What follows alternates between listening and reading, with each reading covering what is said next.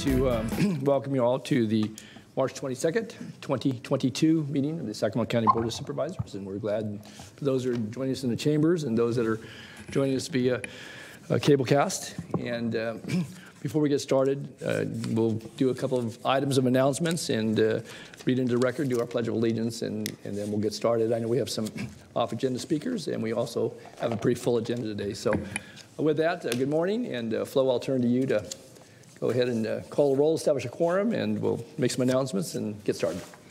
Okay, good morning. Supervisor Cerna? Here. Kennedy? Here. Desmond? Here. Frost? Here. Natoli? Here. And you have a quorum. This meeting of the Sacramento County Board of Supervisors is cablecast live on Metro Cable 14, the local government affairs channel on the Comcast, Consolidated Communications, and AT&T Uverse cable systems. The meeting is closed caption and is webcast at metro14live.saccounty.gov. Today's meeting will be repeated Friday, March 25th at 6 p.m. on Channel 14. Okay, thank you. Could I ask Supervisor Kennedy, lead us in the Pledge of Allegiance, if you would, please?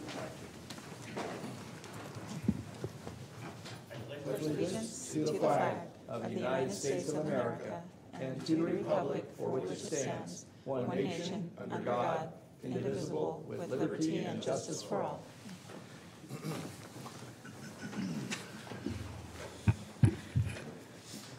Okay, thank you, Patrick.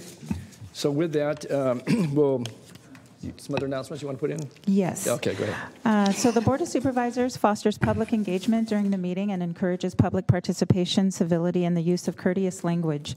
The Board does not condone the use of profanity, vulgar language, gestures, or other inappropriate behavior, including personal attacks or threats directed towards any meeting participant. In compliance with the directives of the county, state, and Centers for Disease Control and Prevention, the meeting will be live streamed and open to public attendance pursuant to health and safety guidelines. The practice of social distancing and wearing of face coverings, mask, or shield is recommended for the health and safety of all persons participating in person during the meeting, although it is not required.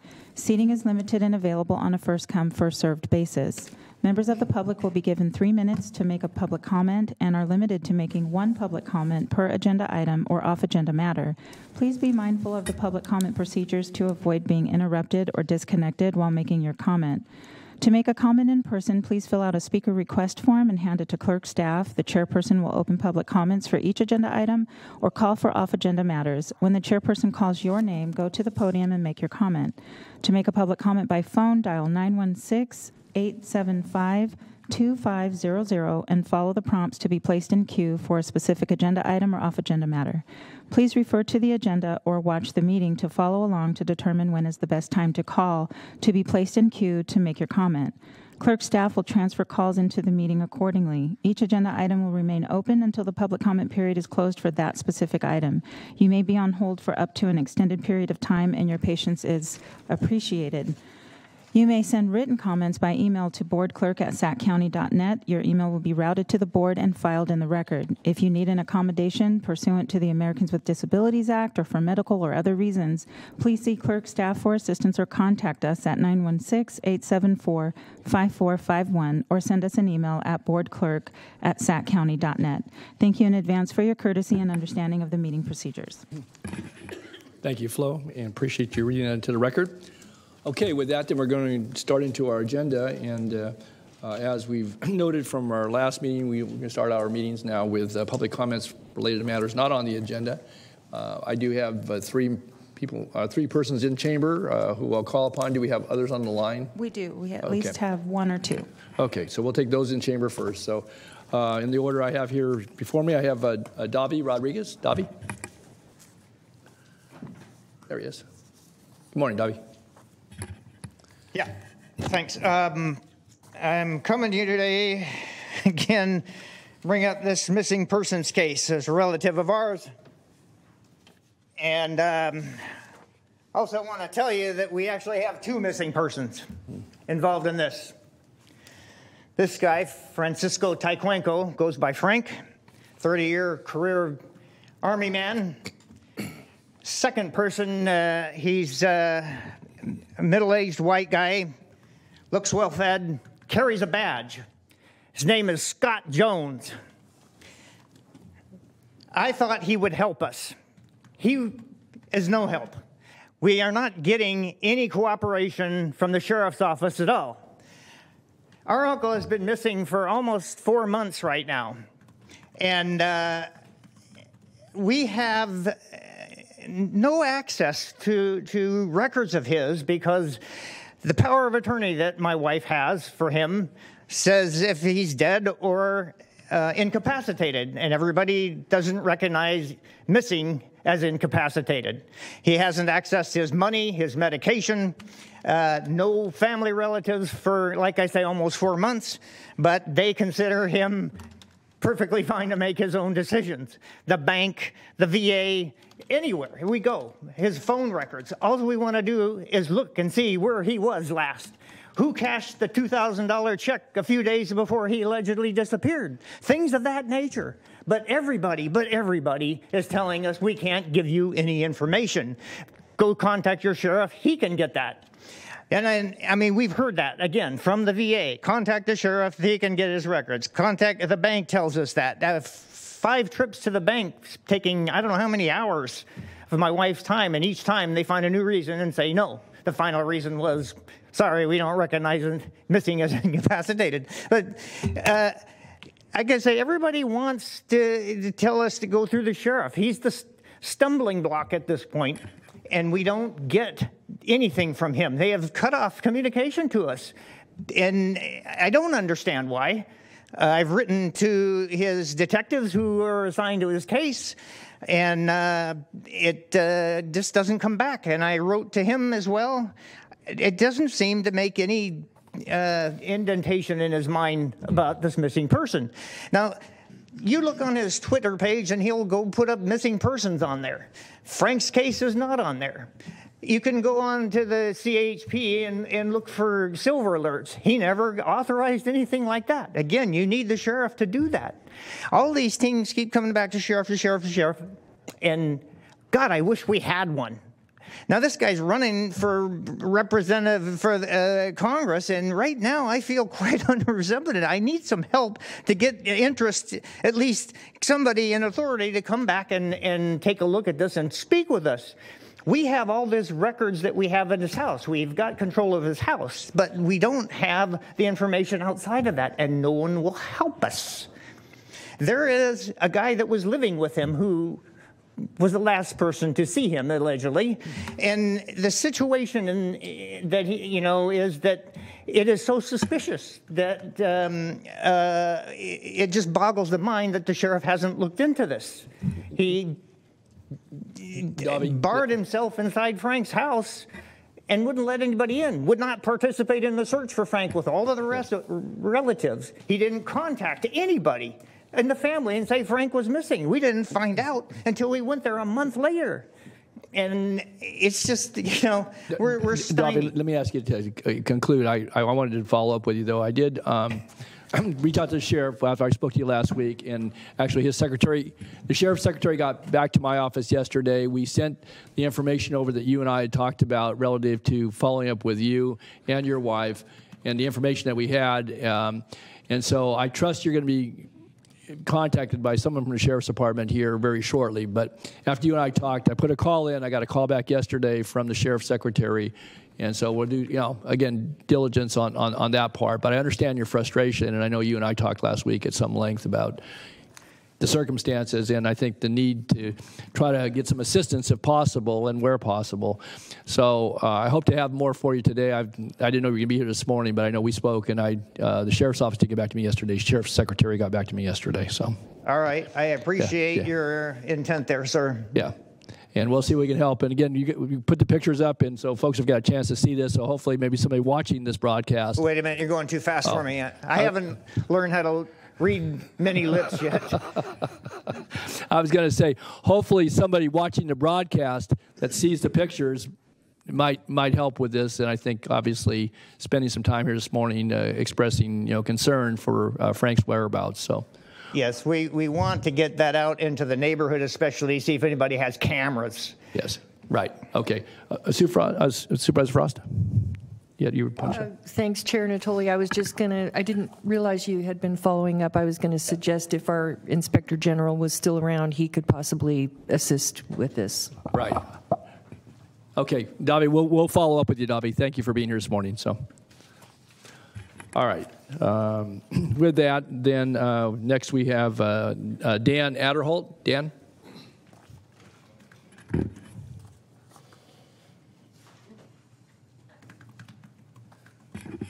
Good morning, board members. Good morning, Dan. Sorry, I've been away for over a year. I've been fighting cancer, but I've been doing it with my American River Homeless Cruise, and I had brain tumor removed out of my head. I'm sorry to hear that, for a while. But I'm here today because there's injustice going on with my American River Homeless Cruise again. I've been before you guys before. Now my homeless crews are being attacked again. This time by American River Parkway Foundation, I found out. Is now trying to make you guys make a plan to get rid of the homeless on the American River by March 31st this year. They come up with a plan. I'm against this because we all need to work together. Until there's adequate homes built for the homeless, we all need to work together. And Phil and Sardine, I sent you guys the email, and I hope you guys got it. I sent it yesterday. Yeah, we got the email. Yeah, okay, we did get it. Thank you. We really need your help. I reached out to several organizations. We got some. I've been working together with other organizations and Sacramento SBCA. We're out here every week helping the homeless, and I'm out here every day fighting to keep the American River clean, which you guys know this already. I've been doing this for a long time with my American River Homeless Cruise members, and they're doing it out of the kindness of their heart. They're not being paid or promised anything. They're fellow veterans and everything else who are just trying to make the best of the situation they're in.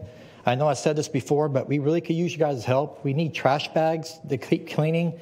It's getting to be ridiculous with the prices for trash bags. I know it sounds crazy, but I'm doing this out of the pocket of my own, out of my own pocket with the help of next door members, and we really could use you guys' help, especially you, Phil Sterner. We're doing most of the work in your district area here, and I need your help. You gave me help before, and it just didn't pan out. They never contacted me. You gave me the one lady, then the other lady contacted someone else, and it's trying to be a never-ending story of them not helping. I really could use some help with my American River Homeless Cruise, and also I want to fight against this thing about the movement of homeless until we have adequate homes, because to me that's against the Boise versus Martin Supreme Court ruling.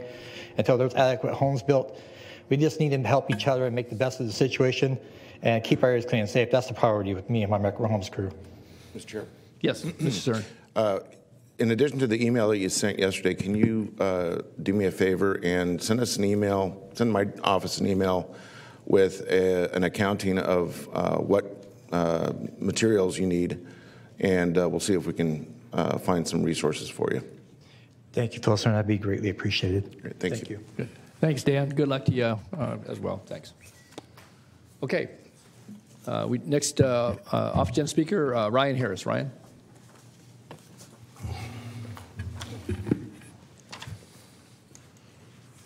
Good morning. So before I begin, I want to give you guys this. I'm sure you're aware of what it is. I sent you emails on it. It's a lost warrant affidavit because you guys claim that you sent it to me. Would you be able to give this to them so I could get my pay? As mentioned, I was terminated on the 23rd of last month. You still haven't issued me my last pay. A gentleman out in the hall, he said that he has it for me. However, I wasn't too trusting of him, given what Kendi Patrick had sent me through with the HR department and having the police called on me. There was 2 officers out there in the lobby, so I was not trusting of that. That is why I'm delivering it to you today. In addition to that, it doesn't make sense how you were going to send a $5,268 check without having it in certified mail. I've gotten less documents, that don't even amount nowhere near to this, and it was sent certified mail. So that's kind of irresponsible on your guys' part. I see you've already started my time, which I tried to ask not to, but that's okay. We go ahead. We'll pause. I'll reset it for you, Ryan. Can you? Yeah, I appreciate just give me that. 1 second. Okay, go ahead. All right. You tell me when you're ready to start, and I'll start the clock. All right, you go ahead and start it. Okay, there you go. So this video, I understand you guys cannot respond. So for this, I'm going to ask after I play it for a response, or that you permit a response from Ms. Edwards, as it has directly to do with her. And Ryan Harris. Oh, I'm sorry, Ryan. So again, that did happen kind of quick. So I want you guys to watch Ann Edwards' hand in this video as she signifies not to allow me to talk. Ryan Harris. couldn't have asked for a better background, right? I'm sorry, Ryan. I had number 61 written on here, but 61. that's not 61. That's not 61. I had number 61 written on. So I'm sorry. We'll get you in just a second, Ryan. So again, I'm gonna leave that picture up there. That's at 28th Street. That's where my senior was allowed to duct tape my hand to the phone to tell me to answer the phone faster. Again, this is the type of treatment you guys allow and permit. Nonetheless, and Edwards, if you could you please explain to me why you didn't allow me to speak in regards to a officer that had lost his life? Ryan, you need to address the board. We're not. Okay, board. Board. Go ahead. Well, in addressing the board, you said you were unaware of it last time we spoke on the phone. You said you had no answers as to why she did that. So, I mean, if you can answer now, I'd greatly appreciate that too.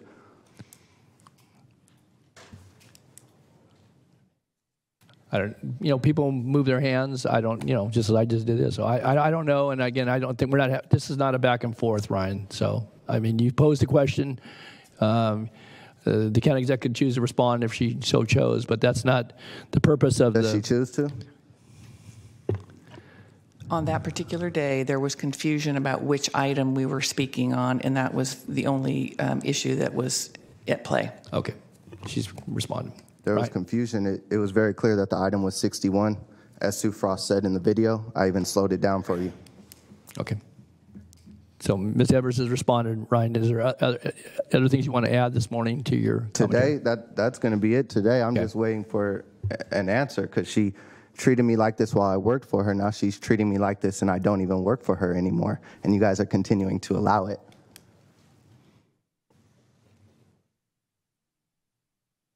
Okay. I'll have more questions at the next meeting. Okay. Ryan, just you'll Thank note, you for my time. You're welcome. And I would say your check is here, and we have the form, so your check you can receive it this morning if you like. So I greatly appreciate that. Okay, good. Supervisor Natoli, Yes. I do know that Joseph Shea is in the lobby too, but he does need a copy of that form himself in order to release the check. I have an extra one here for if him. you'll just give it to him, Ryan, he can exchange that and you can take your check. I will do so. Okay. Thank you. Thank you. Okay, bye. Thanks. Okay, those are the off agendas that we have this morning. Public comments. Anyone else in the chambers that wanted to talk on an item not on the agenda? If not, we'll go to the phone. Okay, so seeing none, then Flo, we'll turn to the phone. Please transfer the caller.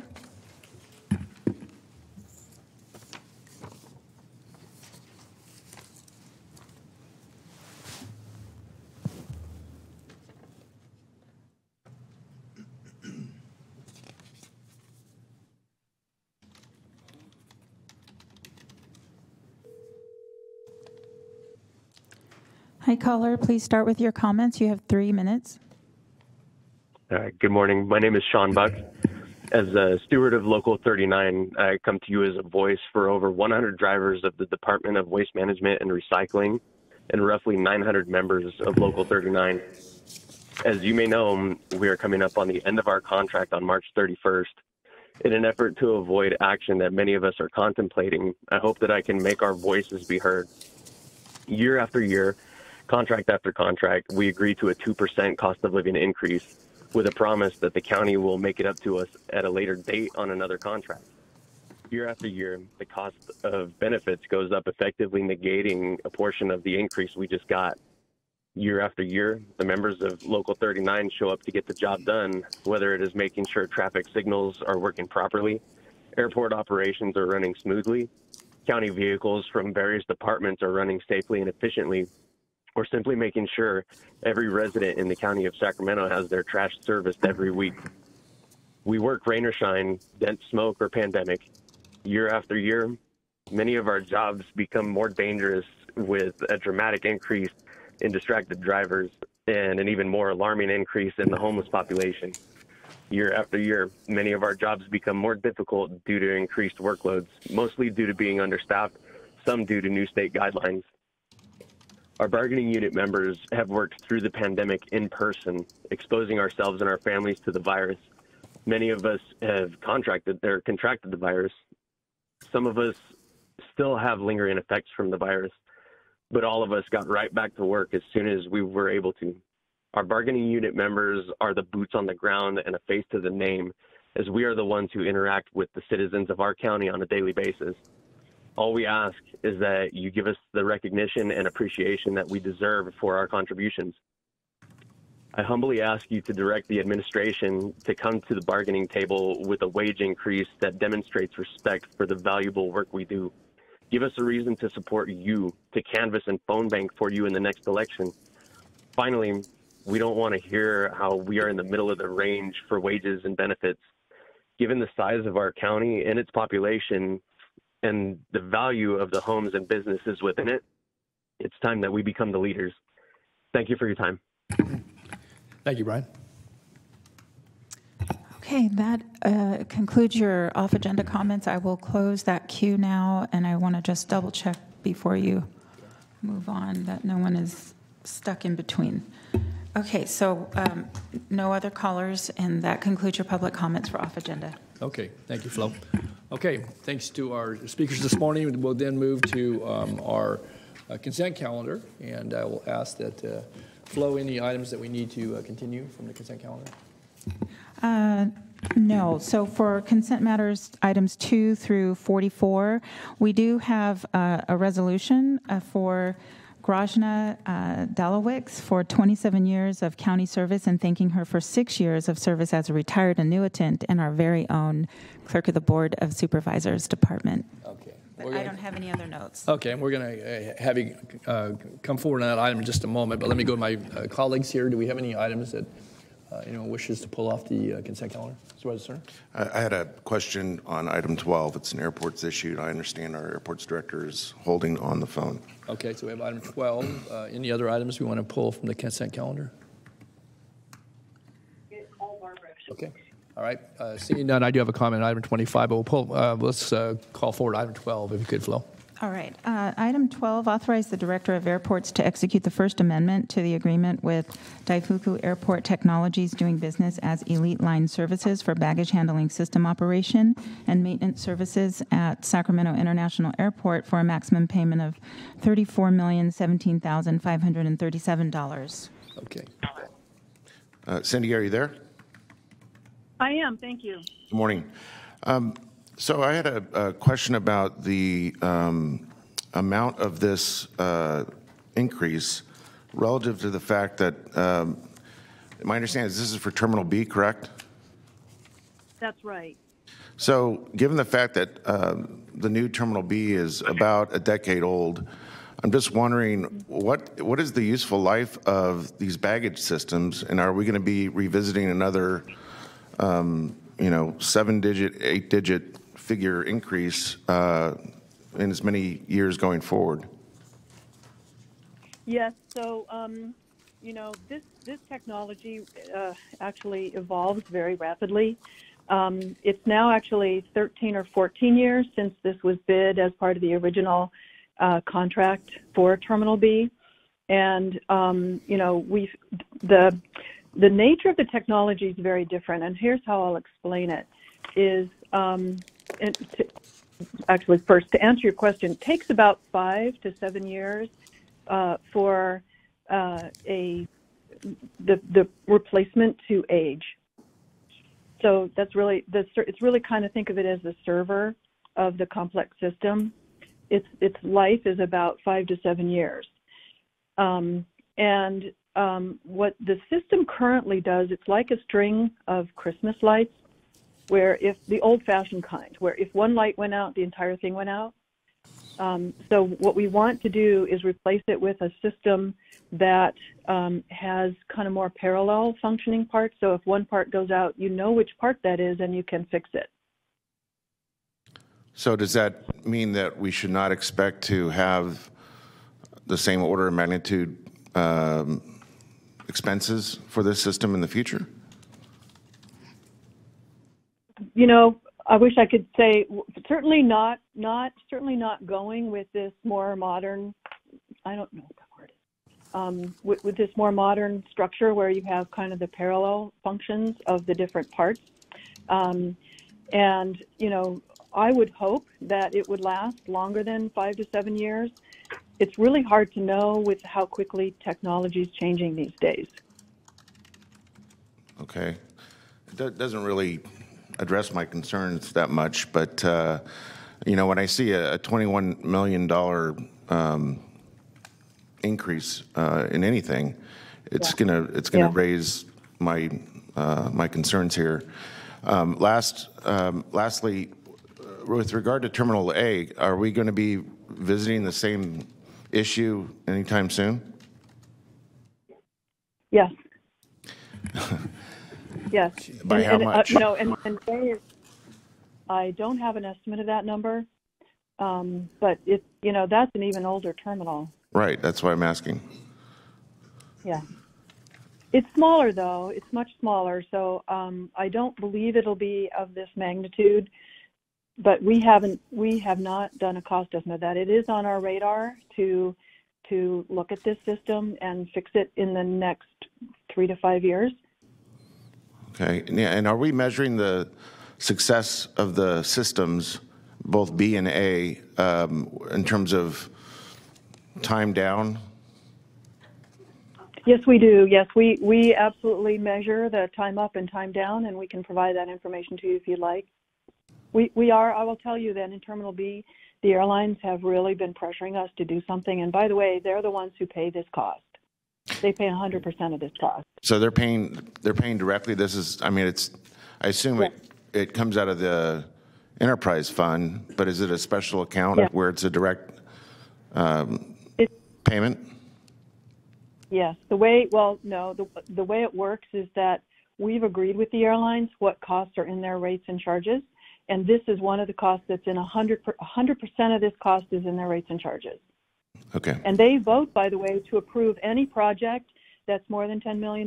They vote on whether we can proceed with it, and they have on this matter. Okay, that's an important nuance to understand, so I appreciate that. Mm-hmm.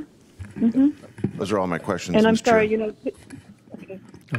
I had a follow-on question, though, Cindy. So I looked at this item as well. I didn't bring it in my briefing yesterday, but what I guess got my attention, and I appreciate your explanation and analogy of the, you know, string of Christmas tree lights, but this is a pretty expensive string of Christmas tree lights. And I say that because when I see this project is just for the computer hardware and software, servers, wiring, and programmable logic controllers. So all the belts, all the operating systems, motors, and everything else that goes into this are not a part of this. This is only the, I guess, the intelligence network behind this, which is obviously key and critical. But I guess I'm just curious as to what would it cost to replace the system altogether? You know, I would have to look at that. I think it would be a lot more. And as you've mentioned, it doesn't make sense to replace things that are working okay. It's really, again, as you just mentioned, it's really the central nervous system of the bag handling system. But Cindy, but so you have a system, ever how well maintained it is, that is aging in place. The electronics behind it obviously are out of date, I guess, and we're seeing these number of downtime hours that are accumulating in large numbers. But it says, and that's why I asked you to pose a question to you, the other stuff wears out as well. Maybe you replace it as you go, but that system will continue to age in place. And is the analysis then is that for whatever time we're going to expect that the software and the hardware that goes with the software will be put in place, that the existing hardware for all the rest of the system is going to be is going to match the expected lifetime? Mm-hmm. So the contract that we have with ELS under Daifuku is to, on an ongoing basis, replace those parts as we need. So it would not rise to a high level. You know, it's under their contract to replace belts as they need to, or replace other functioning motors, that kind of stuff. So I do not expect to see a large increase that's going to be needed for those other items. So if this upgrade that's needed is performed, it will continue to match the expected lifetime for all the remaining hardware. I say all the remaining, but basically the system that it serves. You know, I'm going to say yes, and the reason is this contract goes through September 30th of 2024. And the value of what we're investing in right now will continue beyond that, but we will have an opportunity at that time in 2024 to rebid this. And you know, your question is, will we have large expenses at that time? I do not expect to have. I mean, I think this will help with the longevity of the system. And I appreciate your response again, you know, responding to the question here today, but has that analysis been done? You know, I don't know. I don't think, I wouldn't characterize it as analysis. What I would characterize it as is our ongoing dialogue with ELS as they maintain our system. And we can certainly go back to them and ask them what they think. I mean, you know, there's a little bit of a question if we rebid it in 24, you know, they may have interest in responding one way or another, but okay. I would expect them to give me a straight answer. Yeah. Okay. And again, recognizing that we're talking about an integral system here, I ponder on it for the moment that I'm asking you this question is that we have a system that, you know, is functional, it's well maintained. We need to do the electronic upgrades behind it. But yeah. Will that match the, and again, you've answered my question, you think it will, but obviously this contract will come back, and you know, I hate to see some, you know, 2, 3, 4, 5 years ago, somebody says, well, the rest of the system's pretty worn out, can't get parts for it anymore. We did this $21 million upgrade 3 years ago. Right. It was nice that we did it, kept it running, downtime was minimal, but guess what? We got to replace the entire system. So I do not expect that to be the case. I do expect that this change will enable the software and hardware to match the useful life of the remaining of the other functioning parts of the bag handling system. And last question for you then: do you have any? Again, going back to the explanation you offered Supervisor Cerna about how things have progressed rapidly and the way the systems function and so forth and are served. What is that expected lifetime? I guess when I said analysis, what do we think? This is going to be good for another 10 years, another 15 years, 20 years? Well, I think so, 15 possibly. Okay. That would be my outside guess. But, you know, just if we think about how often we have to replace our computers, this is kind of akin to that for the central nervous system. But I do expect that this change will enable us to go for at least 15 years. Okay, that's good. Thank you very much. Appreciate you responding to the questions. You're welcome. Any other questions by members on this item? Oh, we have Cindy on the phone. Anything else? Okay. All right. That remains on the consent calendar. If you just call item 25. Yes. This is the AC Overlay Project SB1 2022 Phase 1 award of a bid in the amount of $8,219,439.60 to a Tykert & Son Incorporated doing business as Tykert Construction. The environmental document is a categorical exemption. Thank you for reading that into the record. I just wanted to thank our Department of Transportation staff for their work. I know that they had spoken with me on a number of occasions about some of the needs, certainly in District 5, both in the rural areas, but some of the suburban neighborhoods, the older suburban neighborhoods. This is a contract that will begin to chip away at some of the deferred maintenance and some of the roads that are actually in very poor condition. And I just wanted to note the good work. I know that our staff had to scramble to get all the components here, and I appreciate the fact that they've put this together. We look forward to the work, and I know there'll be some excitement in the neighborhoods where, in the rural areas where the roads will be repaired. There'll also be, I think, will be an additional call for how come not my road and that one. So, but nonetheless, this is good work, and it's $8 million to invest in our roads. So again, thanks to our staff. Okay, that's all the items we had then, and we have a consent item. Do you want to take that item, take the vote first, and then, or do you want to do the? You're the chairperson. Okay. It's up to you. Well, why don't we call item 39? Let's do that, and then we Okay. can demo. This is a resolution recognizing Grajna Dalowicz for 27 years of county service and thanking her for 6 years of service as a retired annuitant. And I will have Grajna meet me at the podium. Okay, very good.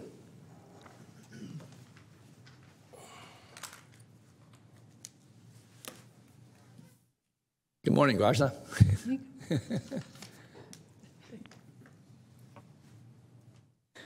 Thank you for allowing this time.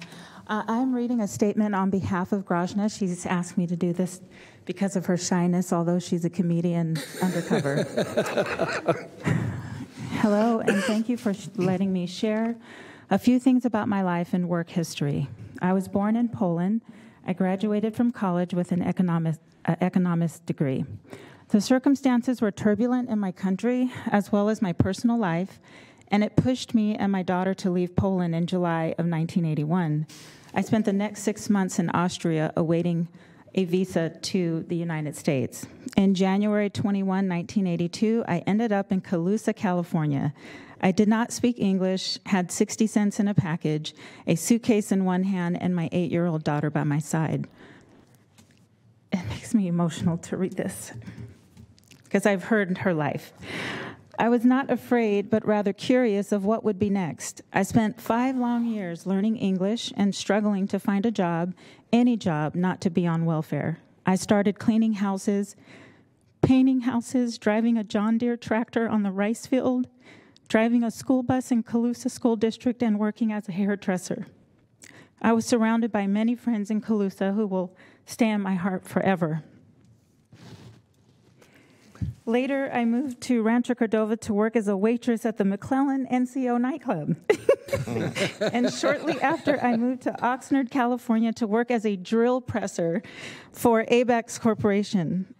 I worked with good people and made good money, but I decided to come back to Sacramento to ask the government for financial help to become a full-time student at American River College. I was lucky. I got the support for 1 year, during which time I received an office certificate and found a job at the U.S. Small Business Administration. My life changed in May 1991 when I started my first dream job with the Sacramento County Mental Health Treatment Center. For 1.5 years, I was an admissions and discharge clerk on the night shift in the crisis unit. I could not thank so many people enough who helped me during that time. Bonita McElmurray, who was my supervisor and who trusted me to do the job, Rose Bohr, the program coordinator who helped me cope with my personal life, and Bert Bettis, who gave me the motivation to graduate from American River College in 1995 with my AA degree. I then went to the Oak Park Multi-Service Center for 3 years and then promoted to senior office assistant at Adult Services. And from there, I promoted to deputy clerk at the Clerk of the Board of Supervisors. From 1998 to 2012, I have been learning all about America. It has been a lot of work, a lot of hard work, but a wonderful experience. I retired when I reached 21 years and spent 14 of them in the clerk's office. And then in 2016, I was offered another job at the clerk's office, and without hesitation, I jumped back into my duties. Now it is very hard for me to say goodbye to all of my friendly co-workers and management, especially Flo, who has always shown me her friendly side, gave me her honest feedback, and shown me how much she appreciates my work, and I hope I do not disappoint her.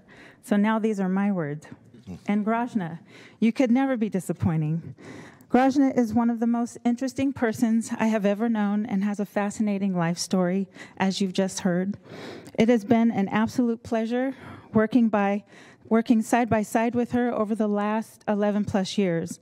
She is smart, hardworking, honest, fiercely loyal, and a comedian at heart.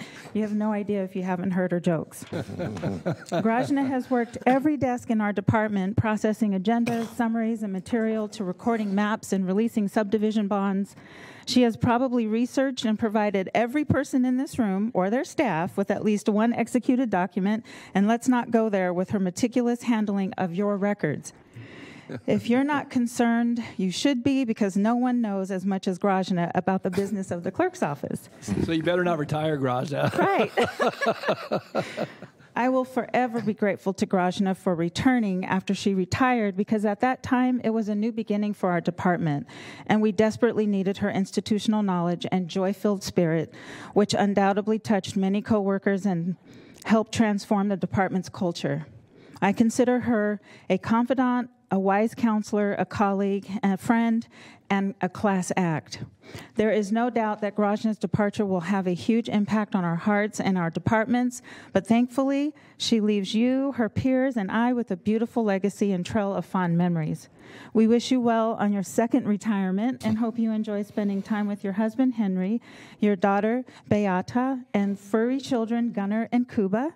Now you can visit Poland for as long as you want, go camping, and continue traveling and learning America stress-free and not worrying about the board's agendas items.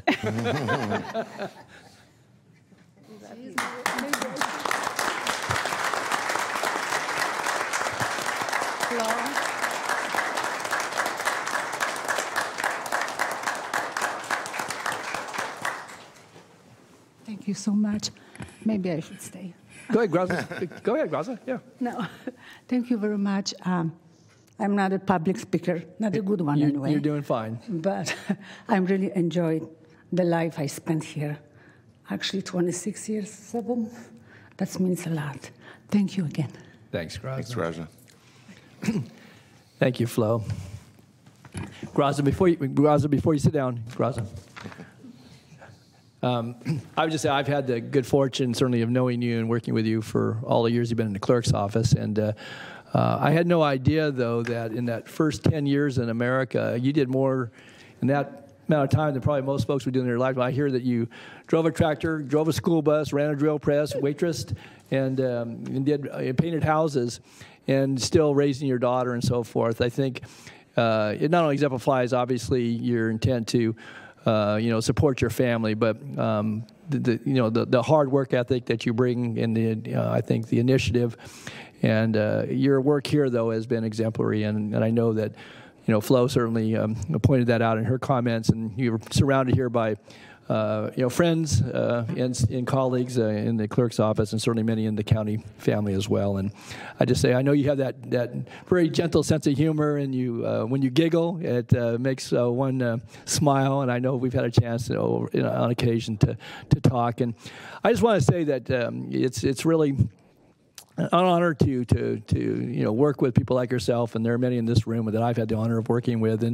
But when you hear your life story and the fact that you came to this country basically with little to go on, but just your mindset and your desire and that perseverance that you've demonstrated throughout your lifetime, and then to have been successful and now obviously be in a place where you can retire from county service. But I just want to thank you for your public service and for your collegiality and your attentiveness to the business at hand, but wish you every blessing in retirement, and I know you'll find a lot of enjoyment. You do have that great sense of humor, and so I just want to wish you well. I know that the board, certainly the current board members, but certainly the board members in the past have appreciated it. A lot of times you work behind the scenes, but you always were there to be supportive, and I think have really exemplified the best in all of us. And your love for your colleagues and for your family, and again, your passion for your work have served you well. So God bless you, Garza, and good luck in retirement. Thank you.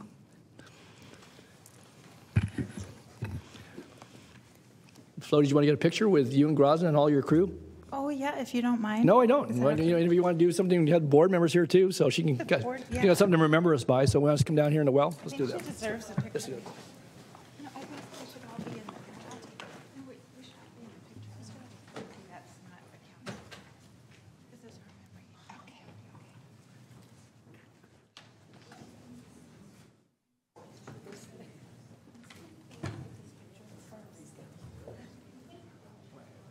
Lisa, we get her?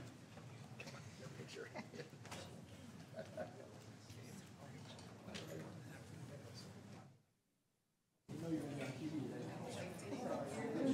For Grod. Grod's been doing for you. You want to take over the clerk's office now? I know. That's right.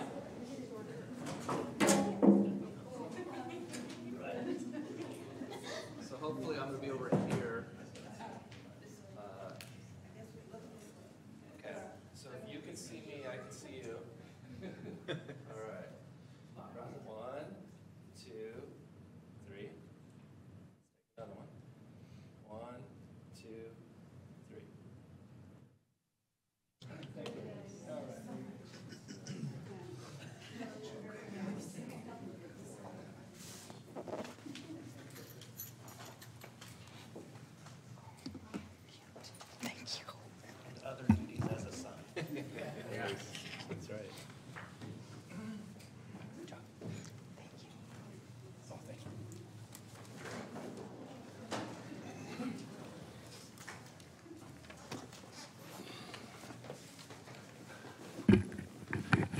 Okay, Ms. Flo, Are you ready to take your vote? we're ready to take the vote. So we'll entertain a motion on the consent calendar. So moved. Okay, moved by Cernan, seconded by Desmond to approve the consent calendar. We have no other callers on the consent calendar, Flo? No. Okay. All right, if nothing further, then please vote. Unanimous vote. Thank you very much. Okay, next item. All right. For item 45, this is County Service Area Number 1, Zone 1, public hearing on the benefits category changes and levies of increased service charges for the Cortez Estates and Gerber Creek subdivisions. Okay. Good morning, Cheyenne. Good morning. Chairman Natoli and members of the board, I am Cheyenne Raymond with the County Engineering Division. County Service Area Number 1 provides street and safety light services throughout the unincorporated county. During the entitlement process, the Cortez Estates and Gerber Creek subdivisions were conditioned to provide full funding for street and safety light maintenance. In response to these conditions of approval, both projects submitted applications to initiate the benefit category change process for County Service Area Number 1. Notices and ballots were mailed to the property owners, notifying them of today's public hearing. The Cortez Estates project is located northwest of the intersection of Martin Luther King Boulevard and 41st Avenue. The property currently is one parcel and is in the street light only category with an annual assessment of $2.56. The proposed project consists of 17 single-family units and is proposed to be in the enhanced street and safety light non-residential category. And the non-residential component is because of the housing density. And this is to ensure that each property is paying their fair share for the maintenance services. And this is accomplished by utilizing the frontage length of each lot to determine the annual service rate. Therefore, using this methodology and our current rates, the annual assessment for the entire project is $683.94. The Gerber Creek subdivision is located just west of the intersection of Elk Grove Florin Road and McCoy Avenue. This property is currently a single parcel in the street light only category and is assessed $2.56 annually. The proposed development consists of 115 single-family residential units. The proposed benefit category is in the enhanced street and safety light residential category. Based on current rates, each parcel will be assessed $54.46, with a total for the entire project of $6,262.90. If your board has any questions, both the Department of Transportation and myself are here to answer or to provide a response. Okay. Thanks, Cheyenne. All right. Any questions by board members? I don't see any one punch up to speak. So with that, then we'll go ahead and open the public hearing, and we can consider any written or oral objections. We do not have any public comments. Okay. So we have no public comment. And so we'll go ahead and, with no one in the chambers, address item 45. I will close the public hearing and then turn to our clerk to then follow through with the procedure relative to the ballots and tabulation.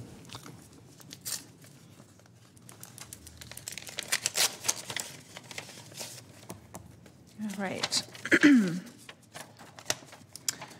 Here's one ballot from the legal owner, Leonel Gomez Cortez. I hope I did not butcher your name. Parcel number 037001105500000, and the address is 6012 37th Street, Sacramento, California 95824, and they are in favor. And we have a second ballot.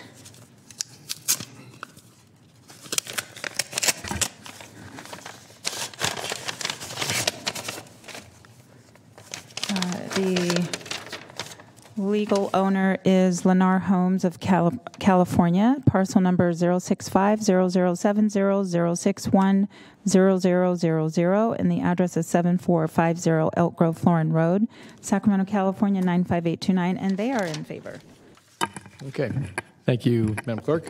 So, Cheyenne, then, with the ballots having been tabulated, you want to read into the resolutions, the fill in the blanks, and then we'll have a motion before the board. Absolutely. So I'll start off with the Cortez Estates resolution.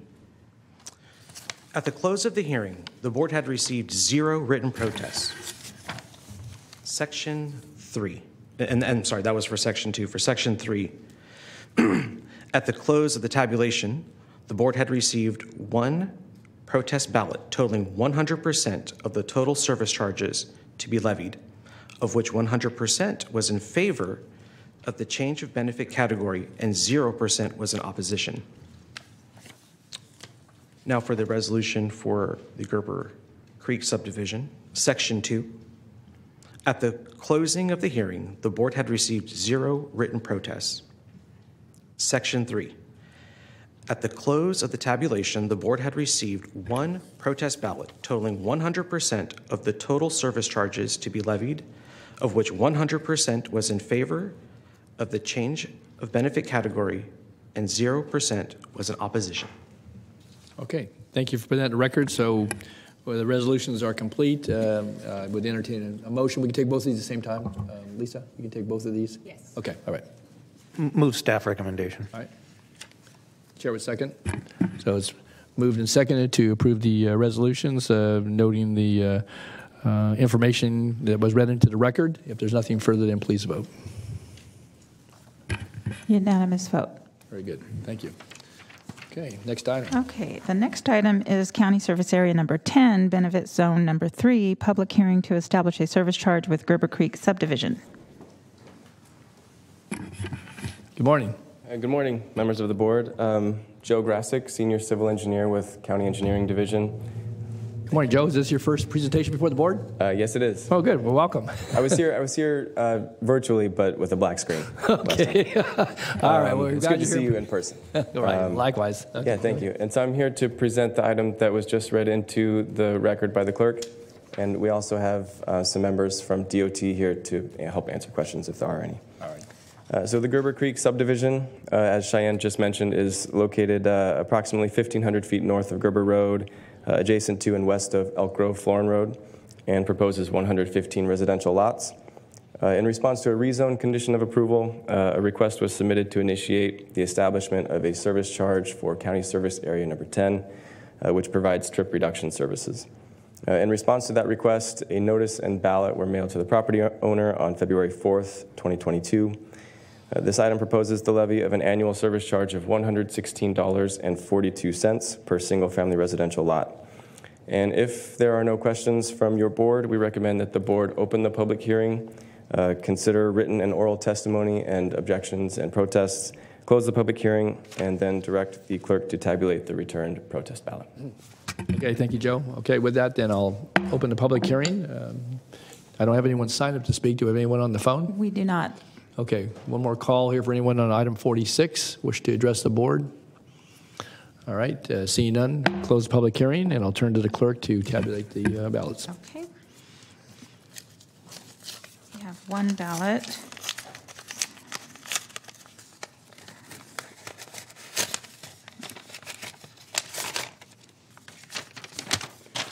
Okay. We have one ballot from the legal owner, Lennar Homes of California Incorporated, a California corporation. The parcel number is 065-0070-061-0000. The address is 7450 Elk Grove Florin Road, Sacramento, California 95829, and they are in favor. Okay.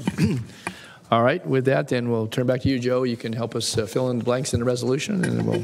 Thank you. Yes, since there's no majority protest, we request that the board adopt the attached resolution to establish the service charge on the Gerber Creek subdivision, and I will read into the record the fill-ins in the resolution. Go ahead. Okay. So at the close, Section 2, at the close of the tabulation, the board received 0 protests, which the board has duly considered.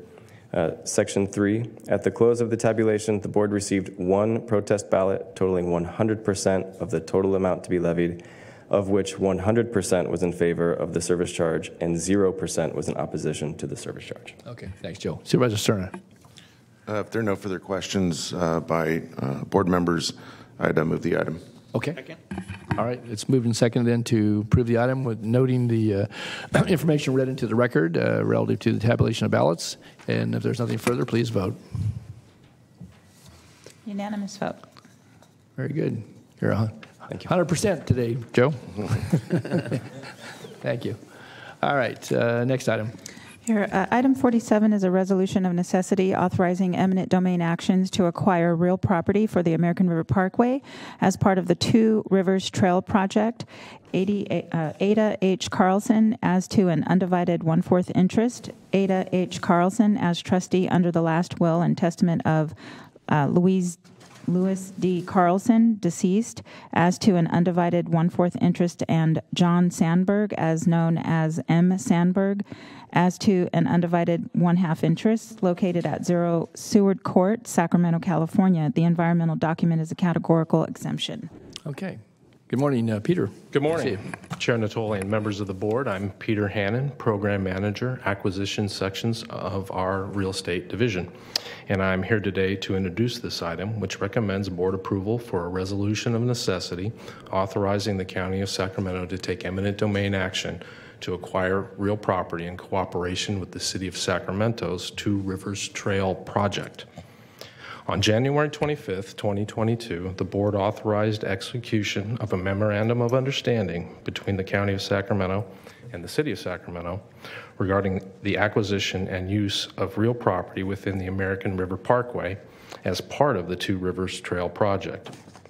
The city's project will extend the existing Two Rivers Trail multi-use path by providing a new 2.4 miles long segment between Sutter's Landing Park and 8th Street.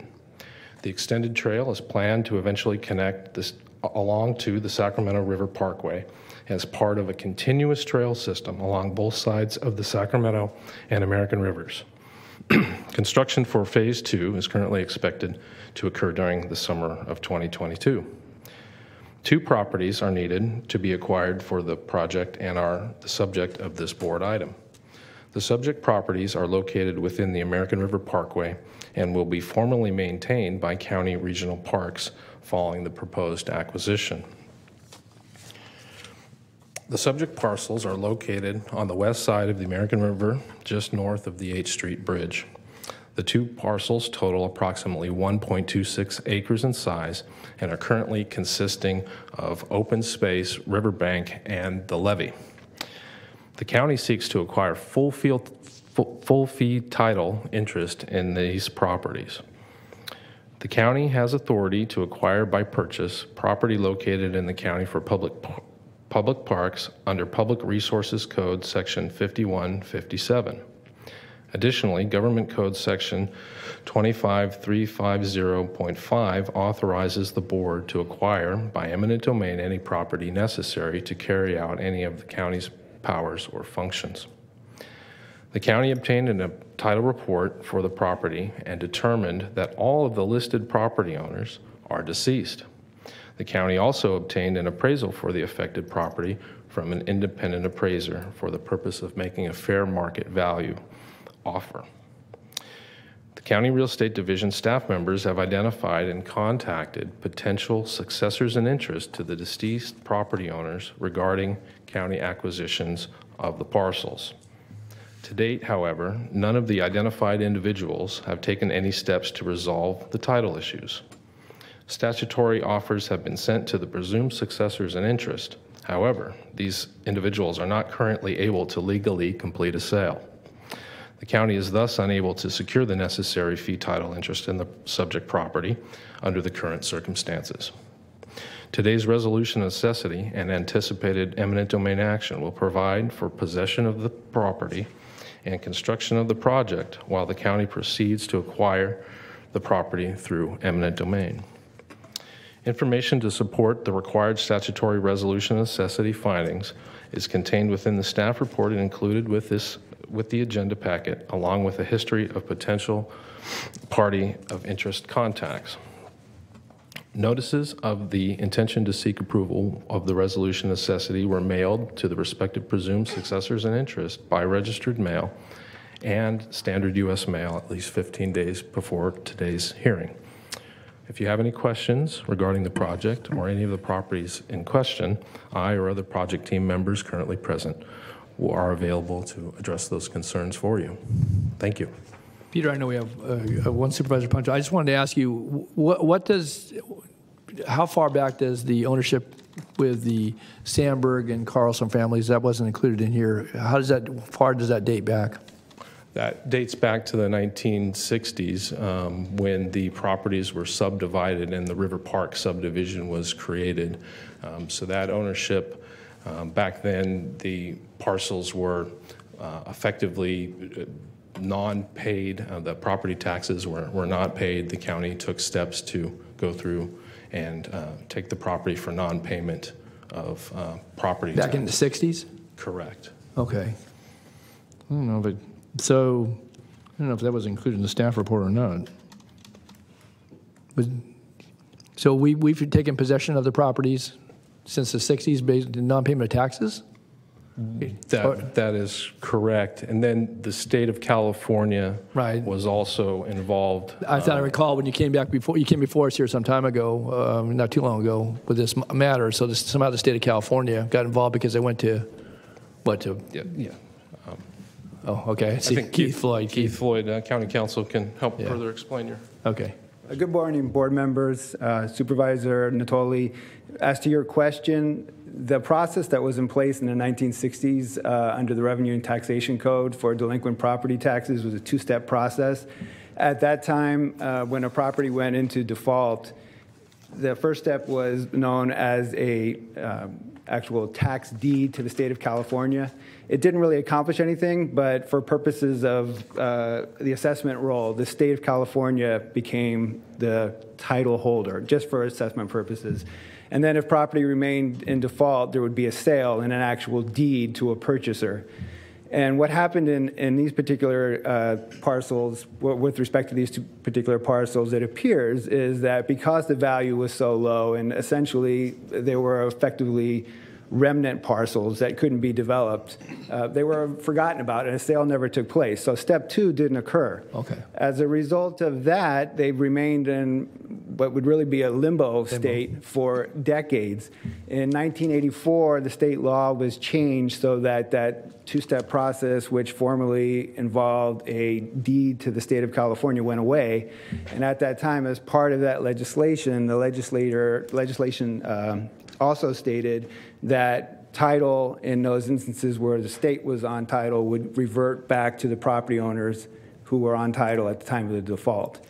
That didn't happen either. Again, these were forgotten parcels. So the state of California remained on title, and it wasn't until fairly recently, within the last couple of years, primarily as a result of the city of Sacramento's project, that this title problem came to light. Okay, very good. Thanks, Keith. Oh, and so as of today, title is in the name of the deceased owners. It has reverted to their names, but we don't have living individuals who have stepped forward to go through a probate process to acquire title. But there would, at the end of the day, we still would pay for acquiring these parcels, or because they default. Okay, so yes, that's still required under the condemnation law. Regardless, it's just a question of whether or not individuals will come forward and assert themselves as a party of interest. In which case, then, if they are able to obtain title through probate administration, they would be eligible for compensation.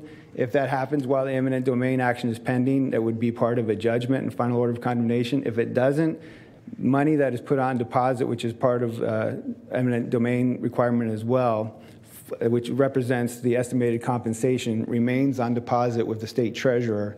And at any point after a judgment and final order of condemnation, an individual may still come forward and go to the court, have the court recognize their status as a title holder, and then get an order to receive the compensation. How long does that have to remain with the state? If no one comes forward, does it issue to the state, or does it come back to the county ultimately?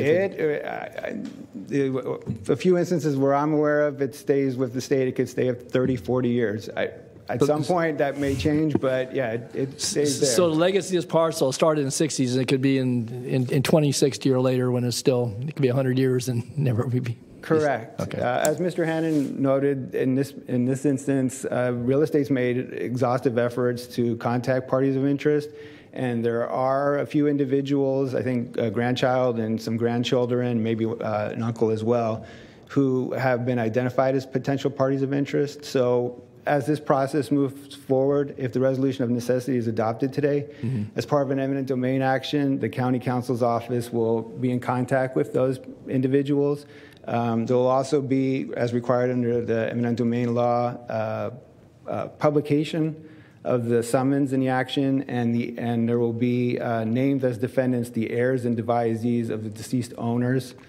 Okay. So anybody who has asserts an interest in the property may include themselves in an eminent domain action by filing an answer. So the individuals who are identified as potential heirs to the deceased owners will have notice of this action, and I will explain to them their rights if they wish to assert them, and the process for being part of it and going forward. And I will keep them advised of it all the way through. Okay, thanks, Keith. Supervisor Cerny, you've been patient. Thanks. Thank you. This property resides in District 1, and the chair beat me to many of the questions I had about this, which is fine. But I did want to follow up with regards to the whole question of successors and their disposition. So what I understand from your explanation is that I assume it's a state escrow account of some sort? Yes, it's known as the State Treasurer's Condemnation Fund. That's the fund that the county, in all eminent domain cases, makes an initial deposit into, which represents the estimated amount of compensation based on an initial appraisal that remains with the state until either it's paid out as part of a judgment, or in the case where ultimately the compensation is more than that initial deposit, typically the county will pay the property owner the higher amount, and then the county will get a refund of the deposit. Okay. So I'm assuming that our attempts to communicate with successors was, we followed the letter of the law in terms of what's required by certified mail and whatnot. But did we, because of the kind of the uniqueness of this situation, go over and above in any way? Did we try to telephonically contact them, or is there other electronic means of attempting to get a better understanding of their interest in being the recipient of the fair market value of the property? Mr. Hannon can speak to that better at this stage or up to this stage through real estate, but there has been actual contact with individuals and dialogue with them in real estate, with the real estate division, and that will continue, as well as if we identify anyone else as a potential party of interest upon the filing of the eminent domain action. Okay. Yes, thank you, Supervisor Cerna. We did talk with the individuals on several occasions. I believe they were the great-great-grandchildren, the uncle that Keith mentioned. So we had a couple telephone conference calls with those folks, just explaining the process and what we were trying to do, and try to figure out if they knew of anyone in their families that were successors or named individuals who would have some sort of authority to act on behalf of these entities that own the property. So we had several telephone conversations with those folks, emails.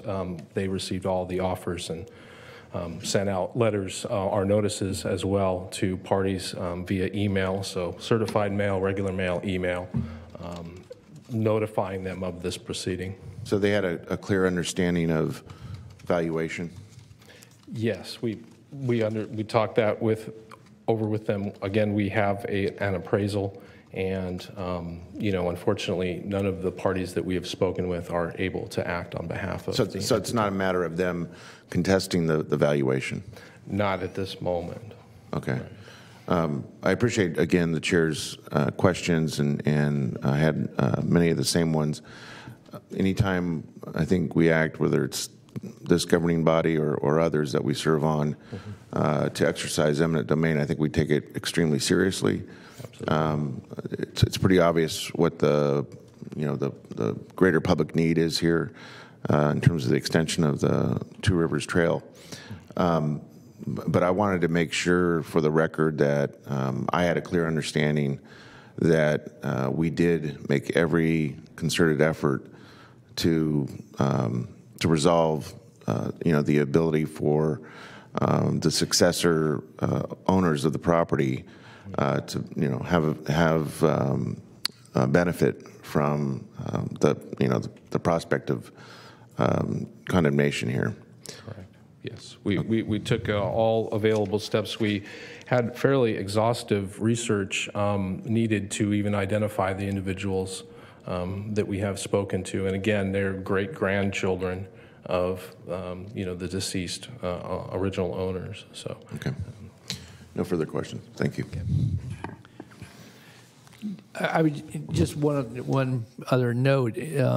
We've done a number, certainly right-of-way acquisitions and eminent domain actions over the years for different public works. We rarely do it for parklands. Obviously, this is a very unique situation. I think Supervisor Cerna's point. I think doing everything that we can, certainly within the framework of the law, but I think even going beyond that to reach out to folks. And I think all of us are aware that that development of that neighborhood bears both the Sandberg and Carlson names on the streets that serve those areas. So obviously they were pretty prominent at the time, and as this got put on the shelf somewhere, and only has come to the attention. And certainly appreciate the work that you, Peter, and Keith and others have done to reach out to folks, because I think it's. Irrespective of how many generations down the line, there is value, probably more value in the property than at the time in 1960. But you got 11 plus acres here of land that, sits adjacent to the American River. So, I don't know what the appraisal valuation was. That wasn't mentioned in the report. Is that held in confidence, or? Is there some reason why that wasn't in the report, the appraised value? Go ahead, Keith. It's typically not part of the discussion the resolution of necessity, but in this instance, I don't think there's any harm in saying it just for purposes of informing the board of the appraisal value that was obtained by the county. Yeah, $35,000 was the appraised value. Okay. And again, because of the way that splits out between the entities, it's cut up, but that was the total valuation. $35,000 was the independent parties. Okay. And under normal processes, assuming you have someone who would either contest that or want to have that valuation challenged, there is a process that is provided for they can get an independent appraisal, and we provide up to $5,000 for that and so forth.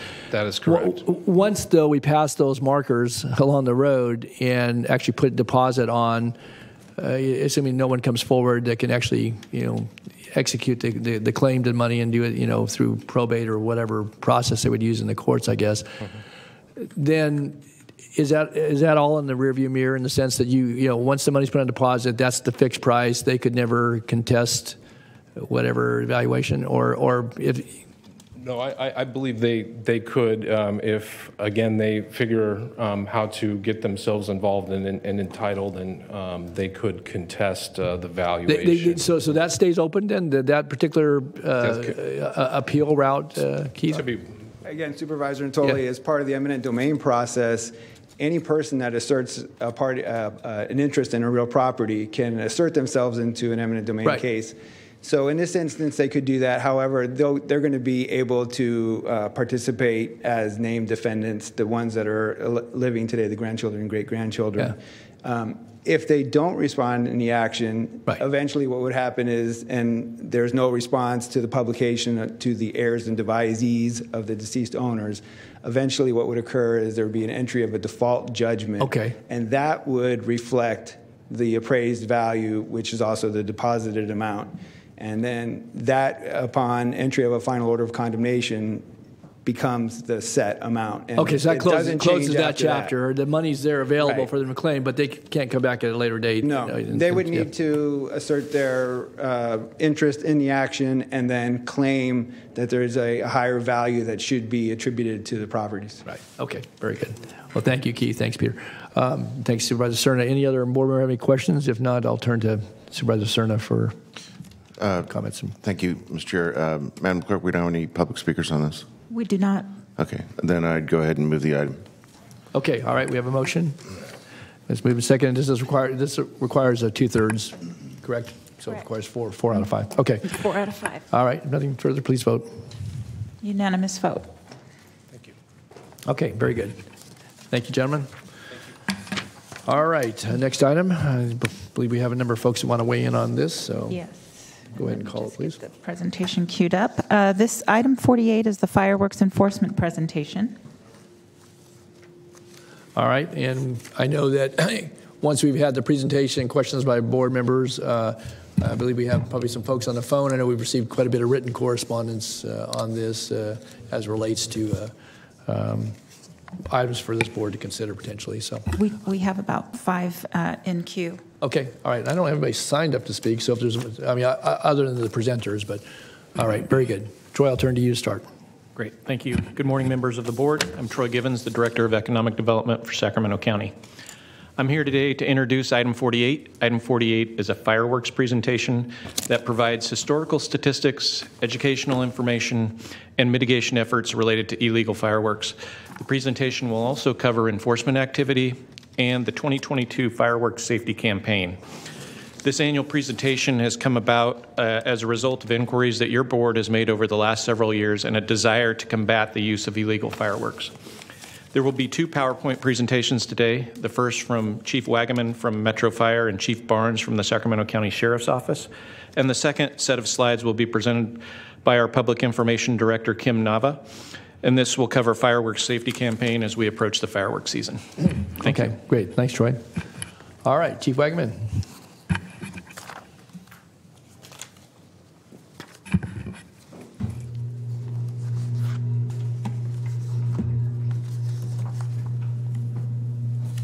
Good morning, Chairman of the Board. Good morning. Board members, County Executive. Tyler Wagaman. I'm a Deputy Chief of the Support Services Branch for the Sacramento Metropolitan Fire District.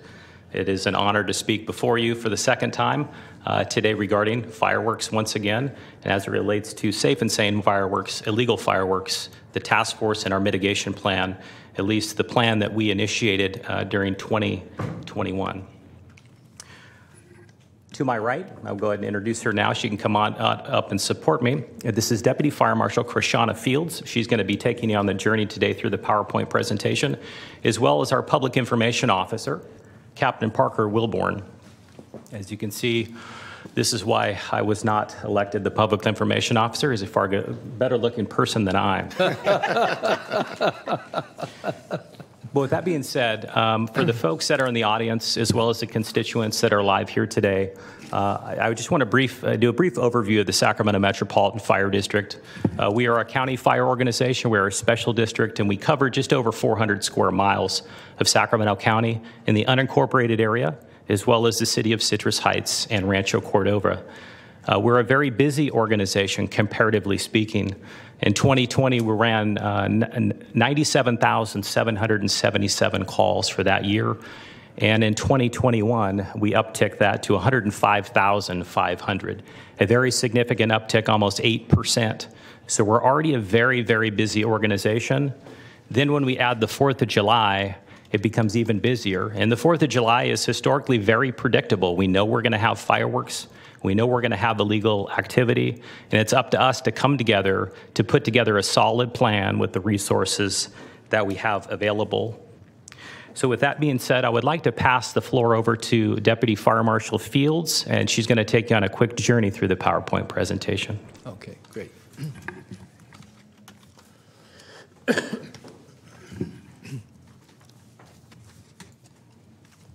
Good morning. Thank you, Chief Wagaman. Good morning, Supervisors. Chair Natoli, Krishana Fields, Deputy Fire Marshal, Metro Fire. I'm just going to go over our 2021 fireworks enforcement. If you can switch to the next. Our fires on July 24th, as Chief Wagaman mentioned, increases our activity throughout the year. You'll see here the last 3 years of fire activity, we've had some increase. We had about a 31% increase in 2020 from 2019. Some of that can be attributed to the fact that there were no public fireworks displays due to COVID in 2020. We see last year we had 76 fires on the 4th of July, a 7% decrease from 2020, but still overall increase in fire activity on the 4th of July.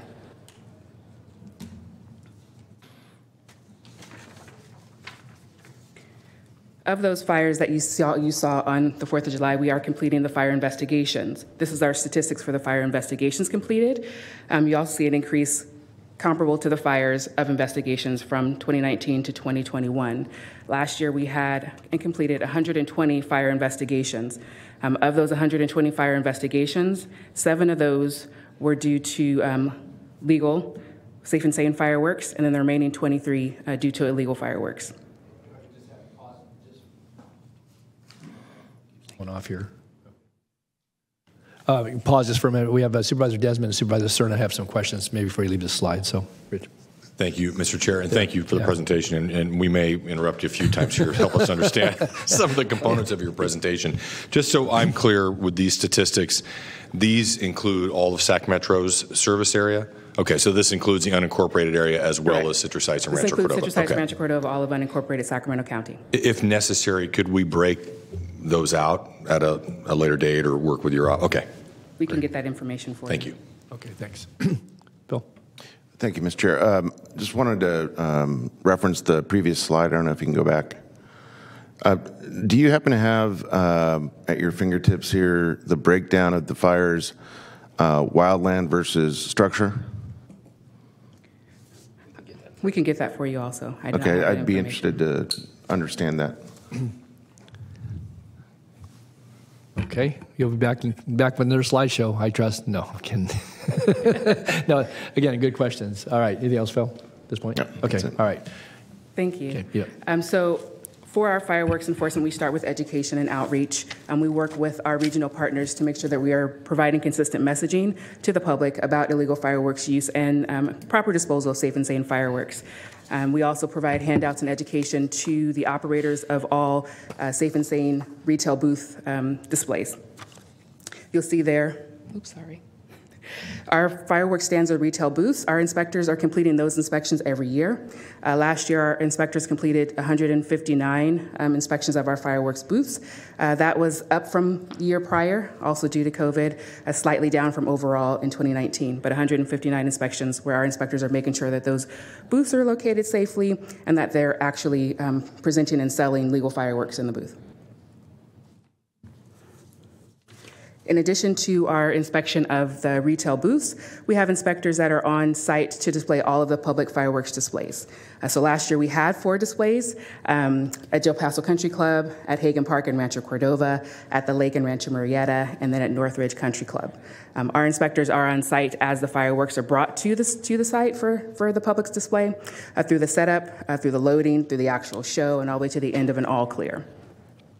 And in addition to our inspectors that are there for the public display, as well as the inspecting the retail booths, we work to increase our capacity during the 4th of July period by cross-training of our inspectors with our fire investigations unit. So last year we trained all of our fire inspectors on cause and origin investigation for vegetation fires.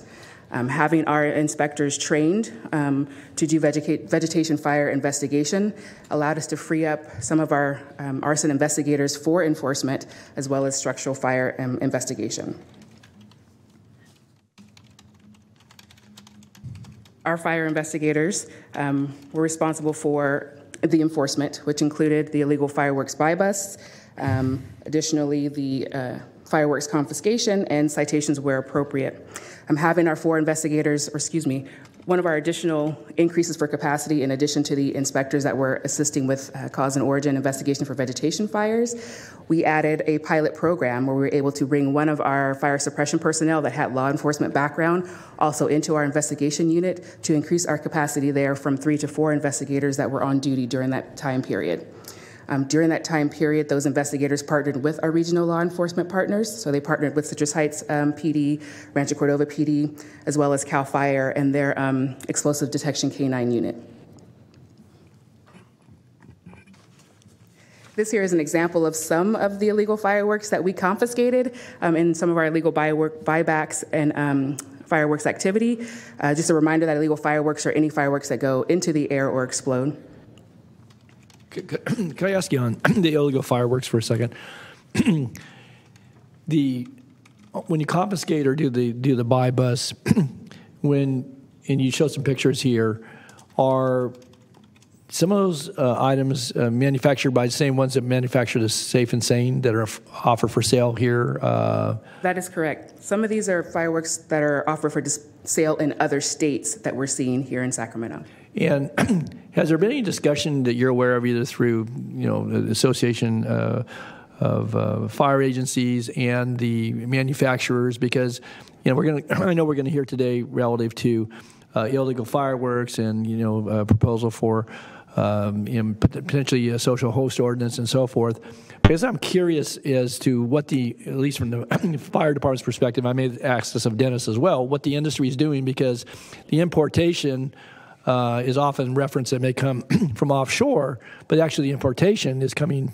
Do you have some sense about coming across the borders from Nevada or other states where they're being sold legally, but the same manufacturers that are manufacturing Safe and Sane for sale here are the ones that are manufacturing for sale in states where it may be legal, but that is I say compounding the problem. So I guess I'm curious as to what your sense is about that as it relates to the industry, and certainly with the fire service here, obviously Metro, but maybe more nationally or regionally as it relates to the issue we're facing here in California. So, I defer to Chief Wagaman for that. So you're spot on, Supervisor Natoli. Couldn't agree with you more. This is a state and national level issue. We continue to bring some solutions to the table, which I believe are just solving symptoms at the at the bottom level, literally the boots on the ground. So it's very challenging for us to chip away at this problem. And I can tell you that Metro Fire alone can't solve this issue, but we can certainly give all of our resources and do the right thing just to get through yet another year. But we do need to focus top down. We need to have a 50,000-foot level at the fireworks industry and start making some changes there. I'm not one to throw issues out on the table without some potential solutions. So this is something that I continually think about. I recently recovered from a back injury. I broke my back. And each day that I went through that process, I obviously had some pain management that I had to deal with. And each time that I showed up to get my pain medication, I had to swipe my driver's license. And on the little prescription had my name on it. I was responsible for that. Something along those lines might be very effective in the fireworks industry. If fireworks are allowed to be sold legally out of the state, and the person that's buying those is legally responsible for where those fireworks go, that might be an option to look at. Because trying to combat this every single year through all of our highways into the state of California is a daunting task. And I really don't know how we can solve this without starting at that high level and starting to look down. I think we're doing a pretty good job with the resources that we have available with the firefighters and the law enforcement officers on the street to combat not only this challenge, but all the other calls that we have to deal with on this specific date. We're doing everything we have with the resources that we have available. So, just maybe back to my question. Thank you for responding. Is it as you confiscate these or even identify them in the field, maybe they've already been set off, are they largely then the ones that come via intrastate versus from offshore? I guess because a presentation I remember we saw here a few years ago, they had cargo containers that were coming from outside outside the country, I guess. More recently, though, and again, probably anecdotally, that's why I asked the question, it's my understanding that, maybe this is all being, a lot of these were manufactured stateside and are coming in to our state because we have, regulations, restrictions relative to the use and possession, I guess, of those types of fireworks. And yet, as we work with the industry, and that's why I asked the question. So what's your sense about maybe percentage-wise that which you find in the field? It may vary versus, what comes in via either, shipping containers or from out of country maybe versus those that are being manufactured stateside. Sure. I certainly don't have a percentage for you, but a majority of the fireworks that we see are available just over state lines. Are they? And that's why we see so many of them. They're very easily accessible. And what are those? Those are the M80s, are the ones that are the bottle rockets? Is that what we're talking about here? Correct. And comparatively speaking, one of the draws for illegal fireworks is, in a lot of cases, they're less expensive than safe and sane fireworks, comparatively speaking. So, as you can see, people want to get their hands on them. It's a cheaper solution. They're a little bit more bang, and there's a big draw for them, and that's a problem for us. Okay, good. Okay, thanks to you. I don't know if anybody else saying. Oh, I see Supervisor Desmond. Yeah, and then maybe Supervisor. Thank you, Chair Natoli. A lot of the same questions. So this slide here with all these illegal fireworks, and you mentioned the majority of them, you're able to trace them back to sites in Nevada or where? I mean, have you been able to zero in on a specific location where the majority of them are coming from? Yeah, we have not zeroed in or done the research to figure out exactly which state that they were coming from. However, the California Highway Patrol probably has. I know they have done some pretty large busts in years past with shipments of illegal fireworks across state lines. I think that question might be better answered to them. Again, we as Metro Fire, we're solely focused on the county of Sacramento. We did have one felony arrest this year. It was a gentleman that came up from the Stockton area. He was not willing to provide any additional information as to where he got those fireworks from.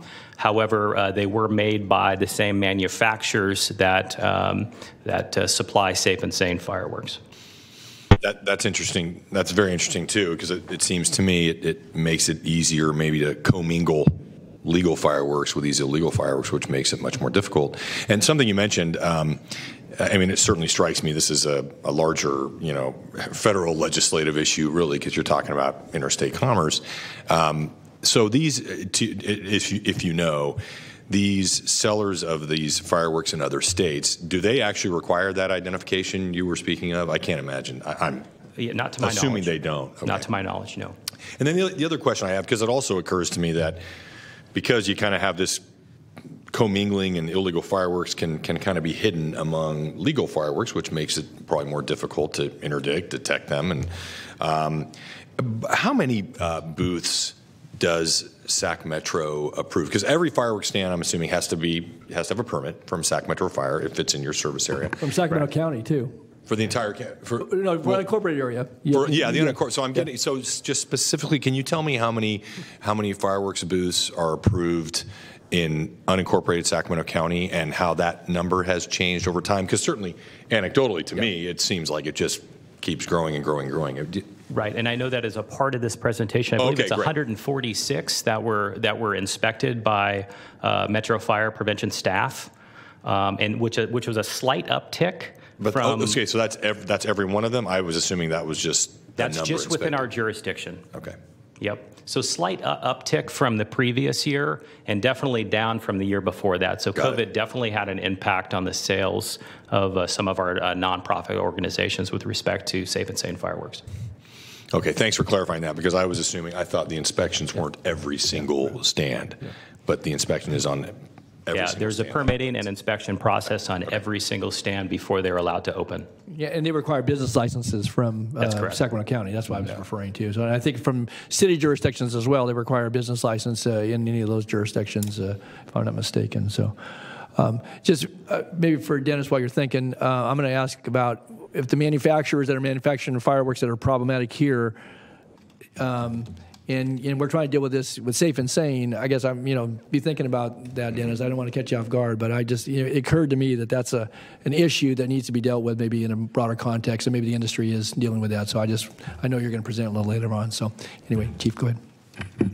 Any additional questions I could answer for you? Nobody else up at this point. Sure, there's more coming. Yeah. All right. Chief Fields. Okay, Chief Fields, back to you.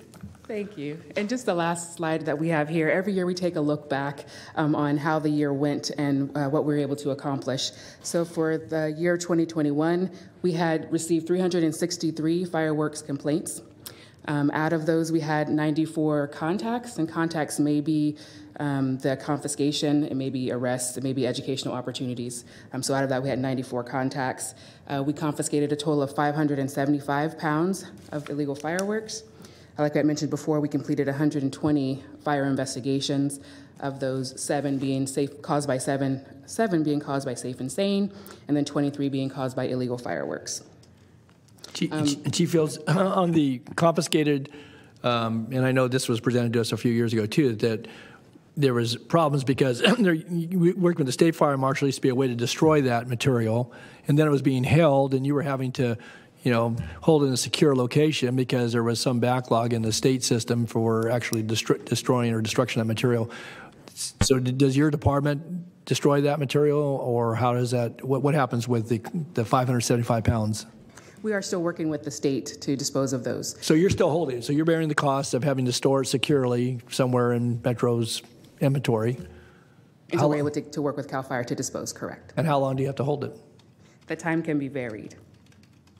So we don't have an estimated or exact time I could give you. Go ahead, Chief. Yeah, that's highly dependent on the money that's available at a state level through the state fire marshal's office for disposal. As you can imagine, in some cases it costs more to dispose of these fireworks than it does to purchase them.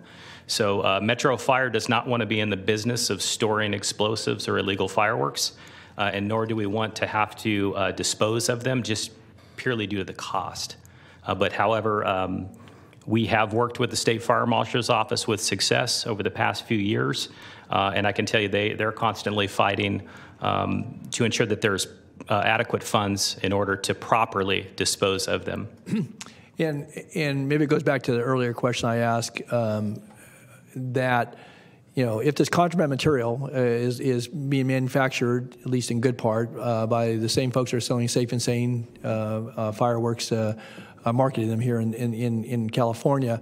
I guess I'm curious, are you aware of any discussion with industry about the fireworks industry actually paying for the confiscated contraband materials, either law enforcement or fire officials, for them ponying up for the destruction of that material? You go through the effort of taking it off the streets. It's problematic for all the residents that we're hearing from and others, both from a nuisance but as well as a public safety standpoint. I'm just curious of whether industry, the fireworks industry, are you aware of any conversations between CAL FIRE and the industry to fund the destruction of illegal materials that are brought into the state, obviously via folks that have purchased it or are bringing it in for sale, and actually helping with that, because otherwise those costs are being borne solely by public entities, whether it's the state, you folks, us, somebody else. So. Yeah, Supervisor Natoli, no, not specifically. However, I have heard potentially through some Senate bills an option to either give back or buy back some of these illegal fireworks back to the fireworks industry. Again, Metro Fire would not be in support of that. We would not support, in essence, giving drugs back to a drug dealer. It just doesn't make sense to me. They need to be disposed of. We need to get rid of them so they don't get resold and brought back into the state of California. But as far as the fireworks industry paying for disposal, I think that would be best answered by Dennis Revelle or one of his colleagues. Okay. Supervisor Cerna. Thanks. So I note on the last slide there the component parts of the after-action review. There's a notation about civilian injuries, but do we actually have an accounting of how many firefighters get injured? So we do take that into consideration. I'm happy to report in 2021 we had no firefighter injuries associated with the 4th of July and any of the activities surrounding that event. However, I will let Chief Fields continue. She does have some additional talking points related to injuries. I assume that I think the split is still about 70-30. Correct me if I'm wrong in terms of medical response versus fire response. But I assume, especially if it's a structural fire response associated with fireworks, the likelihood of injuries to firefighters goes up exponentially. That is a true statement. Thank you. Yes, and on the 4th of July, it's a slanted value. We see a lot more fires historically than we would normally see. On any given day, we run about 85 to 87% emergency medical services calls, with the balances being fire and other types of incidents. On the 4th of July, we run a significantly higher number of fire-related incidents compared to EMS calls. Great. Thank you. Supervisor Desmond. Real quick, thank you, Mr. Chair. So, Chief Fields, maybe on that, or maybe the stat you mentioned, 363 calls to Sac Metro specifically for reporting illegal fireworks in 2021. Correct. Those are complaints for illegal firework activity. Okay, and I didn't see. So, I don't think that's in your presentation. How does that number compare to years past, over the last 3 years? I don't think we have the exact number that I can give you for the previously. We started a new reporting process this year, okay, so we're able to track those complaints a little bit better. And so maybe a little apples and oranges too, if you're capturing it differently. Well, I know I was one of those calls myself and was contacted directly. So thank you for your prompt response. Okay, thank you. Good. Okay. Thank you. And just the last couple of items on the slide. For the civilian injuries, as you mentioned, injuries, Supervisor Cerna, we did have one civilian injury this year. Unfortunately, that person succumbed to those injuries, so that resulted in one fire fatality. Chief Wagman will speak into that a little bit more. In addition to the injury, we saw about $1.3 million in loss as a result of fireworks activity last year. So with that, I will turn it over to Chief Wagaman. Thank you again, Chief Fields. As Chief Fields indicated, $1.3 million, and it's probably underestimated because our firefighters we don't assess values very well, but we can certainly put a price tag on to what we feel it might be worth to replace damaged houses or other types of items. With respect to the fatal fire, I think this is a good opportunity to speak regarding this specific incident. This 4th of July was a little bit different than the previous. Our weather was very mild. We had mild temperatures. The wind was very calm, and we had high humidity. In the fire service, high humidity is a good thing for us. However, what we saw was typically an uptick in fires between that peak hour of 6 and 3 a.m. It really got pushed until after midnight that we saw some of our significant fires. In our North Highlands area, we had 3 working house fires in very close proximity to each other, roughly all at the same time. An exorbitant amount of resources to combat those fires, 27 in total. So as you could imagine, the resource drawdown for that area, including Arden Arcade, the city of Sacramento, they helped out, as well as Citrus Heights. One of those specific house fires was reported by a neighbor of a well-involved garage fire. It was during that point we dispatched resources, and we immediately started to get some information from one of the occupants that had self-extricated, saying that her father was still inside. So as you can imagine, our firefighters are prepared to make a rescue. And they did that day. Being exhausted from already being incredibly busy, they hit the ground running. They experienced very heavy fire involvement in this relatively small single-story house. They were able to get in there, hold the fire back, and pull a victim out. The victim was under CPR. We were able to revive him, transport him emergently to the hospital, but unfortunately, he did not survive from his injuries. So that's the very unfortunate part to this story. The fortunate part was the 13-year-old, the daughter. She was also home at the time. She was sleeping in her bedroom with her door closed. She woke up to the smell of smoke. She went out to go into the hallway, noticed there was smoke in the hallway, shut the door again behind her, obviously experienced some heat conditions, and she exited out of her window. For the people that are listening here today, please sleep with your doors closed. Closed doors save lives, and smoke detectors save lives.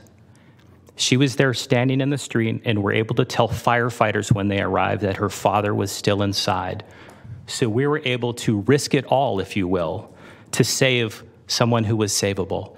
And our firefighters did everything they possibly could.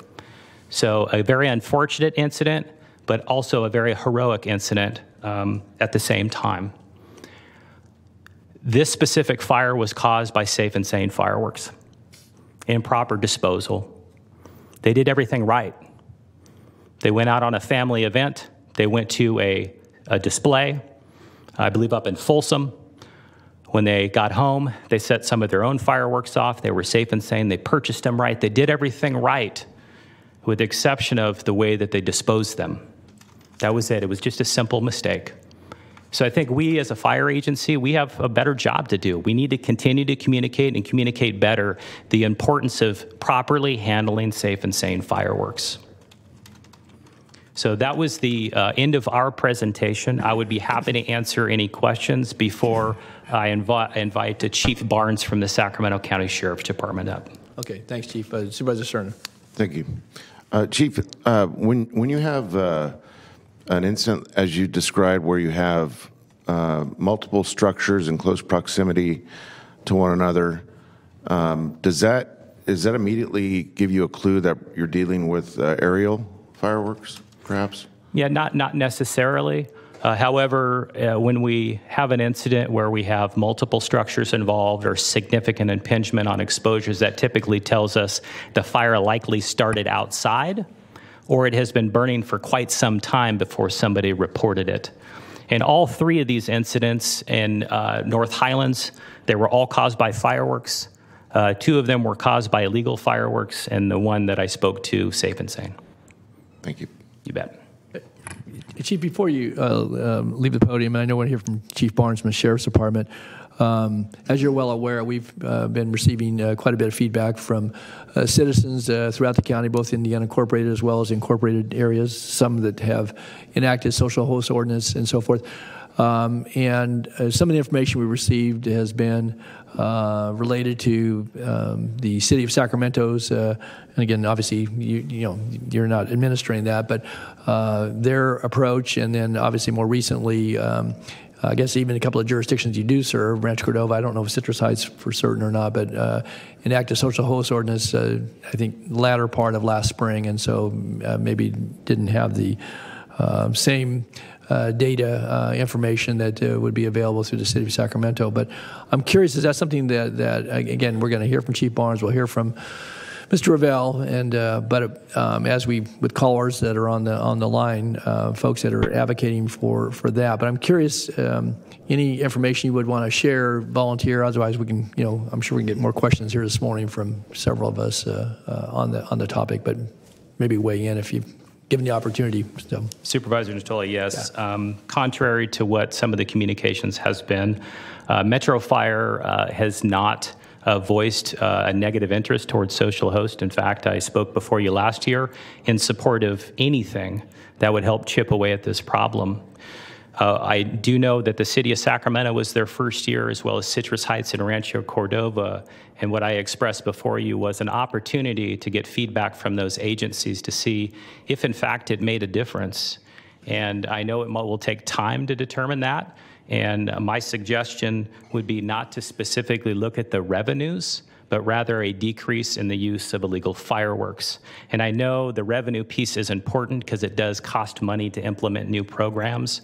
And that is a concern for Metro Fire as well. If you're asking Metro Fire to participate, I can tell you that it will be a challenge, but we will do anything and everything we have to do if it's the right thing for the constituents of the county.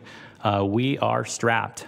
We have many vacancies right now. We have 44 firefighters in the academy, and we're trying to fill spots just as quick as we can.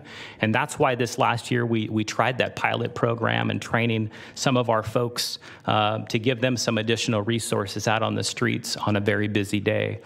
So I think organizationally we're doing everything that we can, and we're not here to support I don't have enough information yet to support a social host plan, but I think there's enough information available around us to give you the information that you need in order to make an informed decision. Now, with that being said, we still have some questions if that's going to be an adoption of the county, which, again, we will support you in that. As far as resources, that will be still in question. Right. What I noticed year after year is a majority of these fireworks get let off in the middle of the street. That's a county public-owned roadway. People like to commingle in parking lots, private parking lots, and set off these fireworks. Is that going to be a responsibility of those property owners, not knowing that those people are even there? I don't know. That's a question, as well as some potential levy types of issues within the county of Sacramento as well. So we have lots of questions as it relates to a social host, what that means for the county.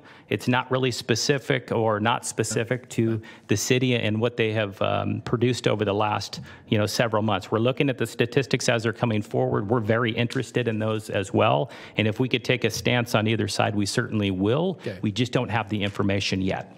I'm just curious. I know in years past, in fact, again, as some of the fallout feedback from the frustrations folks are feeling during the holiday periods is not exclusively July anymore. A lot of times around the New Year's and maybe even year long in some cases as people decide they're going to celebrate with illegal fireworks at different junctures in the year. But I guess the question I wanted to ask is, it doesn't all fall to Metro. We had a fire task force, advisory task force, and I never saw. I mean, we saw a brief summation, and again, it wasn't on your table to have to do that. I know Lisa was involved at Barsdale, but whatever came of that, is that the group that's been meeting? Because that was supposedly involving both the municipalities and certainly the fire agencies, and then industry representatives, law enforcement, and I guess. That would be the forum where information would be shared about how folks are enforcing, what they're seeing, any noticeable results, what's coming of it. I mean, we've heard from many citizens about, a social host ordinance, using the NALM app, application to, identify areas where you have a high preponderance of activity of, illegal fireworks, bless you.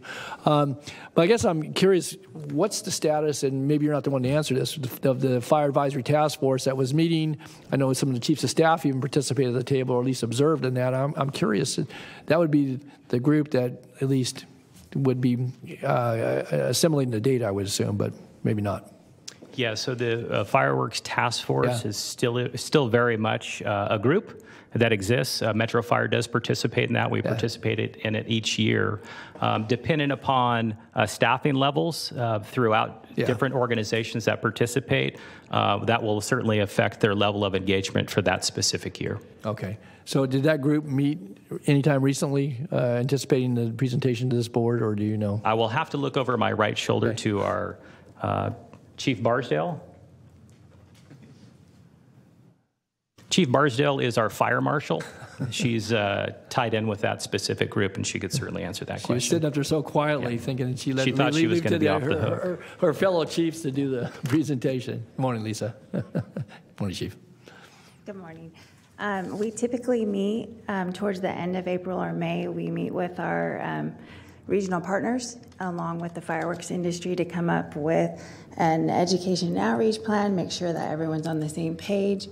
And then closer to the 4th of July period, we would meet to go over in a separate operational type group. So it would be law enforcement and fire to discuss what our plan is for enforcement and follow up through that 4th of July period. So we're a little early. The agencies are still gathering information and statistics on the social host side. So we should have a better idea of that in the next month or so. Okay. And Lisa, so I mentioned three. Are the 4 jurisdictions, cities of Sacramento, did Elk Grove adopt a social host ordinance? Do you know? Yes, they've had one for several years. Okay. And then Rancho Cordova, Citrus Heights, and Folsom? And Folsom, but Folsom, you don't serve it in Folsom. So we actually have 5 municipalities that we're aware of that have adopted that. Okay. Correct, and it's my understanding from all of them, they've done criminal enforcement in addition to the social host. So they were providing dual enforcement during this last 4th of July season. Okay. Very good. Thanks. Okay, that's all questions I had. Any other questions of our Metro team here at this point? If not, Chief Wegmans and Chief Hills, stand by. We'll get back to you. We're going to hear from Certainly Chief. will. Thank you for the very good. opportunity. Thank you. Okay, Chief Barnes, Sacramento County Sheriff's Department. Thank you. Good morning, Mr. Chair, Morning, Supervisor Natoli, Supervisors, Madam Clerk, Council, and County Leadership. Jim Barnes with the Sheriff's Office. Kind of to echo what Tyler talks about is this regional problem is a bigger problem. I think it's already been explained this morning, but I think last year when we took a different approach, more on the educational side of it, we in the Sheriff's Office took a three-prong approach. It was educational, it was prevention, then there was enforcement.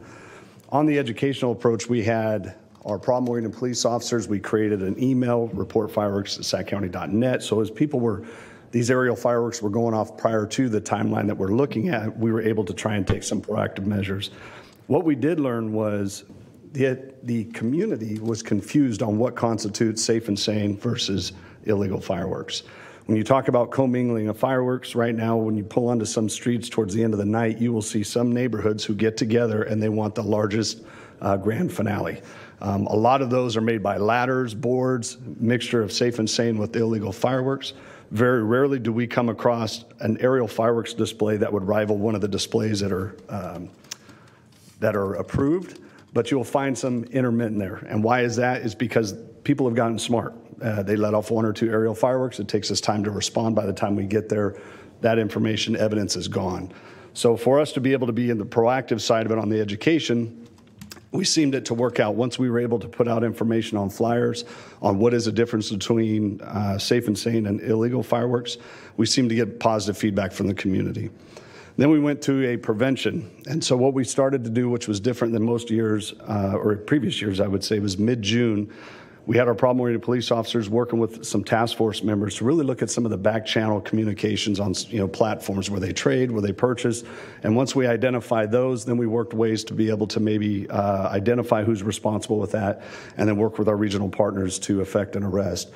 Those efforts were successful. At one point, we recovered over 100 pounds of illegal fireworks. And when you talk about disposal, it makes it difficult for us. So when we recover them, it's our explosive ordnance detail that really takes the measures on how do we get rid of those fireworks. They're dangerous. We don't know how they were maybe either manufactured and or stored. We don't know if they're going to go off as we collect them. So the hazards are there not only for the law enforcement, but for the firefighters who respond. On the enforcement side, as we talked about, there was 100 pounds. We did make a felony arrest. But what I did want to note also is when we were traveling through the pandemic, when aerial fireworks displays were canceled because of the pandemic, we saw a large number of increase of illegal fireworks. When we look at years past, and I'll give you some statistics for the Sheriff's Office, just for the month of July in 2019, we'd had 905 firework calls for service. In 2020, we had 716. Last year in 2021, we had 494, which was a 31% decrease in calls to the comm center regarding illegal fireworks. Through the period of July 3rd through the 5th, in 2019, we had 597 calls for service. In 2020, it was 345, and last year in 2021, it was 202, which was a 41% decrease in calls for service. So in all the attention that this is getting, I think there were some positive measures that we took with our regional partners on trying to be proactive, educate, and then even on the prevention side that we were successful. But it goes to the bigger problem. We're an hour and a half to 2 hour drive time to anywhere that you can buy illegal fireworks and bring them back. And so as we continue our efforts regionally, when we meet as regional partners, that's going to continue to be our challenge. When people commingle fireworks to get that biggest display at the end of the night, and how do we catch them in action? We talk about the social host ordinance, again, with the Sheriff's Office. Similar to our regional partners, staffing is a challenge for us. And to identify individuals to be a part of a task force and a response team, we're open to conversations, but as we get closer, we'll have to talk about that because the Sheriff's Office has its staffing challenges as well. But from a law enforcement official, I do have concerns sometimes of putting administrative people in to go cite individuals that might be part of large parties, been gathering all day. Sometimes there's drinking of alcoholic beverages. And if they're lighting off illegal fireworks, then we can say that most likely their level of decision-making has diminished. And so we want to make sure if we're going to send individuals in that everybody is safe in doing so. And again, beyond the monetary value of it is I like to look at deliverables and looking at the task force in previous years. What we don't want is personnel to show up, take assignments, report back how many fireworks that they saw. We want to make sure that we're making an impact. So as we move forward strategically, we're open as the sheriff's office. How do we put that team together where there's deliverables and it's really making a difference? And that's our commitment to you. Good. Thanks, Chief Barnes. Okay, we have some supervisors. Supervisor Cerna, Supervisor Desmond. Thanks, Mr. Chair. Thank you, Chief, for the explanation from your perspective of kind of the nature of the challenge here. I'm going to ask what it's going to sound kind of like a dumb question, but it comes from someone that's a layperson, not law enforcement. But what constitutes evidence when there's a report of, let's say, illegal aerial fireworks? Our deputies respond. Do they actually have to see someone lighting off the firework, or are they looking for spent bottle rockets? I mean, what's kind of the threshold where a citation can be issued based on what's witnessed in terms of the actual activity of deploying a firework versus maybe coming upon a pile of spent bottle rockets? Those are great questions. I think it's a totality of when we respond. If you have the aerial cannons, which usually is those taller cylinders, bottle rockets, usually in cases when we've shown up, that evidence has been removed from the middle of the street and is already in someone else's garage and or backyard, which prevents us from even going to look. But if we do find evidence of it, then again, who's responsible for it? And if we have witnesses that would say, I saw this individual lighting it, then that's something we can take that in the report, take their statement, and then obviously issue the citation. But again, we're looking at a misdemeanor charge. And in current standards right now, it's a citation, and then we move on. But we really have to prove that they were the ones who unlawfully possessed it and lit it. And if we can get that information, we do issue the citations. And then what happens, thank you for the response, and then what happens, assuming we have regular patrols like we do every day, if we have deputies on the 4th of July just happen to witness illegal aerial fireworks, are they instructed to go attempt to find out where the launch location is of those fireworks? Yes, they will. We do an education component internally as well. Each year we're provided a series of codes that we're able to issue citations on, what the response would be if you're a block over and you see the aerial firework go off, to drive and see. Again, it's one of those, they pull over, they watch, and sometimes they'll park at the end of the road and watch to see if additional aerial fireworks go off. But if they do witness that and observe that, they are instructed to engage and take action. All right. Thank you. Thank you, sir. Go ahead, Rich. Thank you, Mr. And thank you, Chief. I appreciate it, and your comments about how dangerous these situations can be. It really resonates with me because the situation that I called into Metro Fire at the 4th of July, it was folks at a house doing that very thing you're describing. They would shoot off a few through those, I call them mortars, right. And they're like a professional firework. And then they would do several safe and sane in front of their house. And also when I started walking towards them to say something to them, they were extremely aggressive, almost became, a violent situation. And so I understand completely what you're saying and the dangers of sending administrative, personnel into those kinds of situations is very concerning to me. I'm very interested in the stats that you gave us about your calls for service. That is counterintuitive. I think we would have expected it to be the exact opposite. And maybe this is for Sac Metro. As far as the displays, I think that's a very important point that was brought up. Is in terms of the displays, we didn't have as many professional displays, so people were replicating those on their own. Do you have a sense? Are we going to see more of these professional displays this year coming back since we're in such a better situation with COVID? That's what we expect, and we certainly hope so. We want to give the community an opportunity to go out and have fun without having to get their hands on illegal fireworks in order to have a good show. We had 2 separate displays this year, two on the 3rd and 2 on the 4th. And we hope that some of the other cities, counties, and agencies that participate in these large displays step up to the plate. They really wanted to see kind of post-COVID, is it going to be well worth their money, because it's a very significant expense to put on the display, and we hope that they're going to come to the table this year and provide more opportunities for the public to have a professional display. Yeah, likewise, I'm hoping that will make a difference if people have that outlet, right? Another question I had, so specifically with Rancho Cordova and Citrus Heights in Sacramento service area, so how did they do the enforcement with their social host ordinance in those two municipalities this last year? From my understanding, the way it went is they partnered together and they had a law enforcement partner that would go in, followed by some aerial coverage if need be, because they understand how volatile a situation can get.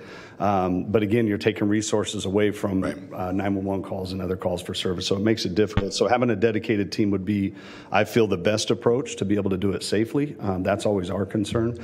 Another where I'm looking at now as we move forward, and we have fortunately a couple of months to talk about this and implement this, is looking at if we can find evidence of it and or witness it and observe it, do we have child endangerment charges that could possibly be there? Because a lot of children are surrounding there around explosive devices that we know to be illegal.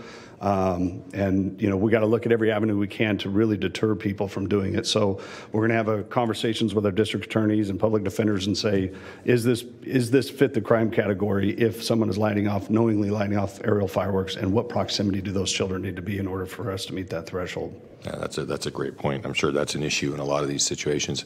But so final question for Sac Metro, just I don't want to pin you down on the data, and I really appreciate what you said about, hey, let's learn from these cities that have adopted a social host ordinance. But even anecdotally from Sac Metro, did you see a difference in your service areas in Rancho Cordova and Citrus Heights versus unincorporated Sacramento County? So no, and not specifically. I think the difference that we saw, which was a downtick in the fire activity during our peak time frame, but yet the peak increased after that period, primarily because of weather. So when we look at the 4th of July, the predictability is going to be, what day is the 4th of July going to land on? Is it a Monday or is it going to be a weekend? Right, that's definitely going to play in how active that night's going to be. For instance, this year it's going to be on a Monday, so we're going to anticipate and we're going to put a plan together for an uptick in activity on Friday, Saturday, Sunday, and including a little bit of money, but it usually turns off a little bit quicker unless it was on a weekend. So all the things that we're taking into consideration, and I think it's just too soon to tell if a social host ordinance is actually going to work. I think it's going to take years to collect the data and compare it to how many illegal fireworks activity contacts are we making pre and post the social host ordinance. That's, I think, where the money meets the road. Right. Okay, thank you.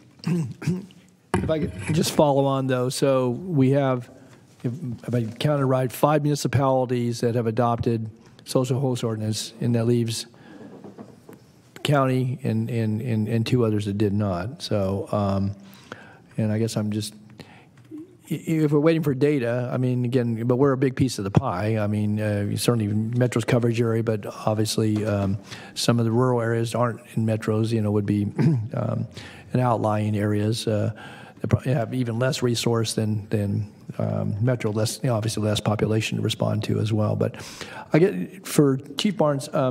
So again, I don't know if you've talked with your city colleagues about this, Jim. And I don't know if your person's on point anyway. But my understanding was that the city utilized code enforcement, or do they use? And again, there is a distinction. In fact, in some of the folks that will be probably calling today and the advocates that, all of those authorities fall under the city manager in the city of Sacramento anyway, where you have your fire department, your police department, and your code enforcement fall under that. Here, obviously, we have sheriff's department and Metro Fire that are certainly part of the enforcement spectrum here, and certainly have distinct responsibilities, but are not directly under Ann Edwards, for example. Code enforcement certainly does fall within that realm, and the sheriff obviously is within the county's family. But so I'm just curious as to, whatever the data may or may not show, have you had any discussions, either one of you, with the city folks about how that worked? Because I heard here a couple times, and I understand it, that, to have an administrative person under a social host ordinance, go into those situations. But my understanding, they can even do it somewhat remotely, that there's not necessarily has to be, they have to observe, and there's not necessarily a confrontation. So I'm curious about that, because if that's what the city has utilized, at least in this last year, what the experience was there, has that been shared with anybody, at least the two of you or folks that you're, working hand in hand with? So. No, yeah, I think with some of the regional partners, we've had conversations. There's mixed reviews as far as the application of it and then the actual effectiveness of it. But I'd like to I can bring back to the board what those teams exactly looked like, how many people were part of those teams, and what different agencies they were. And then I can report back to that. At least I can give you that as far as the staffing went and the mechanisms and their approach in which they used. Okay. Chief Wagaman, anything you wanted to add on just on the point about who was being utilized in the case? Because I understood in the two jurisdictions that Supervisor Desmond, it was law enforcement backing up somebody. I don't know if it was code or fire or both, but. Again, Metro Fire is in the same position. Yeah. Fortunately, there are agencies that have adopted it, some for several years, and it's up to us to all get in the same room and start to share some of this data, as well as are all the deliverables the same? That I don't know, and that's really a part of that adoption process. Okay. And I would just note, too, I don't want to diminish certainly the work that went on. I know Kim Nava's in the audience here today, and certainly working with the Sheriff's Department, our Public Information Office, industry representatives, Metro Fire. There was a complement to, I think, further public understanding, public education, certainly as it relates to safety and to the use and possession of illegal fireworks. And again, that effort is hard to know what impact you have. You can look at number of calls, you can look at other data, but I want to certainly compliment folks for the efforts that were made. And I think that still has to be a part of the spectrum. If even if we were to go forward with the social host ordinance and other enforcement efforts, that public education shouldn't cease. It needs to be a key part of all that. So, all right. That's all I have for questions. Anybody else before I let folks sit down for a moment? We'll hear from Mr. Ravel, who's in chambers. I don't have anybody else in chambers here.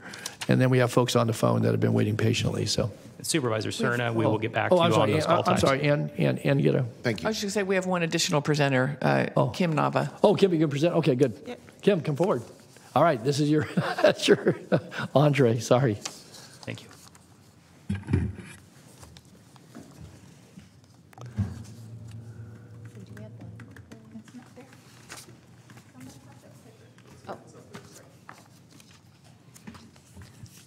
My apologies. I didn't know you were presenting as well. So, hi, Kim. Yep. Good morning, members of the board. I'm Kim Nava, Sacramento County Public Information Director, and I will be presenting to you today the messaging and elements of this year's multi-jurisdictional fireworks safety campaign. So all local jurisdictions have varying degrees of issues with illegal fireworks usage and communicating safe use of fireworks. In the past, there was confusion and cross-messaging when it came to the reporting the use of fireworks. That changed last year when jurisdictions came together to have a clear, consistent message across the board. This year, we've continued that coordination with well-defined expectations of safe use and reporting.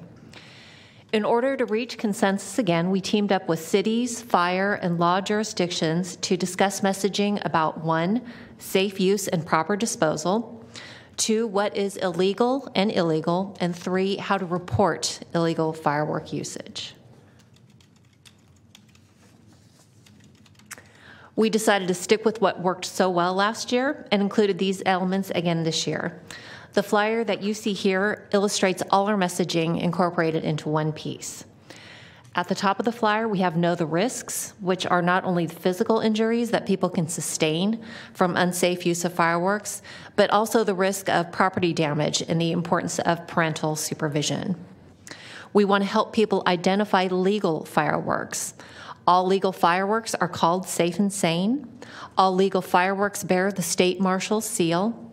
And anything that goes up in the air, travels, or explodes is illegal and dangerous. Safety tips include having a bucket of water to dispose of fireworks and leaving the used fireworks soaking overnight before disposal, having a hose connected to water, avoiding use of fireworks near dry grass or other flammables, avoiding use of fireworks under a canopy, covered balcony, a covered patio, or under trees and bushes. Jurisdictions also gave us contact information for reporting illegal usage.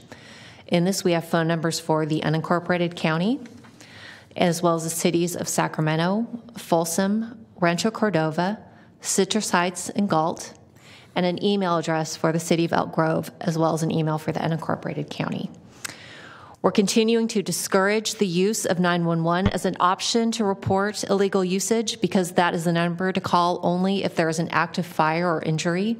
Law enforcement and fire have told us that there is increased 911 activity on July 4th due to fire and injury, and they don't want to clog up the emergency line reporting illegal fireworks usage. Additionally, if residents call 311, they will be routed to the appropriate line to report. We had good success last year with the new email address for residents to report illegal fireworks in the unincorporated county, which is reportfireworks@saccounty.gov. Those who had access to this mailbox were public information officers from the county, representatives from Sacramento Fire, and representatives from the Sacramento Sheriff's Office. The feedback we had from law enforcement is that the emails were extremely helpful in providing information about illegal firework activity and sales, and that they were able to build heat maps based in part from the citizen reports that they received through this email. And we've received more than 750 emails since the account was established in June of 2021. Now we'll dive into the specific campaign elements. You can see this graphic focuses on how to identify legal fireworks and the dates when legal fireworks are sold, beginning at noon on June 28th through midnight July 4th. We also have an example of the state fire marshal seal, which marks legal, safe, and sane fireworks. Other specific campaign elements include messaging about identifying risky firework behavior and safety tips. It's also necessary to highlight messaging around when it's appropriate to call 911. Now, this campaign will begin in full force in mid-June with a news release and information sent to media and the public. Information will include a fact sheet, a toolkit containing social media graphics and printable flyers, and direct contact information for each jurisdiction's fire, law enforcement, and city PIOs for any media requests for interviews. All jurisdictions will continue collaboration and be part of this campaign for consistent messaging about dangerous use of illegal fireworks, safe use of fire marshal approved safe and sane fireworks, and how to report illegal use. The jurisdiction will use these graphics and will swap out our logo for theirs. And that concludes my presentation. Thanks, Kim. Any questions of Kim on her presentation? Okay. Good. Thank you. Thank you. Okay. Again, thanks to all of our presenters. Now we'll go to public testimony and invite Mr. Ravel to the podium.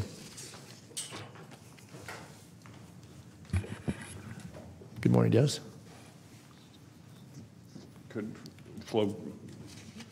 Oh, so you want to put an item up on the clerk will return in just a moment, so.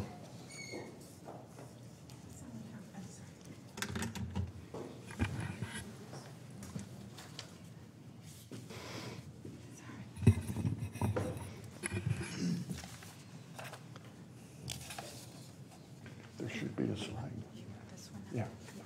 I was in the restroom. Okay. I apologize.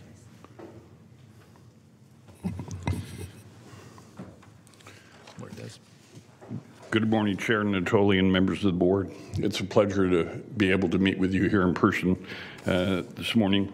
My name is Dennis Ravel. I'm President and CEO of Ravel Communications, and I'm here appearing before you this morning on behalf of our client, T&T Fireworks, the state's leading wholesale distributor of California State Fire Marshal's safe and sane fireworks. The 4th of July is an important holiday in the United States. The 4th of July is the time to celebrate the precious freedoms we all enjoy as Americans. However, if you were to ask Americans to define freedom in America, you would have many different answers.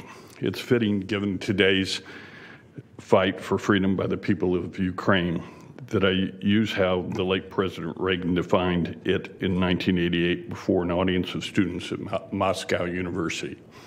He said, quote, "Freedom is the right to question and change the established way of doing things. It's the continuing revolution of the marketplace. It is the understanding that allows us to recognize shortcomings and seek solutions. It is the right to put forth an idea scoffed at by experts and watch it catch fire among the people. It's the right to dream, to follow your dream or stick to your conscience, even if you were the only one in a sea of doubters," close quote.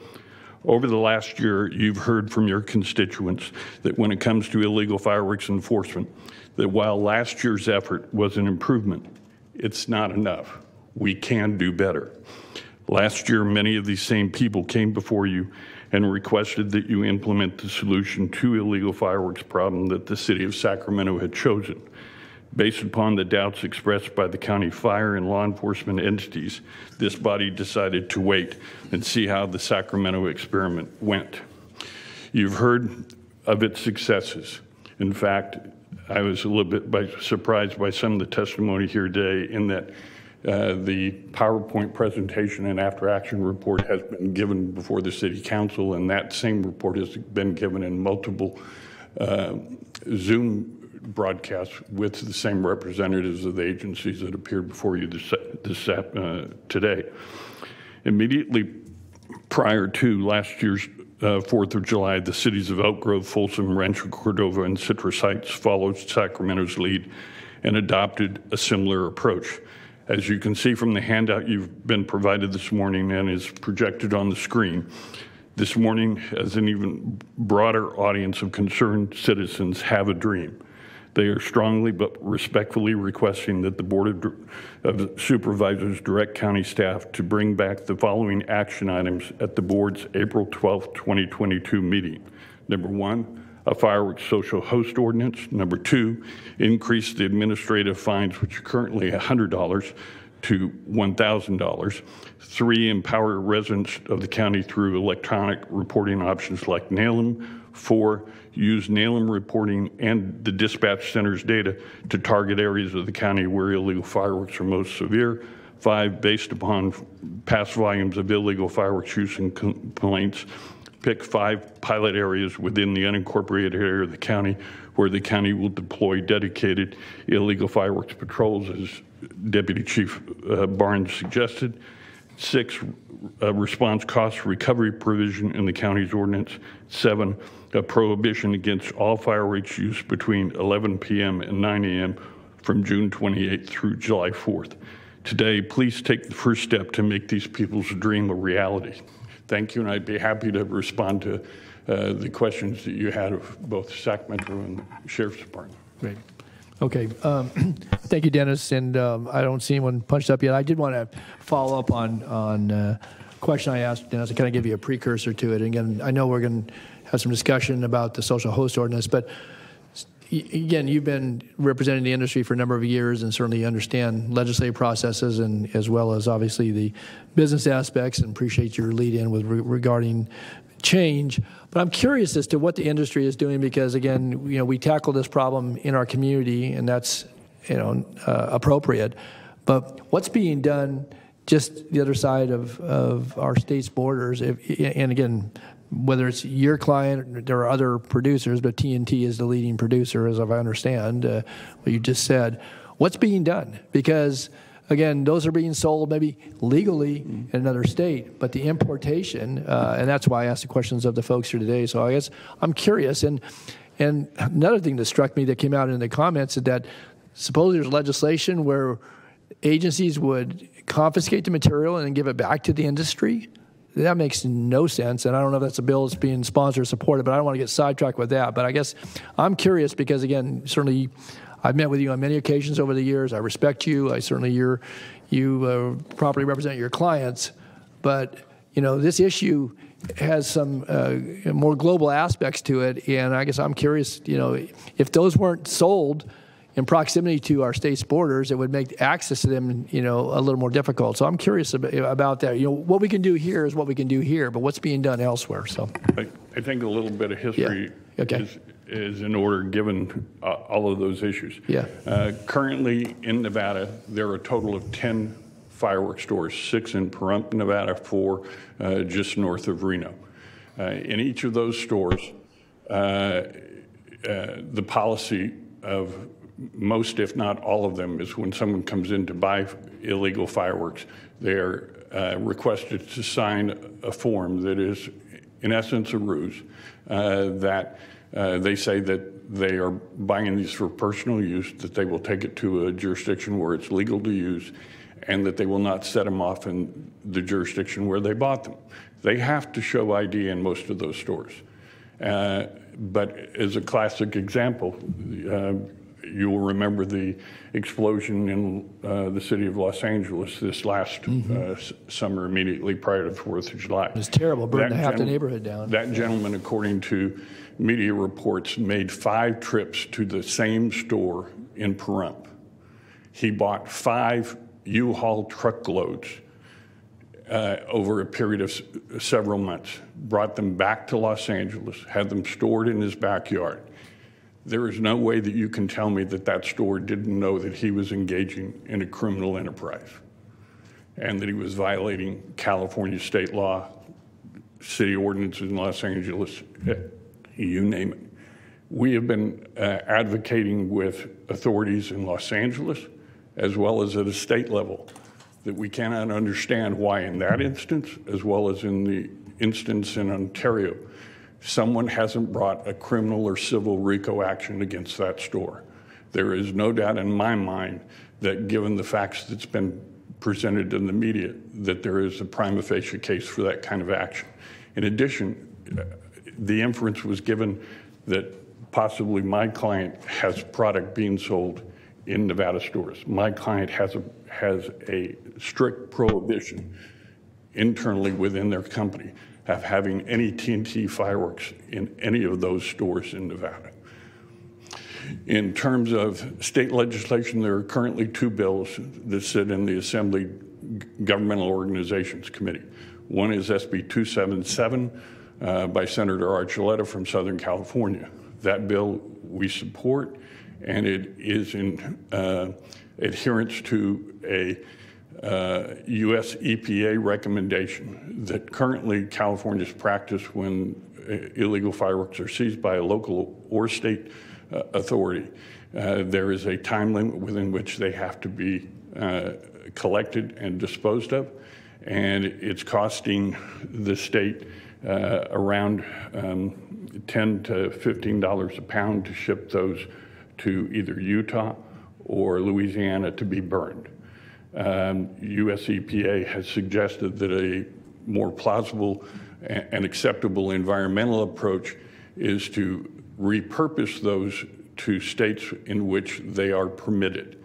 The legislation has numerous restrictions in it as to who those can be repurposed to, and the money from that revenue will go to state and local enforcement actions. The second bill is AB 1588, which is actually a committee bill by the Assembly Governmental Organization Committee that will take a percentage of the sales tax levied against the sale of safe and sane fireworks and dedicate that to an enforcement fund that the state fire marshal and CAL FIRE will administer to try and keep illegal fireworks out of California. That bill has not had a committee hearing. It was a committee bill that was introduced last July by the former committee chair, who's now retired from the legislature. We support that process and that bill. That bill would generate at least $2.5 million for the state fire marshal to fund that program. Yes, thank you for that information. That's helpful. So how many manufacturers, at least those of any size, are there fireworks in the United States? There are no manufacturers in the United States. In California, you have people who hold an importer-exporter license. Okay, so all the fireworks are imported from overseas? Correct. Everything that comes into the United States is imported. So how With the many? exception of possibly some public displays. Right. Items. Yeah, where they assemble But for the the consumer fireworks is 99.9% all from a foreign destination. And then when they're labeled, so again, if I can be so bold as to use, so when TNT puts its label on its fireworks, Joe Schmo could, buy the same firework with a different label, but it's the same product? Within the consumer fireworks industry, there are trademarked items which are developed by manufacturers specifically for that fireworks wholesaler, and then there are generic products that, much like many products you would buy in a supermarket, there are generic products that are sold to multiple manufacturers just with different labels on them. So bottle rockets, M80s, all those are legal for import in the United States, just not illegal for sale and use in certain states, is that? No. Fireworks are governed by the Consumer Product Safety Commission. M80s are a federally banned explosive. They're not allowed in any state within the United States. And unless the product has been approved by the Consumer Product Safety Commission, and in many instances, an organization called the American Fireworks Standard Laboratory, which is synonymous to what Underwriters Laboratory is for appliances. A wholesaler can't even get insurance on a product unless it's been tested by them. And again, because I know you have expertise there. I'm just curious again, as we're trying to come to grips with this. Is there something that we're going to consider? What we might do beyond what we've already done here in the unincorporated area. But if there's advocacy at either state and federal level, because then obviously we can weigh in. What impact that has, I don't know. But if in fact we're seeing massive amounts of illicit fireworks coming into to our country that's then made for package and distribution and sale, somebody's profiting by this. They're not giving them away, and yet we're spending tremendous amount of resources, let alone the threat to public safety, to public property, to private property, lives of individuals, young, old, across the whole spectrum. Again, as I'm pondering this, and certainly as we're going to talk about what you've put forward on behalf of obviously a lot of folks on a social host ordinance, I'm just wondering, what else we can do? Because again, this must be big business. Somebody's making a lot of money off of sale of illicit fireworks and the importation into this state, and then what it means because people are using them illegally. I'm concerned. Again, we're not going to be able to solve that with any ordinance we do here. We can do our part, and we will continue to. And so I guess I'm just curious, is there, for TNT, if you're the largest, if you're not the manufacturer, but the largest, I guess, marketer of these products, is that nationally? Then I assume you have influence in the industry, and what efforts are being made to try to stem the flow? I mean, I know the flow of drugs in this country obviously is a major issue as well, but I'm talking about fireworks here today. So are there efforts being made anywhere? Absolutely. Fireworks come into the West Coast through 4 West Coast ports. They leave those ports by one of 2 methods. The container is either sent by rail or by truck to its purported destination. We have complained for the better part of 20 years that the process commonly known as drop shipments is taking place, that a product that is destined for a location outside of California where those products are legal just somehow never make it across the California line. There have been several busts in Southern California where those kind of drop shipments have been seized and whatnot. And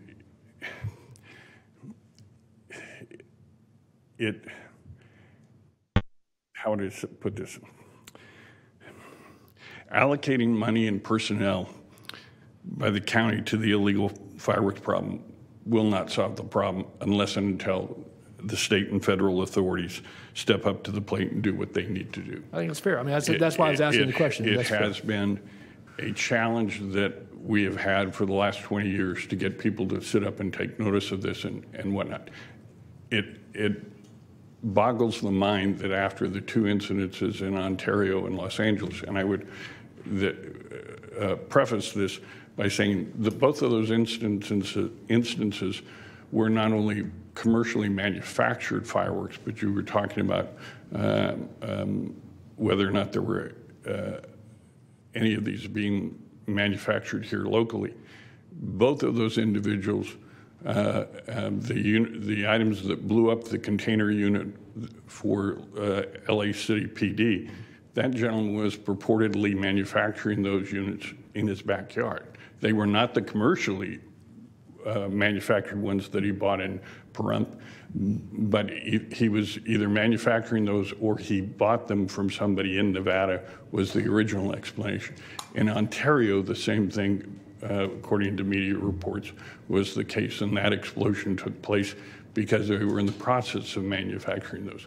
And you would think after both of those instances that state and federal authorities would sit up and take notice of that, particularly since they're common players in both of those instances. At least one of the potential sources of the product is a common denominator in both cases. And yet we are here now approaching a year after the event and nothing's happened to that entity. Okay, thanks, Dennis. Supervisor Desmond. Okay.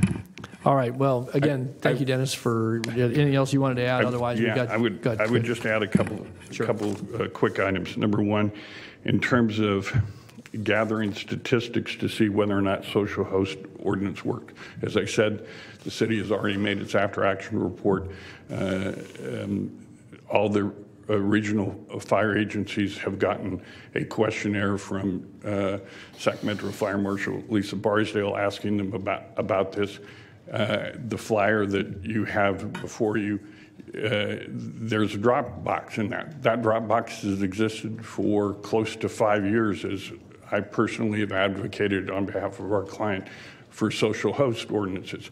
There's a copy of every social host ordinance and staff report and after action report for those in those drop boxes. Both agencies have had that.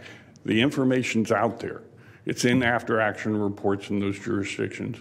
The ordinances are out there. I think we're now approaching somewhere between 40 and 50 jurisdictions that have adopted one or more of the things that we're recommending today. And we're not suggesting a massive undertaking. We're suggesting in a pilot project, give this a chance, give people the chance. The people you've heard from are meeting with police and sheriff department in the coming weeks to form a citizen project to help both the city and the county identify the sources of illegal fireworks in this community. Those are the same people that have asked you multiple times to consider this approach. See if there's anything else. In terms of the current law versus social host ordinance, one of the reasons that it is critical is for the very reason that's articulated there, is the ability to readily cite the violators without subjecting fire, sheriff, or code enforcement personnel to potential threats of harm. In addition, as Sacramento City clearly demonstrated this year with the photographic evidence that they took both with cameras as well as using the NALA map, they were able to document it in only 3 of the 136 citations were contested, and all 3 of those were upheld upon appeal. We are currently now working with Citrus Heights Police Department and Sacramento Police Department to integrate the NALM data into their dispatching process a whole lot more readily. We're prepared to do the same thing with Sacramento. In Citrus Heights, if in certain instances, if you call in or online enter a illegal fireworks request, someone in dispatch is having to hand type that back in. The same was true with NALM reports. We found out we've put our app developer with the IT people in those two departments and are integrating that information. We're doing anything and everything we can to make sure that this community experiences a safe 4th of July. And if I seem a little bit annoyed when someone suggests we're not doing enough, we have been, and sometimes have been, the only entity out there clamoring for it, and now you have your constituents clamoring for it as well. Thanks, Dennis. When we have some of those folks on the phone, we want to get to. They've been on hold. So thank you for being here today and for your presentation. All right, we'll go to the phones. I don't have anybody in the chambers, and so we take our callers then. Okay, please transfer the first caller.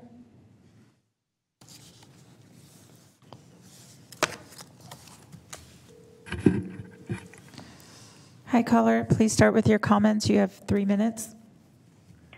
Can I ask, this is Lee Miller from Residents Against Illegal Fireworks. Can I ask for another 30 seconds, please? Yes, you got it. Thank you. Hello, my name is Lee Miller. I am the lead for Residents Against Illegal Fireworks in Sacramento, and I live in the Vineyard area of Supervisor Natoli's district. It's our mission to encourage local government to crack down on illegal fireworks use and sales. The Sacramento area neighborhood associations and over 400 nonprofits that rely on the sale of state-approved fireworks to fund critical services and programs they provide are participating in our mission with active support and engagement of TNT fireworks. Over the years, illegal fireworks have increased significantly, and in recent years, they have been going off for months.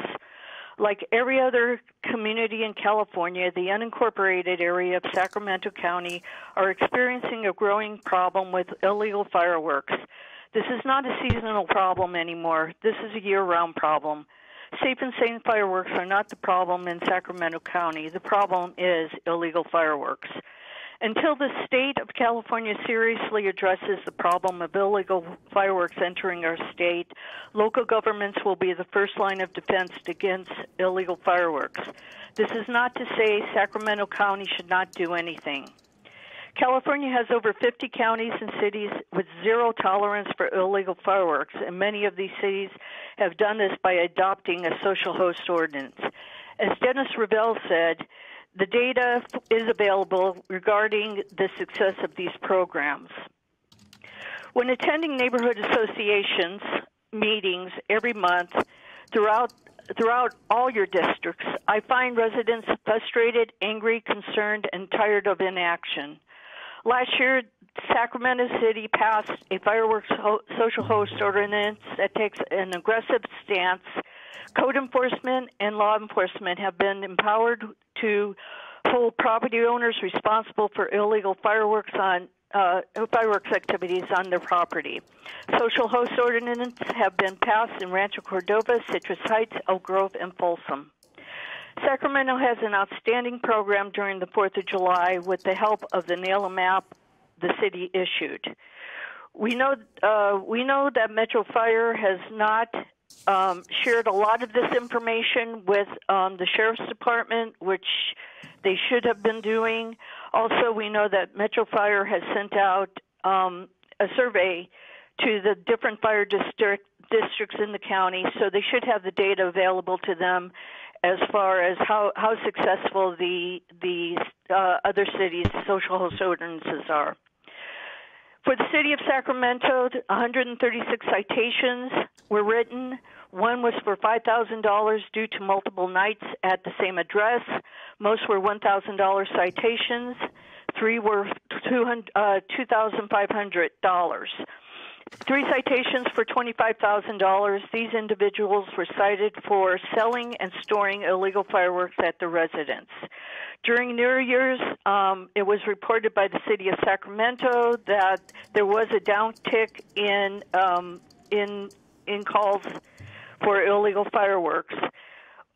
We don't know whether that is social host ordinance or not. Here in the county, it was stated that the number of calls have gone down, but the data has not been presented as citizens here in the Sacramento County have basically given up calling in because nothing is ever done. The sheriff doesn't show up. We sat in a couple of meetings with several of the supervisors where their constituents have stated that. The Sacramento Illegal Task Force is currently focusing on its communication and the enforcement in apartment complexes. Folsom, Citrus Heights, Rancho Cordova, Elk Grove, and Sacramento are working on the NALM developer to improve the app. I'm almost done. Okay. We can all appreciate the challenges that law enforcement and firefighters face, yet we must also value residents' concern. Sacramento County must have a zero tolerance for illegal fireworks. Respectfully, but with strong sense of urgency, we ask that you direct your staff to return on April 12th with a plan outlined by Mr. Revell's testimony today. Thank you very much. Thank you, Lee. Bye-bye. Bye-bye. Okay, next. Next caller, please.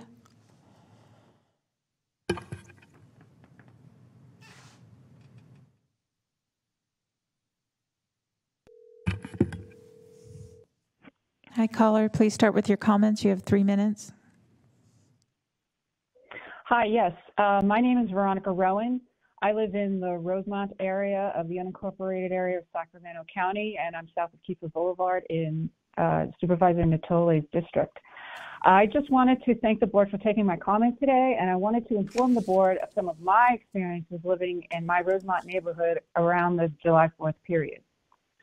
For at least the past 4 years, the use of illegal fireworks on and around the July 4th holiday has increased by orders of magnitude. Each year I find fireworks debris in my yard, on my roof, of both my house and my shed. And because these are aerial fireworks that are set off in the street as noted by the Metro Fire Chief. One year, the residents across the street from my house set off loud aerial fireworks for literally 5 hours, going way past midnight. In July of 2020, my partner and I went on a trip over the July 4th holiday to come back home from my next door neighbors telling me that they had to use the water hose in front of my house to put out flaming debris that fell on my roof, possibly preventing my house from being destroyed by fire. Last year, I asked the residents I mentioned earlier, who are responsible for most of the illegal fireworks used near my home, to please refrain from setting them off. I told them that they fly over my house and they could start a fire, especially in such dry conditions as we had last year. But they just laughed it off, saying, "Oh, don't worry, nothing's going to happen." And as long as I was standing outside of my house watching them, they refrained from using them. But as soon as I went into my house, they started. I know this because I can hear it, the extremely loud noise from the aerial fireworks, and I also have a side yard that I can view them from. So needless to say, while I appreciate the sheriff and the Metro Fire's limited ability to solve this problem, and its limited resources to respond to every call, it's impossible to reach anyone with any authority to do anything during the July 4th period. So this is why I'm strongly urging the board to consider adopting and implementing the 7 action items discussed earlier in Mr. Revell's presentation as a step towards protecting neighborhoods in the unincorporated areas from the use of illegal fireworks. Thank you for your consideration, and I can submit these comments in writing. Great. Thank you for your comments and for your patience today and for your information you presented. Okay, next caller. Thank you. Thanks. Next caller, please.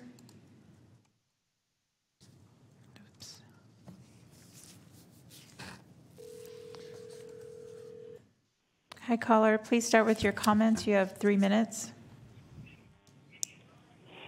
Yes, good morning. My name is Steve Palmer. I'm the treasurer of Encino High School Booster Club, and like many high schools and other organizations, we derive revenue and appreciate the revenue from fireworks. We run a stand near the corner of Watt and Fair Oaks. And before I go on, I just want to say having listened to this discussion this morning online. We appreciate the fire personnel, and I just want to mention how professional and helpful they've been when they come out to inspect our stand and work with us. I think it's terribly unfortunate that the actions of relatively few people using illegal fireworks are causing so much of a problem, but I understand it, and it does need to be fixed. And I would add to call for additional education efforts. I believe it was Kim Nava who was talking about some of the work that she's doing. And since I'm in a school and work with a school, I think it would be helpful to really help the students understand and take home the message of what harm illegal fireworks can cause, and make sure that they're pressuring their parents to think about this. And I would suggest that maybe flyers be developed that could go out to the families that tell them exactly how they can buy. First of all, if you're buying from a stand, you're probably okay. If you're not, you're almost for sure not. The dangers of illegal fireworks, it needs to be made very explicit and maybe even graphically with photographs, not cartoons, but photographs of burned homes and such, to talk about the liability to the family or to the parents, that they could go to prison or hopefully, be persuaded not to. And also, if they have homeowners insurance, it, I assume, doesn't cover this kind of activity, that they could lose their house or be liable for lots and lots of damage. And I'll just close by saying that a campaign like this, I think, could have an effect. Nothing is going to stop irresponsible idiots, for lack of a better word, from doing stupid things. But I think we could really reduce the number of incidents and help reduce the impact on state and local fire and law enforcement people, and help the situation overall. So that's what I have to say. Again, one last thing. Maybe also have an amnesty, if it's not in place, for voluntarily turning in illegal fireworks well before the 4th, and make sure that this information gets out early enough before Dad goes out and buys illegal fireworks because he thinks it's cool, so that the student can bring it home and say, hey, Dad, don't do that. I think it would help. Anyhow, that's it for me. Thank you for your time and for everything. Thank you, Mr. Palmer. Appreciate your comments. Next caller.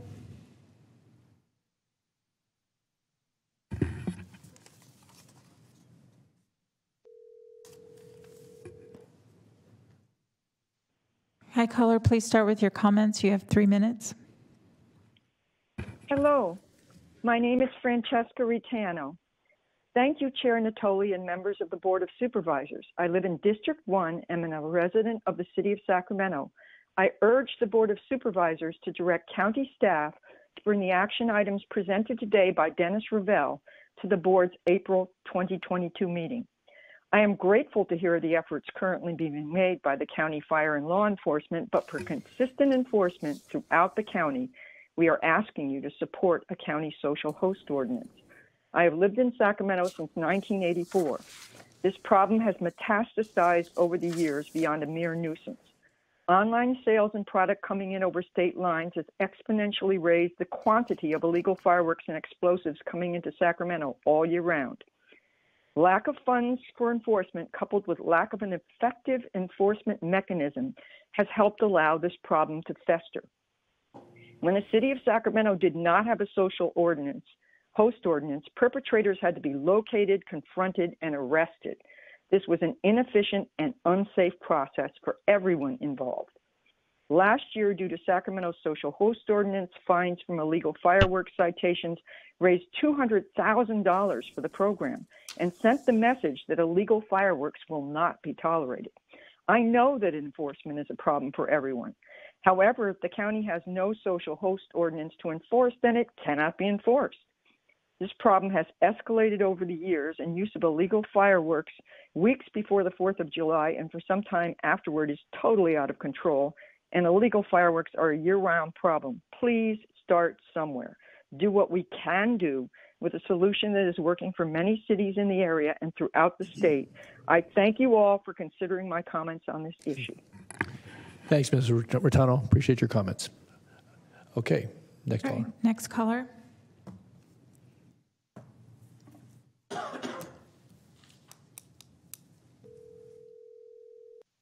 Hi, caller. Please start with your comments. You have 3 minutes. Thank you. My name is Shannon. I'm calling on Action 48, the social host ordinance. We're calling because the safe and sane fireworks are not the issue, but the illegals are, especially here in the county. And we need a way to curb the use of them, and I think this order would be a great way to do it. Thank you for receiving my call. Great. Thank you, Sean. Next caller. Next caller, please. I believe this is the last caller.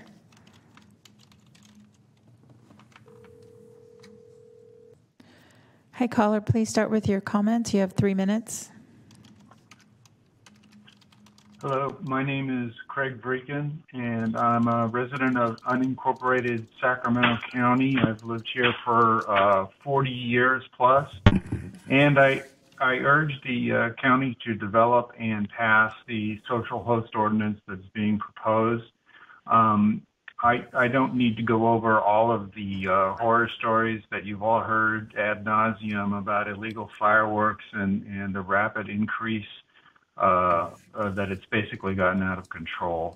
No one wants to live in a war zone, and it's not just July 4th, it's year-round that this is going on. And I think it is kind of a symbol or a symptom of a general feeling of lawlessness that's been going around and increasing, everything from running stop signs and stoplights to launching off what are really explosives in the middle of the night. And people think that they can just do this without any consequence whatsoever. And they're right. I mean, there is no consequence. So we need to stop this, or at least get it under control and bring a semblance of civilization back to the holidays and other times of year. So once again, I urge the county to develop an ordinance and pass it, and I thank you for your time. Thank you very much, Greg. Okay, and that is your final call there. We have no more public comments. Okay, thank you, Madam Clerk. All right, let me bring it back to the board. I know we've heard quite a bit this morning. Let me ask first, any questions of the presenters? If not, I'll get started here with the conversation. All right. Well, I guess I would just start out that, again, we've heard about the issue, obviously, from our constituents for many, many years, and I want to just add to the compliments, certainly to those who are called out during any time during the year, but certainly during the season when oftentimes folks are gathered for celebrations, particularly around the July 4th holiday, Independence Day, but also I know more recently around some of the holiday seasons, the New Year's and so forth. But I will just say that as my colleagues have, I've heard from numerous folks over the years, and we've talked about it at the board, sometimes with some heightened frustration after the July 4th time period. And again, I know our partners, certainly in law enforcement, emergency responders, in fire agencies, certainly Metro Fire being one of those primary in the unincorporated area, and again, industry representatives for, I think, ongoing discussions with county staff and certainly with staff from other jurisdictions to do what we can do to try to curb the illegal activity, but also, I think, get the message across, much as Ms. Nava said, about the not only being illegal, but the threat that they pose for all the excitement they may bring in the moment, the threat they bring to property and life both. And so I would just say that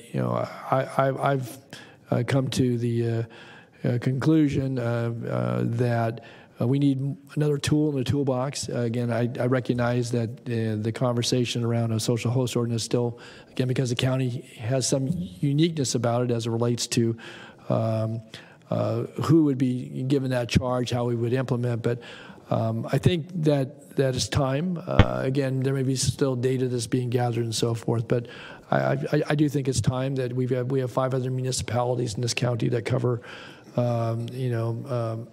most of the geography, with the exception, obviously, of City of Galt and City of Ileton. And I think it's time that we look to have this as a part of our complement of tools, recognizing it will require resources and certainly some thoughtfulness as it relates to putting forward an ordinance that this board can consider. I know there's been a prompt here to look at April 12th, but I think there's probably some, by design, as much as that may be a big climb to get something before us, at least for consideration. Any ordinance that we would consider, if I'm not mistaken, would take 30 days to actually be effective. That would put that, assuming we were able to do something on the 12th or in the month of April, puts it very close to the period of time when obviously materials begin to flow into this community, and we know we see a ramp up even prior to July 4th. So, and if we're going to include it as part of an educational campaign, then I think we need to do something sooner rather than later. So I'll just leave it with that. I'm inclined to not only to support this, but we have to figure out the mechanics and any associated resource issues regarding that. I appreciate again Chief Barnes. Certainly, I know that Ann and Mr. Penrose have been talking about this as it might relate to any administrative piece of it, because there are moving parts that would require not only enforcement, but then if there is an appeal process and such. But there are model ordinances out there. I trust we could use that as at least a good point from which to begin the discussions. But I, for one, am interested in us pursuing this social host ordinance. With that, Mr. Cerna, Mr. Desmond, and others members as well. Great. Thank you, Mr. Chair. So I, too, will start off by thanking Chief Barnes and our representatives from Metro Fire that came here today to help us make an informed decision.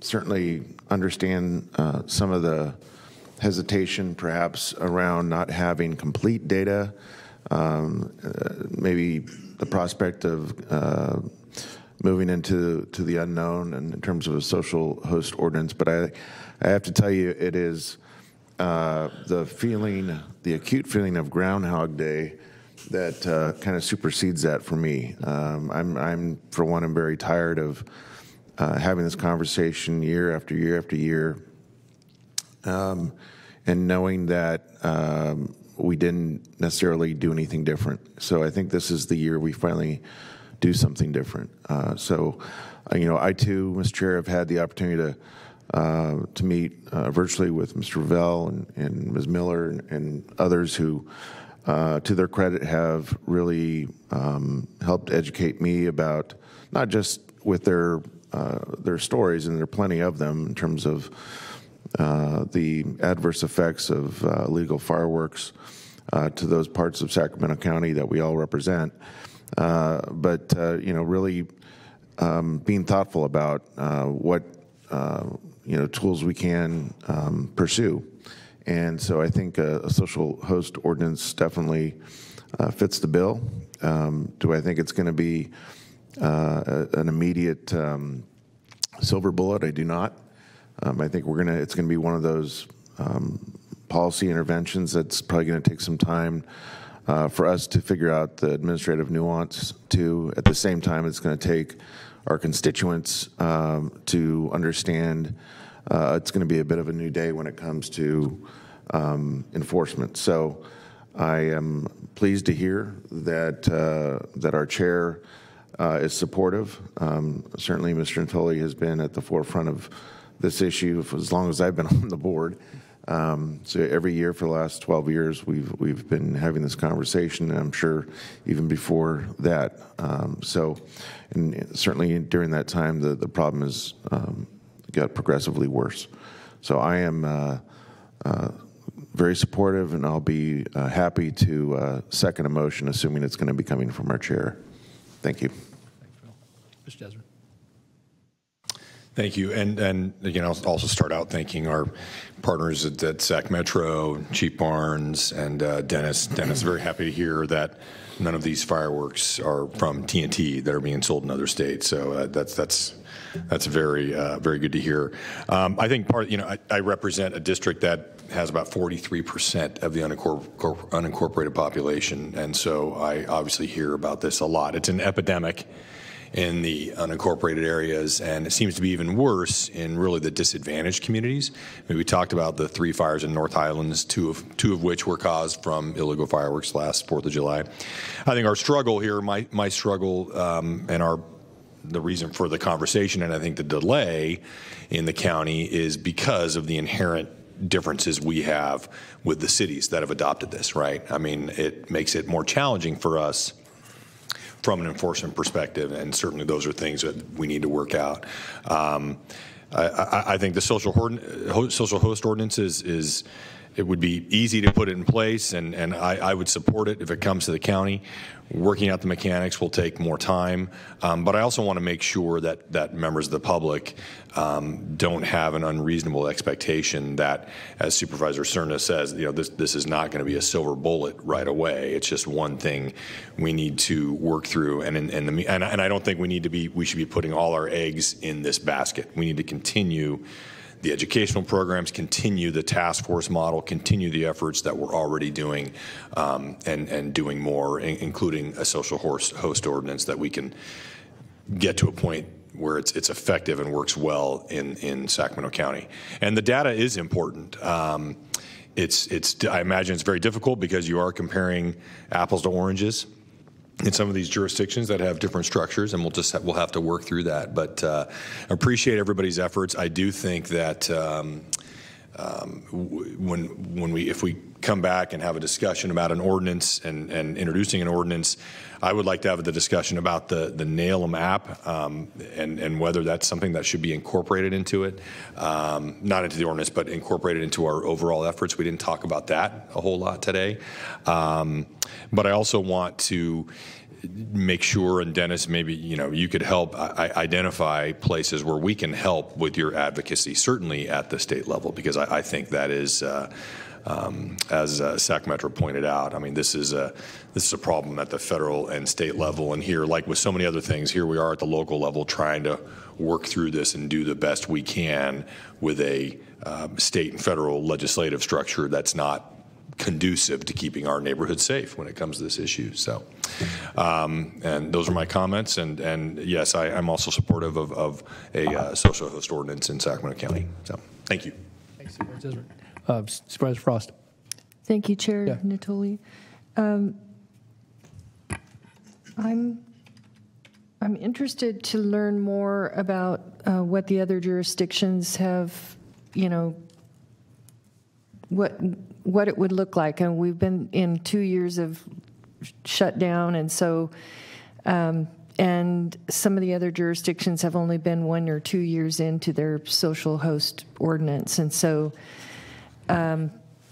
looking at or hearing from them maybe on what they have written into their ordinance and how that's played out for them, and if it's been effective, so that we're informed as we're looking at some kind of a ordinance. I'm also, what you said, Dennis, resonated with me around, there's no way to really, it's really an issue at the federal level. It crosses jurisdictions, it crosses states, and even if we can make a social host ordinance, but it doesn't mean they can't get their hands on illegal fireworks, and we still can't enforce it. And so I'm not sure a social host ordinance is the answer. I wonder if there's a way we can make it one of our legislative priorities, that we can, step up our efforts in that regard to see what we can do to, we don't know quite how to, we've had this conversation, I think, over years. How do we stop them from coming across the border? And how do we stop them from getting them and bringing them in? So those are some of the things that are on my mind. We have a lot of nonprofits who raise a ton of money through legal fireworks every year. And so, being cognizant of that, it has an impact. And there are a lot of people who really enjoy fireworks, so the idea, the comment from one of the people who called in was, it's too bad we have to ruin it for everyone because of a few that are breaking the law. Those are things that come to my mind. And so I would like to ask if it's possible that we explore, what are the other jurisdictions experiencing?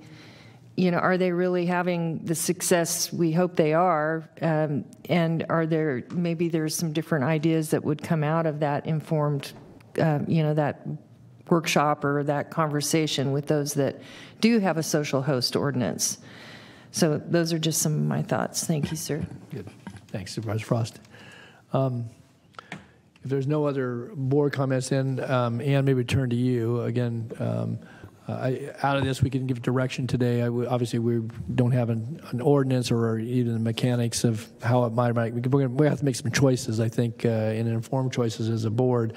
I know it puts, certainly some additional burden on council's office to be involved as well, but obviously to get back to us. But I think it's again, we've spent a number of years talking about, this county will continue to talk about, how we can, again, work to improve the situation. But again, as I think I've heard from at least a majority of the board, interest in having an ordinance for our consideration. There are a number of elements, some included in today's presentation, other things that maybe staff has given some thought to. And I think in light of all that, would it be possible to get back here on 12th or 13th with at least a conversation regarding a draft? Because otherwise, if we postpone it too long, we're going to be right up against, what other jurisdictions were, I think, in years past. And so, again, recognizing the workload, but also I think some of the urgency to get something in place, in time for this upcoming season, I think is important. So. Well, I was originally going to recommend May. I'm hearing loud and clear that that's not going to be acceptable. I think April 12th is way too soon. This is going to take a significant amount of conversation because we don't have the same structure that the other jurisdictions do, and it will take conversation with all of the stakeholders, and I just don't believe we can be ready by the 12th. Okay, so second meeting. Can I ask clarification? Yeah, sure, go ahead. So, Mr. Chair, are you asking for just kind of a general framework by the 12th or for like a draft ordinance for us to act on? Well, it may come in two forms, I guess, to that point. I mean, you could have a framework, but we're going to, in order to actually have an ordinance that would have the first reading, second reading, kind of backing off of the timeline, I think. So I guess,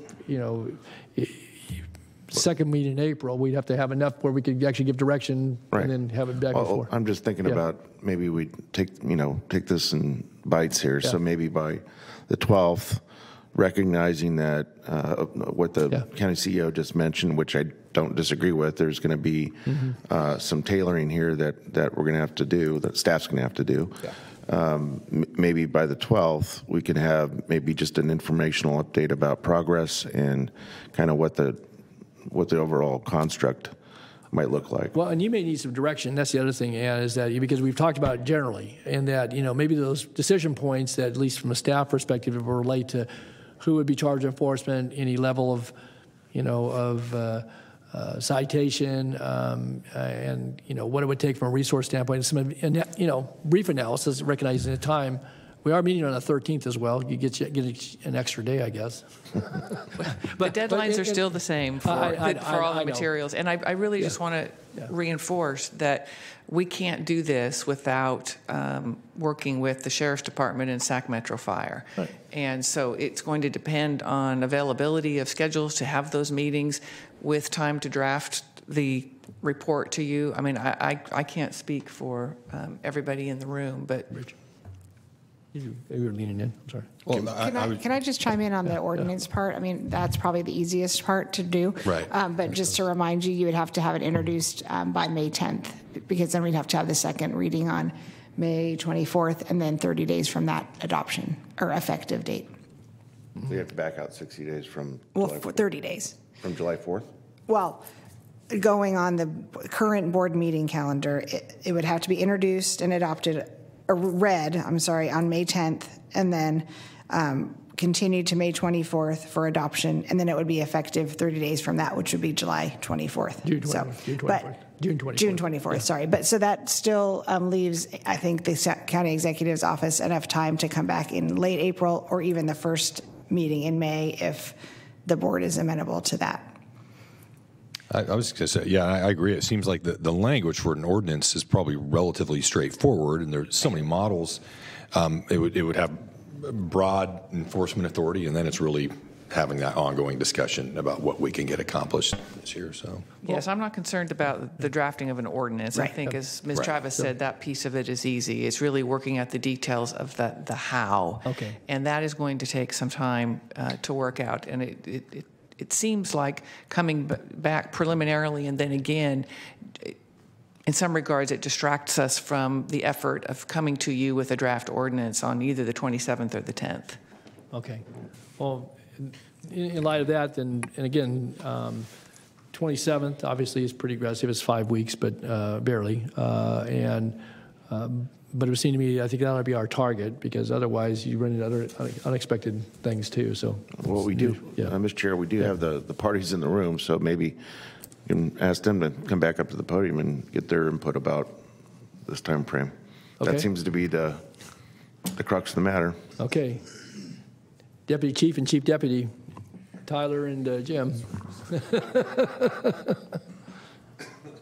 Thank you, Mr. Chair. I thought we were done.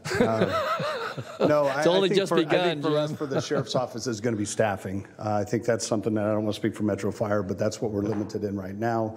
And what does that look like? I know in previous years when we facilitated some form of a task force, there was some additional funding. But I would say at its current state, it would be difficult for us to dedicate and say, yes, we can dedicate resources at our current model. But moving forward, we're definitely open to having those discussions. Okay. Thanks, Jim. Tyler. Yes, so, yes, what he said. There's an echo in the room. Yeah, my job's about shifting priorities, and working with the County of Sacramento is a priority, so I look forward to that. I will carve out time to have those conversations. As far as the how, right, those are conversations to be had, and resources and all those types of questions to make it work. But Metro Fire is always here to support the county, so let us know how we can help. Great. Okay. So I guess we certainly have got the commitment to work on the framework of the ordinance. Obviously, and Tyler said it well, the how, or how it's going to be implemented is going to be challenged no matter when the ordinance is adopted. Obviously, it relates to resources and the I think the mechanisms to do that. But with that in mind, I think we got a target for April you said 27th. April 27th. Come back. Okay, is there consensus on the board? I don't think we need a motion. We need a motion around that. All right, so then we'll take that as direction then to, and thank you, Ann. Thanks to Metro and our sheriff and our PIO, and we'll be back with a full discussion on ordinance and framework for that. Supervisor Frost, you had a question? Can we also include some communications from the other jurisdictions? Yes, I think that'll be part of the background that will be important. So we can make every effort to get that. Okay. Yes. Thank you. Okay, good. All right. Okay. Well, then that's sufficient, I think, for this item. We'll be back. Look to return on April 27th with a further, much more elaborate discussion regarding a social host ordinance. Very good. All right. Then there's nothing further on the morning agenda. We'll, unless there's any other comments, we'll. Oh, Phil, go ahead. Just a point of order. I wanted to ask County Counsel how long she thinks closed session is going to take. Do we have? Not today. Tomorrow. We don't have closed session today. Okay. You're good. You're good. So we'll. What was That's this for? tomorrow. For That's for Okay. tomorrow. All right. Yeah. It's at 5 o'clock tomorrow. Right. Okay. Good. Okay. Good, So with that, good, because I'm hungry. Okay. Well, you gotta. That's where I was going with it. You got time to eat. We'll be back in session at 2 o'clock.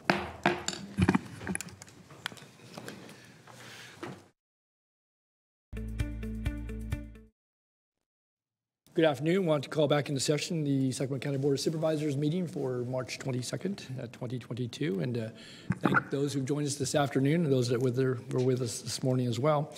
And with that, I'll go to the clerk to call the roll, establish a quorum, please. Okay, Supervisors Cerna, Here. Kennedy, Desmond, Frost, here, Natoli. Here. And you have a quorum. Great. Okay, we've got a number of items this afternoon, and we did get through the morning agenda. And with that, we'll go to our next item that's scheduled for 2 o'clock, and that's item 49. So, Yes, this is a request for review of hearing officer's decision in the revocation of general business licenses, GNB 32020303746, and also ending in 03747 for Town and Country Event Center. Okay, and Lisa, do you want to help us as we kind of walk through this today, and then we'll go to the presenters? So. Sure. So today before you is an appeal from a business license revocation.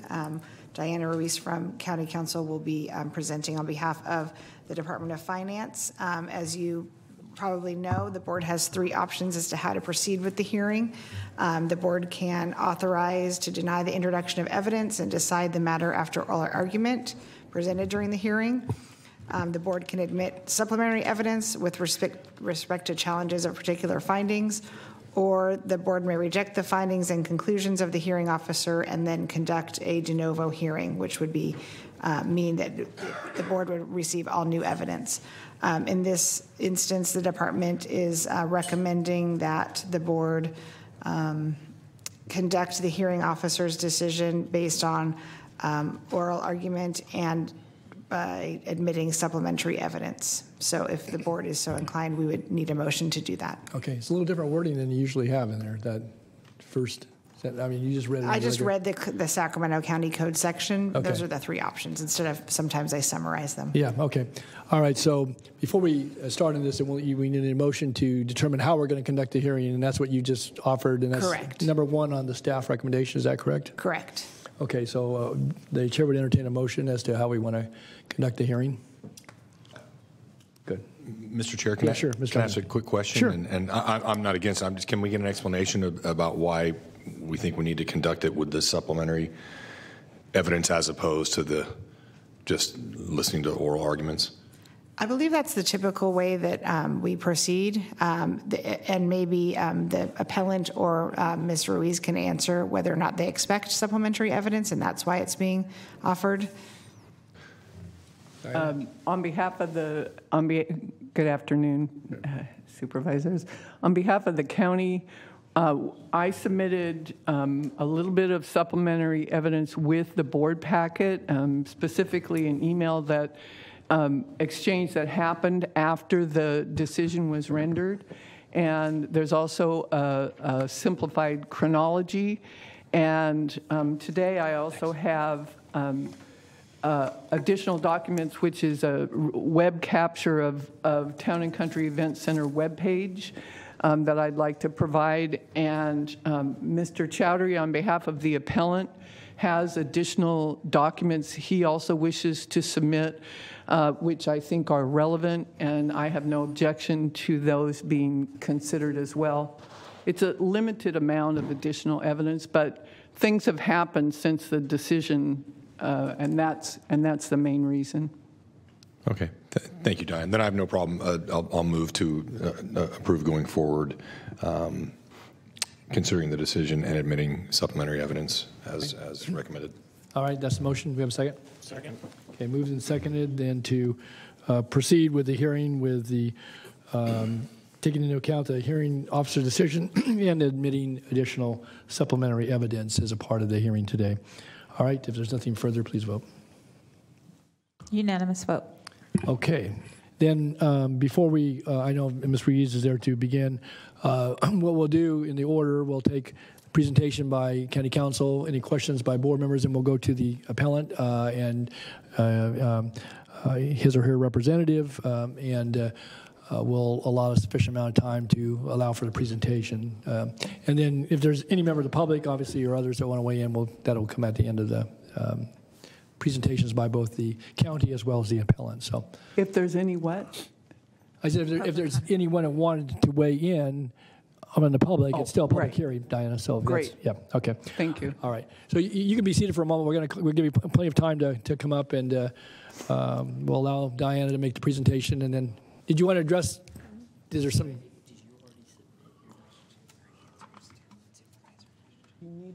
Oh, this one. I think it was. I have not. This is the only one I haven't yet submitted. Okay. Okay. Yeah, just a process question. Well, that's why I want to be sure everybody's clear with the process if you had any questions. So, right. Okay. Right. All right, Diana, go ahead. Okay. So I do, as I indicated, I do have one additional document which is a web capture of Town and Country Event Center web page that was taken from today. And the first page is the actual home page, and then my colleague, Mr. Sequeira, blew up portions of it so you could actually read it, and that's what this packet is.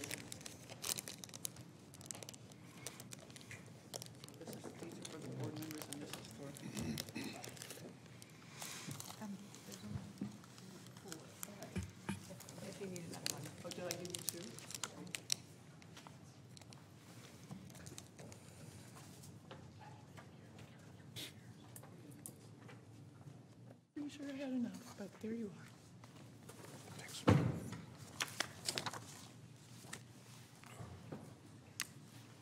Oh, that's why I kept mine right here. How clever of me. Okay. So this matter, I wish I could say it's pretty straightforward. In terms of the revocation, it is. And the chronology indicates what happened. There were building code violations cited at this property in 2017. The appellant purchased the property in April of 2018, was aware of the building code violations at that time. That is noted in the hearing officer's decision at page 15. In 2019, the appellant submitted plans to BPI to correct the violations. BPI made comments on those plans. They weren't accepted completely. There were issues. Nothing much happened in terms of correcting that, although there was a lot of communication from Mr. Kahn, between Mr. Kahn and the county, and a couple of meetings at the site, one in 2020, another one in 2021. In October of 2020, Mr. Kahn applied, the appellant, the Town and Country Event Center, LLC, applied for business licenses for 2 of the banquet halls at this location, the Gold Hall and the Silver Hall. And the applications should have been denied, but were not timely denied, so the general business licenses for both of those suites were granted in December 2020. And very early in January 2021, both of those licenses were revoked, and the reason was because, for the same reason that the licenses should have been denied in the first place, that there were outstanding building code violations on the property. In the notices of revocation, the applicant or licensee was given 90 days rather than the normal 15 days to appeal the revocations in order to give the appellant time to correct the violations. And the next thing that those were not corrected, the appellant submitted, or his architect, submitted plans through BPI portal on April 2nd, I believe, 2021, and on April 5th, the appellant appealed the revocations for both of these businesses. There was then a meeting on site later in April 14th, I think, of 2021, and some discussion, and by email, May 20th of 2021, Mr. Kahn, who is the principal of the appellant business owner, indicated that his architect would be submitting additional plans to BPI that would address the building code violations and would be doing it within a week. And that didn't happen, and time went by, and somebody from BPI talked to the architect in October 2021 to ask them about the status of the project and the case and what's going on. And the architect said basically he was idle because Mr. Khan was focused on other issues around this property. And so based on that information, that no additional plans having been submitted and no communication from Mr. Khan saying, please complete plan review on the plans that already had been submitted, none of that happened. County staff was waiting, and so business licensing decided to set the appeal hearing on the revocations, and that hearing was set in early November, and then Mr. Chowdhury came on the case and asked for a brief continuance, and which I thought he had good cause since he just got on the case. So the hearing was actually held November 17th and 19th, 2021, and the decision on the case was issued in early January. Prior to that, on December 2nd, as indicated in the chronology, on December 2nd, Mr. Khan sent another email saying that additional plans would be submitted to BPI in 2 phases. And then the hearing officer's decision was rendered January 4th, upholding both revocations. And the appellant timely appealed to the board on January 22nd, 2022. And then on or about March 3rd, 2022, appellant's architect submitted new plans, phase 1 plans, through the BPI portal on March 3rd, 2022. I have spoken with John Durborough of BPI about the status of the plan review. As soon as they found out about it, they didn't know immediately that those plans had been submitted, but as soon as they found out about it, they started the plan review, and Mr. Durborough indicated that the status of the plan review is plumbing and mechanical have not been approved because there's a change in use, and this is kind of a key issue in the case. Previously, this was a B use, and the event center banquet hall use is an A2 use. And that was the problem in 2019 on the plan review, that hadn't been adequately addressed. There are still issues about that. So those 2 disciplines have not passed plan review. Structural and electrical, have approved the plans on March 10th. Fire, life, safety has not approved the plans. They have additional questions, and they also are waiting for Metro Fire. I'm sorry, I need a Kleenex.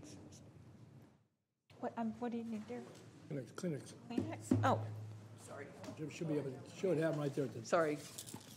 Oh, thank you. I'm sorry, I have allergies, I apologize. Anyway,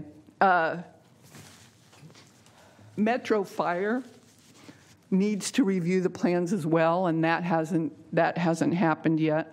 So the plans are in review, and once the plans are reviewed, if there are additional concerns or issues that need to be addressed by the property owner, which is Town and Country West LLC, which is also controlled by Mr. Khan. So he owns the property and he owns the businesses.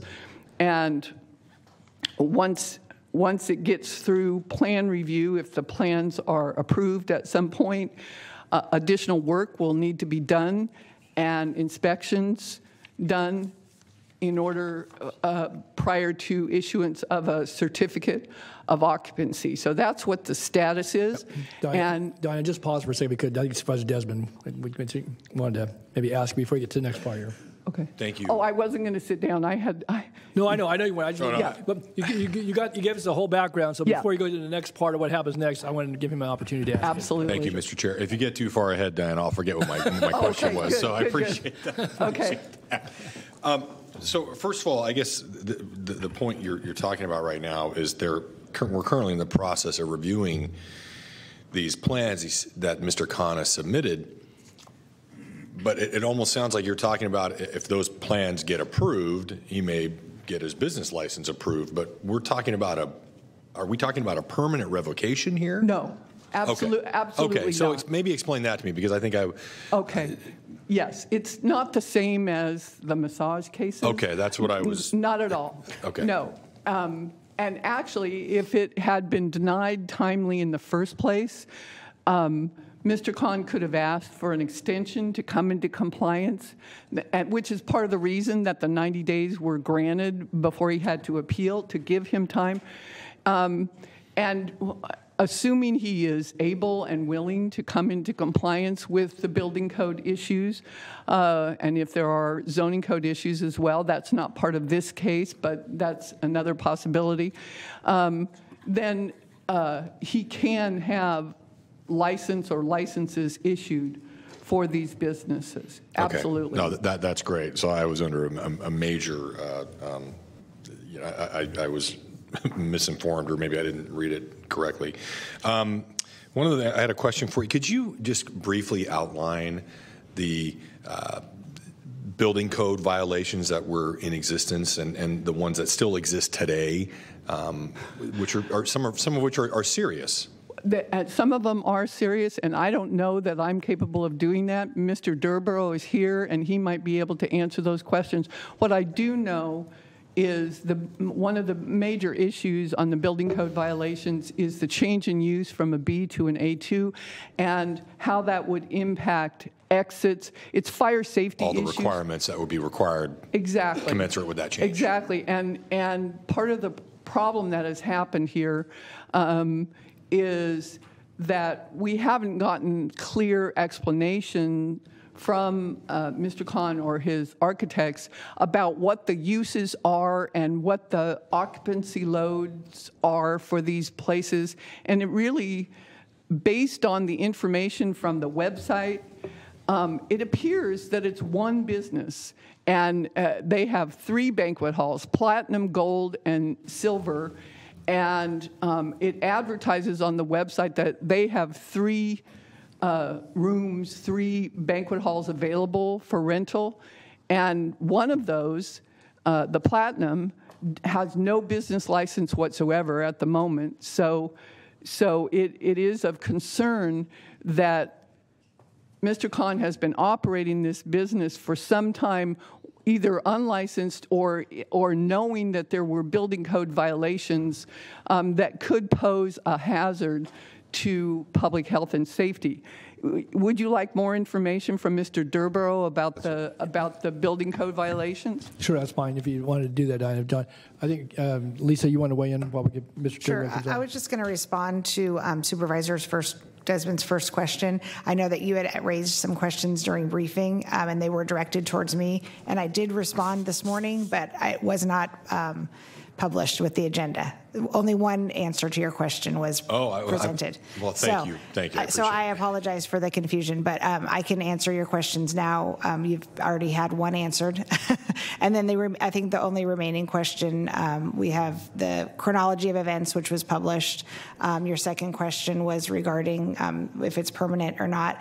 The fourth question was with the evidence, and we have index of all of the evidence that was presented at the hearing officers at the hearing. And then right now the third question is escaping me, but I will get that. The other question what was the third question, Diana? The other question was about whether right. Delay. If we can delay the revocation, and the answer, well, you can correct me if I'm wrong, is yes, but it's not legally advisable at this point because he is operating without a license. Right. And well, if it's not permanent, it doesn't seem necessary either, because if he comes into compliance. Okay. Right. And thank you, by the way, for this chronology. This is very helpful because this is a convoluted, case here. Okay. Yes, and I've got it memorized, so I was able to do that almost entirely from memory at 10 o'clock last night. So there you are. Very good. Thanks, Diana. Okay. I just wanted to close that loop for you, so thanks. Good. Thanks. So would you like Mr. Durborough to come over? If you don't mind, Mr. No, Chair, I that's fine. appreciate Good, that. good, I think that'd be helpful. Okay. I know it's in the staff report, John, but if you could just outline a little bit why this is so serious that we would be considering a revocation until it's brought into compliance. Great. Good afternoon, Board. Hi, John. So what Mr. Kahn has is a building out on Fulton Avenue, and it presently he has one area that is a bingo parlor that is an A2 occupancy assembly use. And he's also has two other spaces, which is in question, is Suite 7 and Suite 3. Those two spaces were a B use, which is more like an office use, lower number of people in there. And he's converted those into an A2 occupancy, which is a lot more people, banquet hall, a lot of people congregating in there. So exiting comes into play, a number of restrooms come into play, and that's where the hiccup is right now. So fire department's very involved in this. There's been issues in that building prior to his purchasing the property. They had closed the property down completely for a while. So our fire life safety reviewer is working with fire department, but that particular reviewer is out this week. So he's kind of waiting until she gets back to kind of make sure that we're both on the same page on how we're reviewing this. There's been some confusion on how he changing his plans and what he wants to use the use of the building for. He's brought up different scenarios, so we've asked to give us something in plans instead of sending us emails on what his intentions are. So that's kind of where we're at right now. Plans are in our possession, or in our portal. We are reviewing it, and we should have something done by at least by the end of next week when the fire is back in. Great. Okay. Thank you. I mean, that's helpful. So the violations are more connected to the use of the building than any physical defect. Well, it's higher requirements based on right. use. There are different requirements. There are different requirements if there are more people. Right. I mean, including like firewalls and that kind of thing. So there is a real potential danger of not having approved plans and structure in place with more people. And since this is an event center, you can count on there are going to be more people. And Mr. Kahn admitted at the hearing that he has events booked through 2022 at this center. Okay, so though unless these building code violations are corrected, the people attending those events are at risk. Thank you. That's all I have. Okay. All right. Okay, Diane, proceed if you have anything else. Okay. So basically, that's what I wanted to explain. That's the reason for that business licensing pursued the revocation. It isn't to stop Mr. Kahn from doing business forever in Sac County at all. It is simply to protect public health and safety so that the building is in compliance and certificate or certificates of occupancy can be issued and he can conduct his business safely. Dan, just real quickly, though, so there's been no, as you've described the process and the various appeals and delays and so forth and submittals and I think good faith discussions, there's been no interruption in the business, even though we're here today, because while on appeal, the appellant has conducted his business. I know COVID obviously impacted certainly gatherings and so forth, but there's been no interruption. I mean, there's been no red tag to the building. There's been no enforcement action. That's all been forestalled because of the appeals. Right. The Suite 12, which is the biggest suite, which has been identified as a bingo hall, but that business license was declared void in October 2020 because it wasn't being used as a bingo hall. And Mr. Kahn didn't appeal that and never applied for another business license. So the 500 capacity banquet hall apparently has been used without any kind of license. And I don't know if there are building code violations in that banquet hall. We are focused on suites 3 and 7, which is the silver hall and the gold hall. But all 3 of those banquet halls have been used at least since late 2020. I don't know before that. Yeah. We didn't go back that far, and that would be difficult to determine in hindsight. But because these appeals were pending regarding suites 3 and 7, those business licenses have been valid and active all this time. Right. But Mr. Kahn was on notice that of the county's concerns and has been on notice about the building code violations since he purchased the property in April 2018.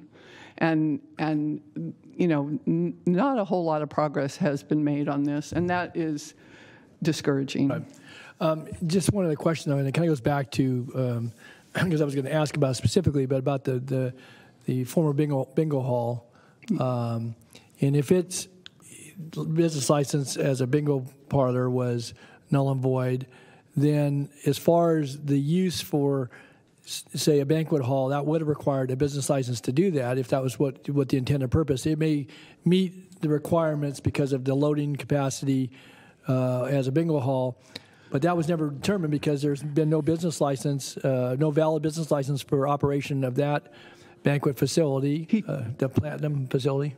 He didn't reapply.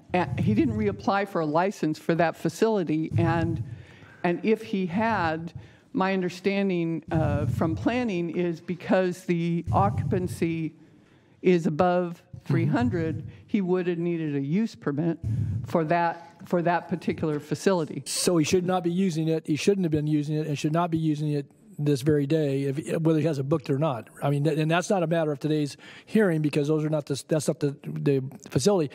But I think you're making it very clear here that that one doesn't have a valid business license. It hasn't been applied for. There's no sanction of use of that facility either through building, planning, business license, or anybody else. That's correct. That's correct. And quite frankly, what the county has been doing, I mean, we could have gone after that violation, but we were trying to get through this. Sure. And with any luck, you know, get him into compliance so that they all could operate.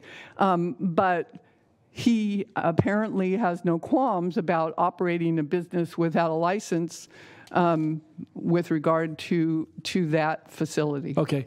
Just to be crystal clear, though, and you've just said it, but so the 2 suites that are under appeal today, whatever the numbers are, 3 and 7, those have operated with a business license that's been on appeal.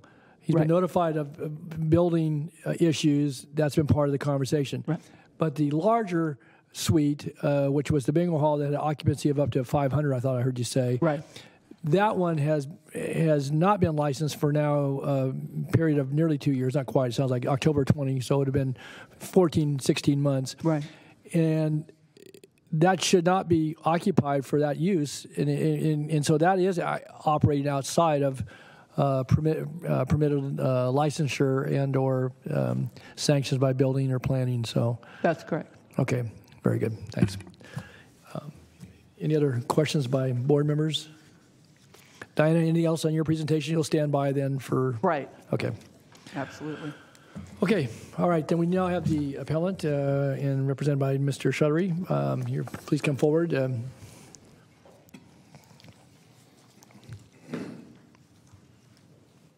Good afternoon. Good afternoon. You know, just hearing Ms. Ruiz's remarks, I'm not prepared to make any statement with respect to Suite 12 today. So I'm solely going to speak to Suites 3 and 7 for purposes of this hearing. There were a series of dates and events that Ms. Ruiz spoke of, but I think with respect to the appellant's position our position is relatively narrow.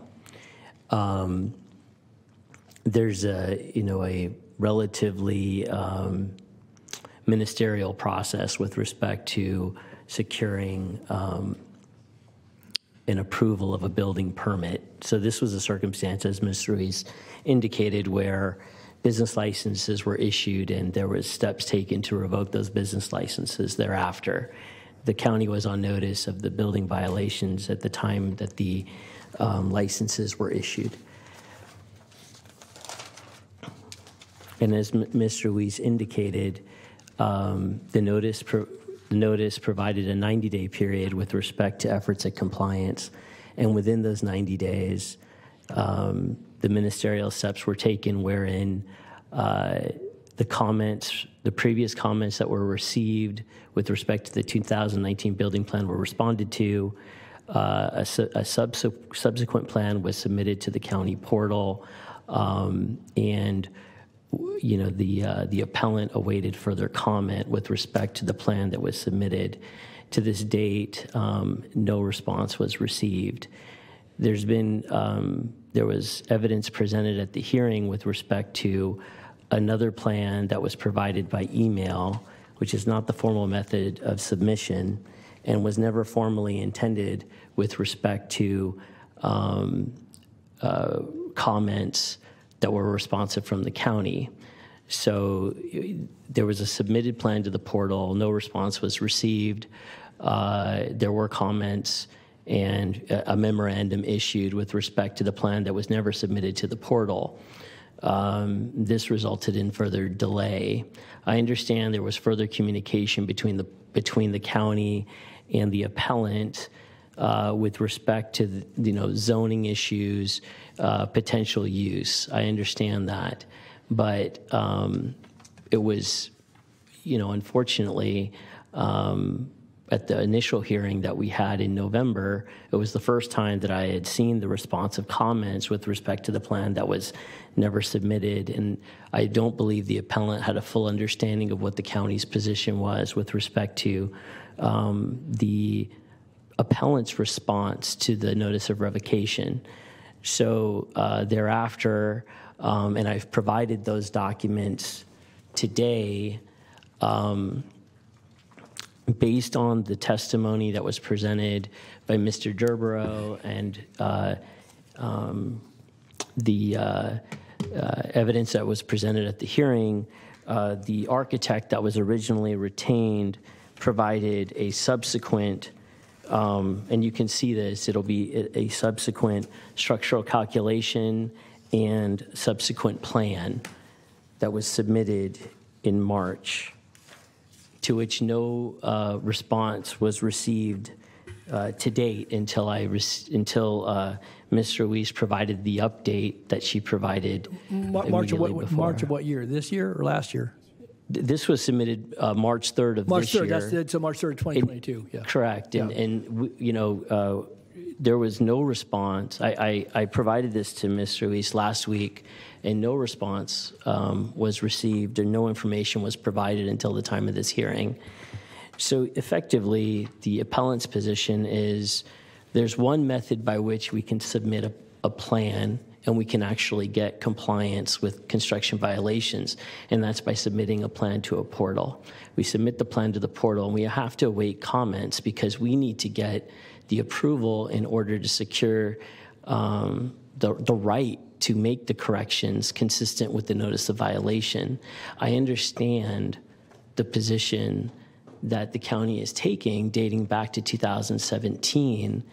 The problem is, with respect to the business licenses that are issued, that issue arose in 2020, and you're dealing with the circumstance that from 2020 to date, there have been ongoing efforts to get compliance, but as much as the appellant needs to take steps to secure an approval, the county also has to take requisite steps in order to allow the appellant to make the requisite corrections.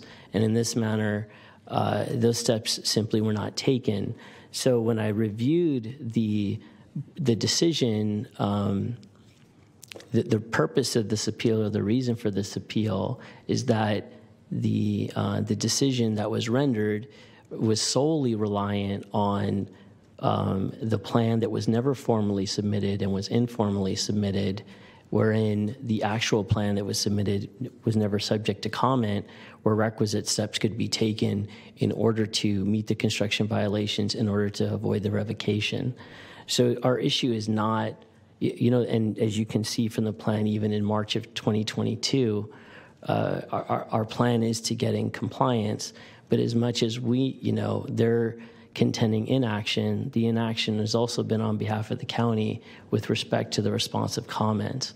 So essentially, we're taking this position of sort of it's an untenable position to take by the county, where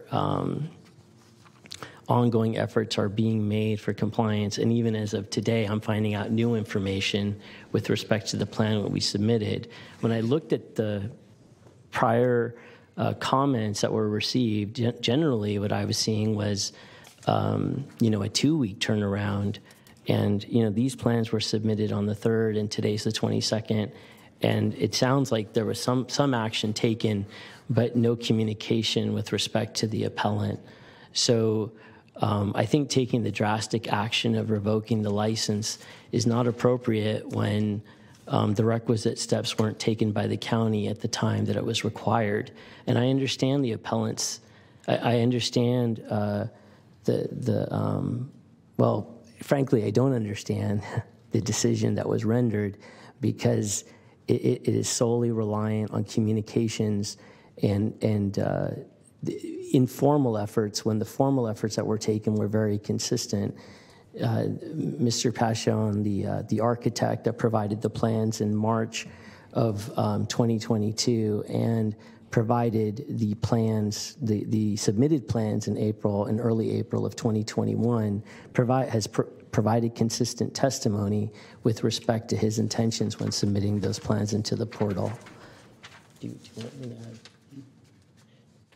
Did you want us? Yes. I'm willing. Hold. I don't know if there's any questions. I'm more than willing to try to answer those questions. Supervisor Desmond? Yes. Thank you, Mr. Chair. So I appreciate what you're saying as far as the appellant has obligations and the county has obligations to review plans in a timely manner. But it feels like based on the staff report and the hearing officer's findings, you're leaving out a very large piece of information, is that after those plans were submitted in April of last year, the county received indications that Mr. Khan was going to be proceeding in a different direction. And my staff from my office was even involved in those discussions as well. And I think that's a crucial point here. I mean, at the end of the day, I'm interested in how we're going to move forward from here. But I think it's important that we include that information. Diane, am I stating it correctly? Yeah. Okay. All right. Thank you. That's just the one comment I wanted to make. Okay. Okay. No other questions? Did you? Okay. I think Mr. Khan wants to speak directly. So. Okay. Thank you. I have given the clerk for copies for all of you to see. Is that okay? Hopefully. I would ask for a copy of whatever is being submitted to the board. She's making copies. Yeah. We have a copy here. I gave it to her. The clerk was here.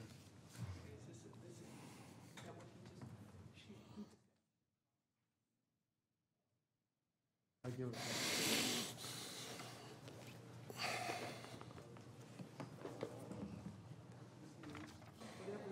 I'm submitting the existing part of evidence that was already submitted, so for you to review. And I gave it to her to make copies. She went in the back to make. Oh, she's making copies. So if you want to just, before you reference that, let copies get distributed here for a second. The clerk is making copies.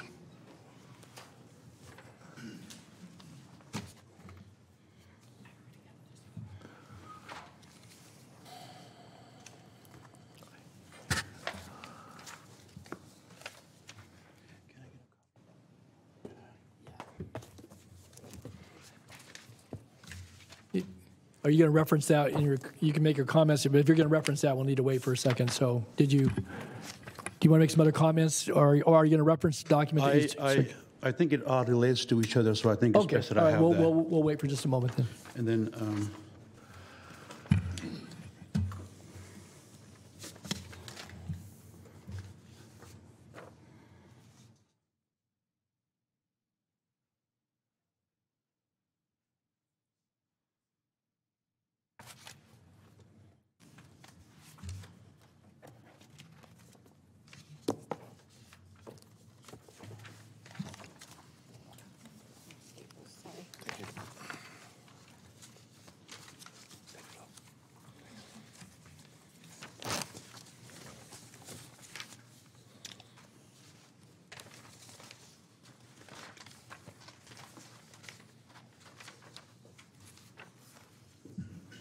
may I start? Yeah, as soon as we get a copy, make sure everybody needs to get a copy here so they can follow along. Just 1 second.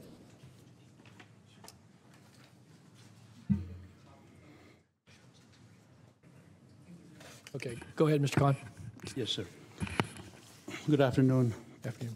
My name is Waqar Khan, and I'm an experienced event operator in 4 different counties, including Sacramento County, licensed.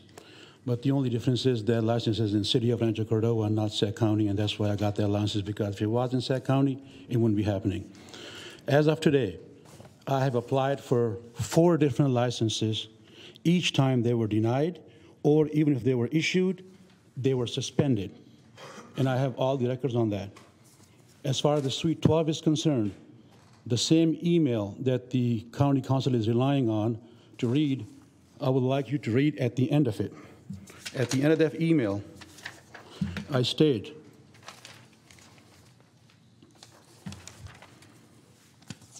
we intend to use the Suite 12. It says, we intend to use it for bingo and will be applying for license immediately. In addition, following all guidelines of the current use program during these days, okay. Suite number 12 will be utilized for religious purposes or restricted to its member of the congregation.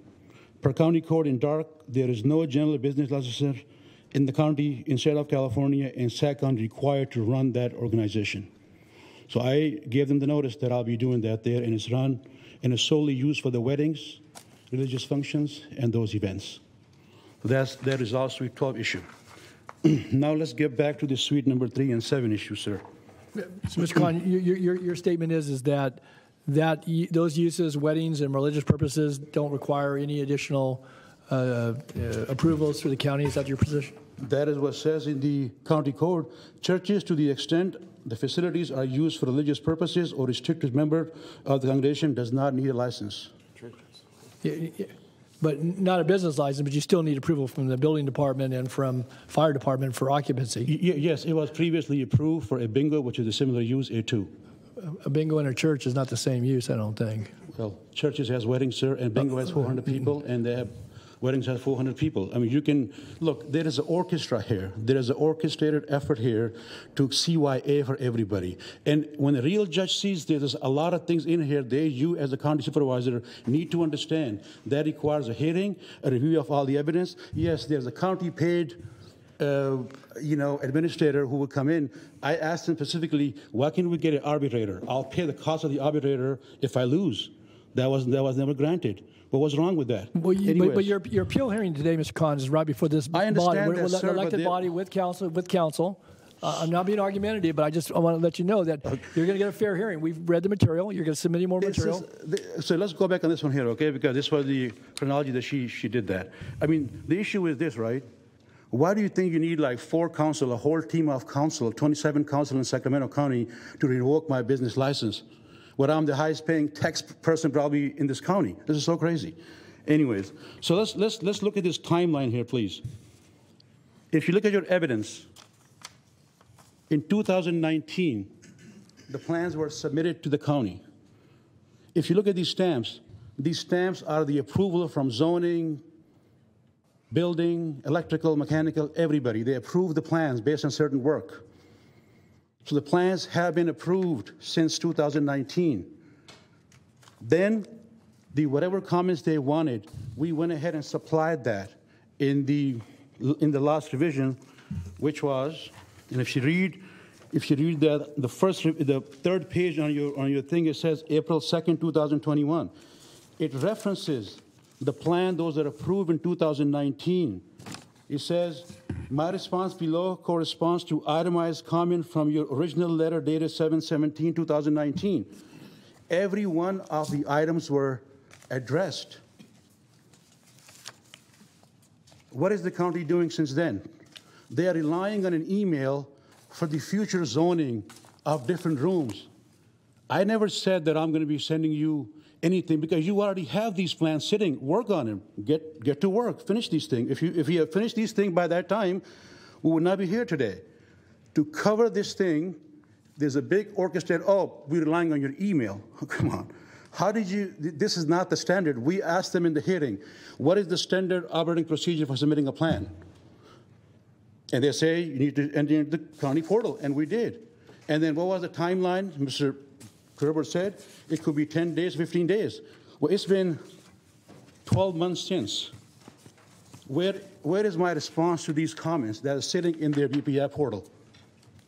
On top of that, they could have simply responded and say, guess what? Your plan doesn't make sense. Resubmit it again. But no, it's been sitting there, idle.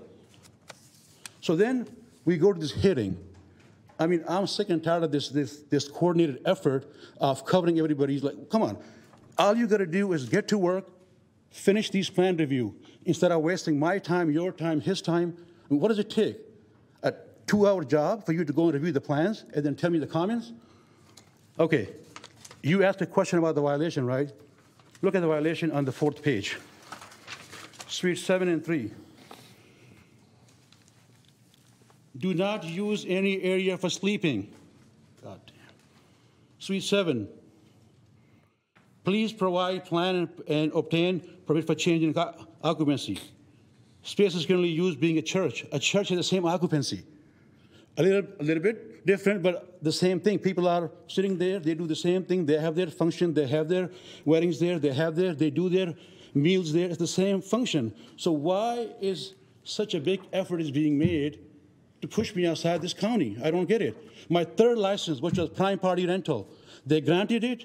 2 months later, they denied it, telling me that no one is at the business. There's a website for the business. There's a phone number for the business. They gave me a license for my food truck. They go back and revoked it again. I complained. Oh, it was a mistake. I mean, this is happening not just but every time. I'm a general contractor. I'm also a real estate agent. I know exactly what firewall is, and it's there. All they got to do is just get out of their office and check it. That's all they got to do. Fire has extensively reviewed these plans. All the fire violation has been addressed on these 2 submittals, even on the first one. The fire was asking for a site analysis. They wanted to know, does the building has the capacity to maintain all these people? It turned out that it has more capacity than they required. And those are all itemized in this plan. So before we get to the next level, I highly urge you to please have a hearing on this with the board or a neutral arbitrator, because the results are not going to be good. There is a lot of things happening in this county that is not good. And you, Sir Rich, I asked you several times to come visit the business. This business affects your district extensively. There are 20 people who works there, but you never responded to my comment. You send your office staff there, and the office staff does what? Write notes. Whatever the county tell them, that's what they would write. Same thing with the county arbitrator, same thing with the county paid arbitrator. I'm requesting that you 4 gentlemen do this hearing, come visit the site, and you tell me which part of that is not good. Don't forget the lady's a member of the board as well. So. Well, I know, sir, but you know, I am not happy with this thing because you are wasting our tax dollar. I mean, these people have been going at for no reason. All they got to do is work on the plan that I submitted in 2021 in April. Where are those comments at? Where are the comments? Anybody? Where are they? No, there's no answer. Because they are not doing what they're supposed to be doing, sir. Okay. And there are not only 2 violations on this notice. Sleeping in the room and submit the plan, and I did. And I followed up with all the comments. And then they gave me a license, so I got to operate. I'm not doing anything illegal. You gave me a license to operate, and I'm operating. And I know that what the safety standards are, it's all there. There is no plumbing issues. Fire has approved all these comments. Fire comment does not address anything in the plumbing or the bathroom. Even the building people comment do not address anything with the building and the bathroom. There are 24 bathrooms in that building. The exit is about 26 foot wide. And if you guys know construction, that means I can have 2,000 people there. This is, so I'm appalled by even coming here and looking at this thing. As like, what's wrong here? Why would you need 26 of the county council to revoke my one business license? Don't you guys have anything better to do? Let the building do their job, and you guys do something else besides coming and listening to this BS. Sorry. Okay. Thank you for your testimony. Can I? Mr. Desmond, you had a question? Did you want to ask? Oh, go ahead. Go ahead if you want to. Mr. Conner, you well, want to not a question more. Why am I here wasting my time? Excuse me, what? I said, I'm here wasting my time, wasting your time, where they could have done something like 8 months ago. Okay. No, we appreciate your testimony, and no question for you. So I think the question was for staff. So anything else, Mr.? Something. Okay. Just brief. Okay. I will note, looking at the 2017 notice of violation, with respect to Mr. Durborough's testimony on the fire and safety issues, it's hard to identify exactly what the health and safety issues that were identified in 2017 and how they relate to the issues that were testified on during the hearing. And I know that that this notice of violation is the primary basis for the business license revocation. That's my understanding. And when I'm looking at the notice of violation, Mr. Durborough's testimony it appears inconsistent with what I'm seeing in the notice of violation. So before we go and revoke a license, before we go and take such a drastic measure, especially considering even the comments that were made today with respect to the status, I think the appellant deserves some opportunity upon receiving, the comments to get in compliance before such a drastic action is taken. And I understand that we had a hearing and the matter was adjudicated, but I think when you consider the actual protocol that was testified on with respect to the application process, the submission process, the comment process, which is contingent and the appellant's completely relying on the county in order to actually go in and fix the violations. I think when you consider the nature of the violations identified in 2017, the actual violations that are identified for purposes of being cured, I think when you look at them and you're speaking to such a drastic action, and you consider the pre-existing use, you consider the church use, you consider the Weight Watcher use. I understand that there's been this ongoing, argument with respect to the need of a special use permit, but I think before the drastic actions taken on a business revocation, I think the appellant deserves at least one submitted plan, receiving comments, and receiving an opportunity, because clearly when the notice of revocation was issued and the 90-day period was provided, it was with the intent of securing compliance, and there just hasn't been that opportunity. And that's all I have. Can I say something real quick? Okay, yes, one more time. Go ahead. Look, I didn't mean to bash anybody, but if you put yourself in my shoes, you'd be doing the same thing. It's been 3 years. I've been fighting with these people. Every opportunity I get, there's like tons and tons of email that I can document and I can prove to you that the intent was there to cancel my license. I have the emails and I have the evidence, but the hearing officer that we were in the court, that wasn't the forum for that. But I am pretty sure that I'm going to go to the forum that they're going to listen to this, because every county, Sac County is the only county that's not so business friendly, maybe not to me. Every other county that I have event centers in, they welcome me with open arm. San Joaquin, Lodi, El Dorado County, even Rancho Cordova. I have event centers everywhere. So I know exactly what event centers are. For somebody to not even visit the site one time or even give the comment, for them to make an assumption, oh, guess what? There is building violence. Come on. I want you to come. They took a tour of the building. They know exactly what it is. The building is like much better than when these guys raided this in 2017, before I bought it. There was a U.S. Post Office there. That went away. I brought them back, put them in compliance. All the other things that the fire wanted, we are working with them. Everybody is back in the building. What's not happening is Sac County, I don't know what it is. It's the BPI, Sac County, they are in cahoot with something, and I'm telling him, hey, your goal should be to help the residents, especially the tax-paying ones. Okay. So that's all I got to say. I mean, I would love for an independent auditor to come and look at all the evidence, and if I lose, I'll pay that price. I'm just telling you, I'll pay that price. Okay, thank you, Mr. Khan. Okay, all right. Then Ms. Rees, yes, and Mr. Desmond, I think, has a question of staff as well. So thank you, Mr. Chair. So before you get up there, I just wanted, since Mr. Khan specifically referenced me in my office, I will respond to that. I am very familiar with the property. My staff has been working very hard with you and your team and the county folks to try to resolve this. I think there has been a lot of effort by county staff.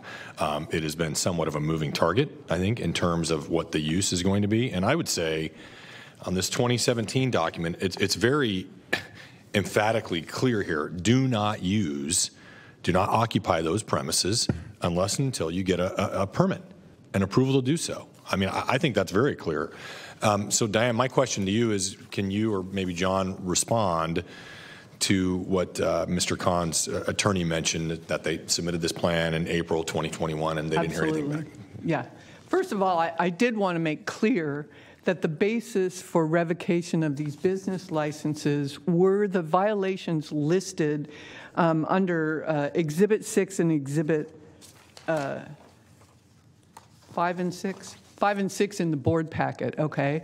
Because the 2017 notice of violation was not specific enough, and there were additional violations subsequent to that, because apparently additional construction and modifications happened after Mr. Khan bought the building. So that is not the charging document. That's not the controlling document.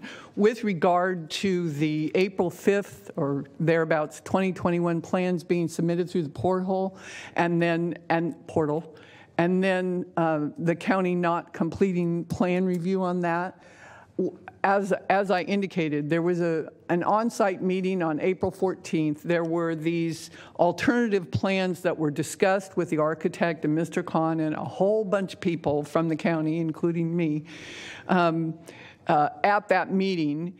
And there was an analysis by Wendy Hartman of Planning and Environmental Review of that proposal, because they were asking for an analysis of that proposal, and there were issues raised in that.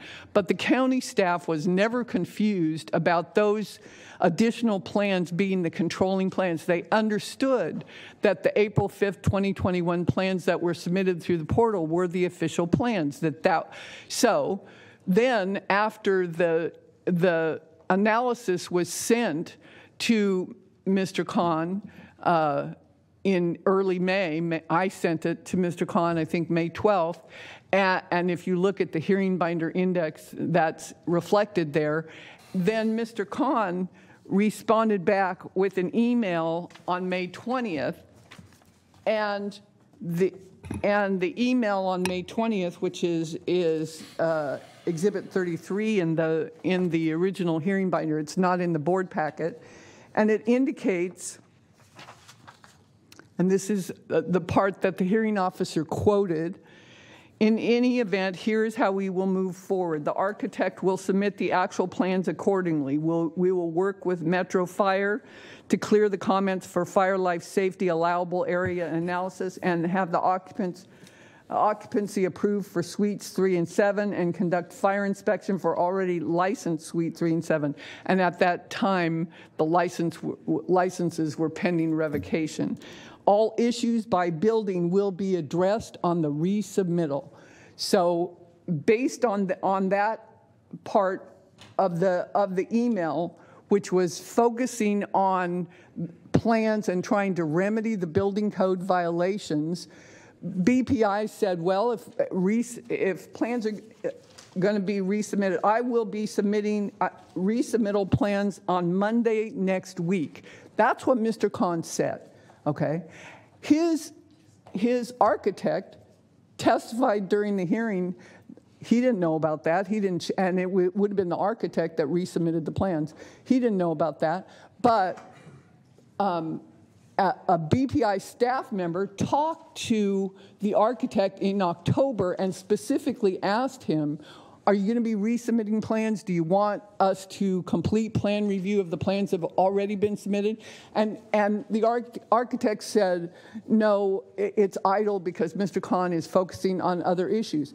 In the hearing, I specifically asked Mr. Kahn, do you want plan review to be completed on the April 5th, 2021 plans? And he didn't answer my question. The issue was raised again in an email after the hearing.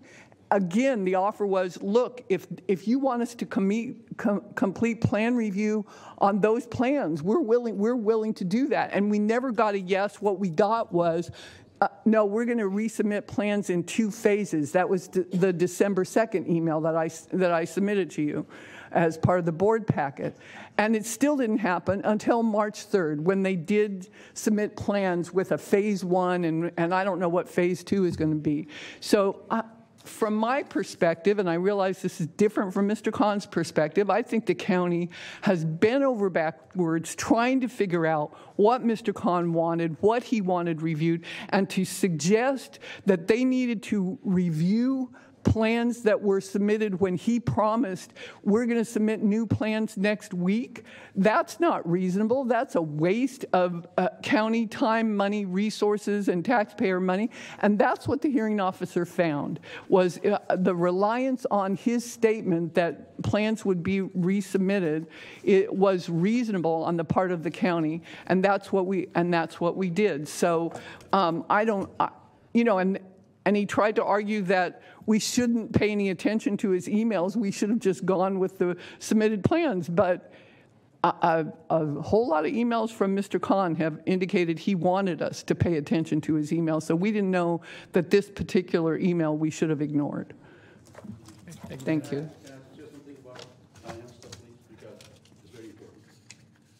Did you have any other questions for me? Okay, thank you. Okay, Mr. Kahn, I'll allow you to approach the podium. I don't want to get in the back and forth here, but I'll allow you to come forward. Diana, stand by if there's anything further. Thanks. This is going to conclude the testimony. Thank you. Yeah, thanks. Okay, Mr. Kahn.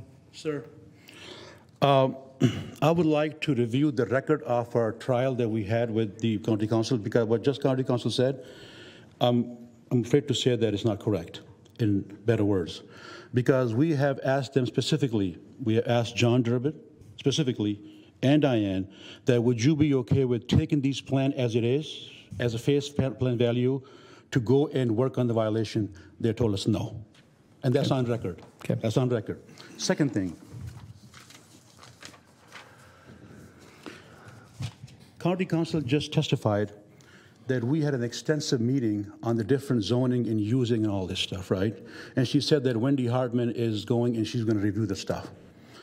Now notice, we're not talking the violations here. We're talking the future plans of this building. What I told them that I wanted to get the additional rooms in the building, and we came up with some chalkboard ideas. And we gave her those rough plans built by the architect and say, well, here it is, review them and get back to us. Nowhere in that plans is indicate that these plans are actual for the code violation clearance, because those are already in the county portal, right? So for them to assume that these plans are different than the other plan, and she just testified herself that they have the understanding that the plan those are sitting in the county portal are the plan which need to be worked on. Well, look, the plan was submitted in April.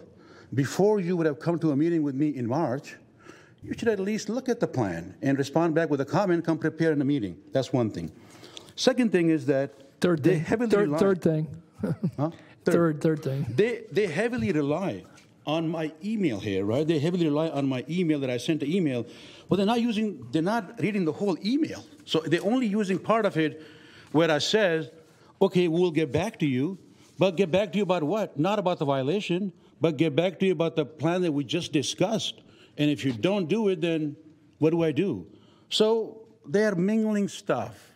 CYA, covering for the job that was supposed to be done in April, not happening, using an email. Since when did the email become you can promise me in the email anything you want, but unless it's official, and the official way is to enter into the county portal, and that's what we did. And we needed an answer for that. Okay. Thank you, sir. Thank you, Mr. Khan. Okay. Mr. Chaudhry, okay, last thing. Just one final comment. And I'll represent to you myself because I was at the hearing. After hearing Mr. Gerbero testify, I knew that the April plan that we had submitted to the portal was going to have issues. And at my direction, I understood we needed to submit a different plan, which is what we did in March. So I understood when I came out of the hearing the issues that I saw with our April plan because I heard him testify on it. I understand that there's an argument about a moving target, but we're also getting further information as we go. I'm getting potentially more information today, and it wouldn't have made sense if Mr. Gerbero is testifying on a plan saying that there's issues, and we know we need to submit it potentially in 2 phases or work on other pieces. We need to submit another plan because if I'm on notice of the issue with that plan that's been submitted, I would tell my client to go back to his architect and secure a new plan, which is what we did. So I think relying on the testimony of, hey, can we rely on this plan now after Mr. Gerbero had identified the issues that he had already identified, it compelled us to go back to the drawing board and secure a new plan, which we've done. So I think that the reliance on that statement, it's a little short-sighted because when we're hearing this in live testimony, we understand the issues that are being identified and we're addressing them. So I just want to make that comment because that's what I understood at the time. Okay, thank you. Thank you. Okay. Any further questions by board members? We've heard from appellant and heard from county staff. And if not, then, yep. In public, do we have any public comment on this item? We did not have any public comments on this item. Okay, I don't have anybody. Was there anybody in the audience who wanted to address item 49? All right, seeing none, then I'll bring it back to the board. Then Supervisor Desmond. Thank you, Mr. Chair, and I appreciate the conversation. And there's been certainly some confusion, some miscommunication, but I know the county staff has been working very hard with Mr. Khan. I mean, I know that directly through my own staff that they've been very responsive to requests from my office to try to work this out. At the end of the day, I want to make sure that an event center is not operating with the appropriate safety features in place. That's my number one concern. Now that we know a new plan has been submitted, I am certainly inclined to uphold the revocation unless and until those changes are made to ensure the safety of the public that's using this hall. So that's where I am right now, and I'd be interested to hear different perspectives from my.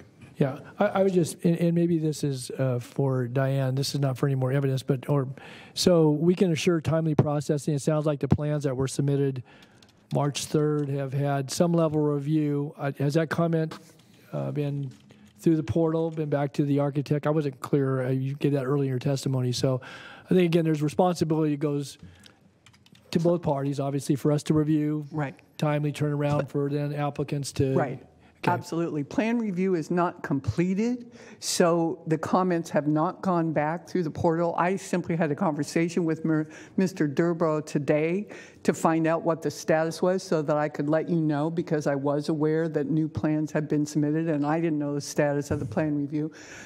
There was about a week or week and a half lag time between when the plans were submitted and when review started, because Mr. Durbrow wasn't aware that the plans were submitted. But as soon as he became aware of it, he jumped on it and started the plan review, and it is going as quickly as it can.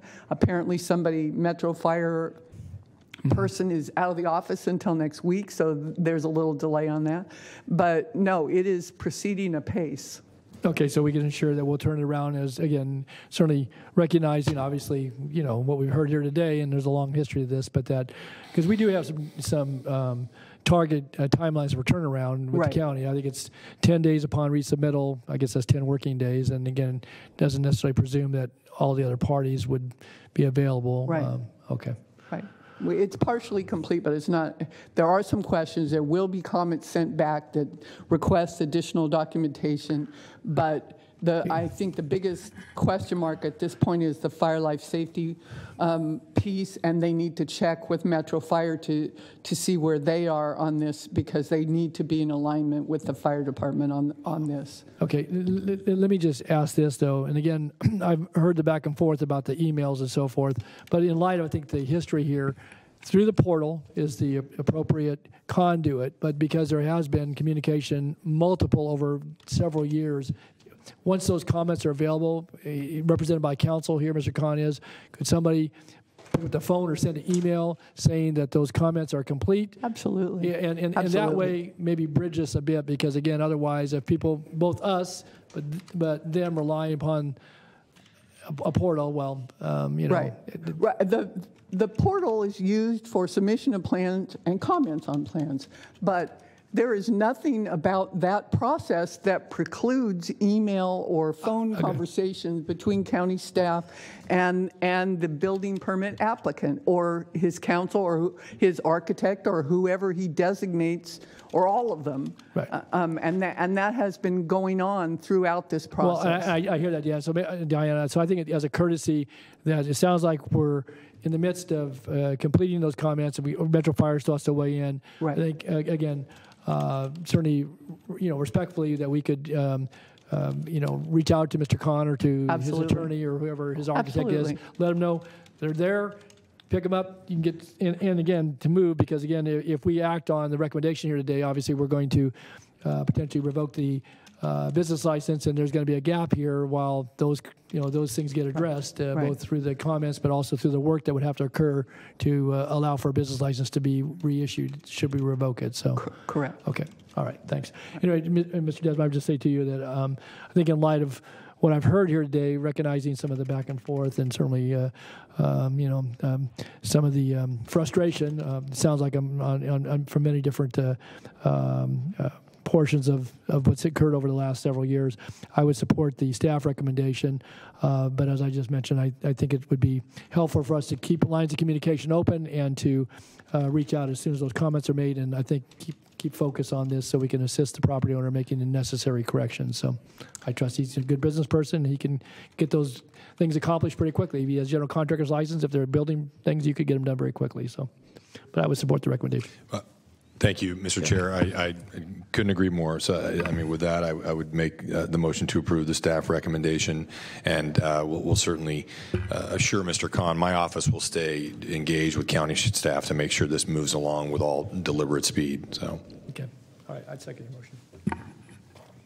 Okay. So it's been moved and seconded to approve the recommendations outlined here. Do we need to do anything else in that motion, Council?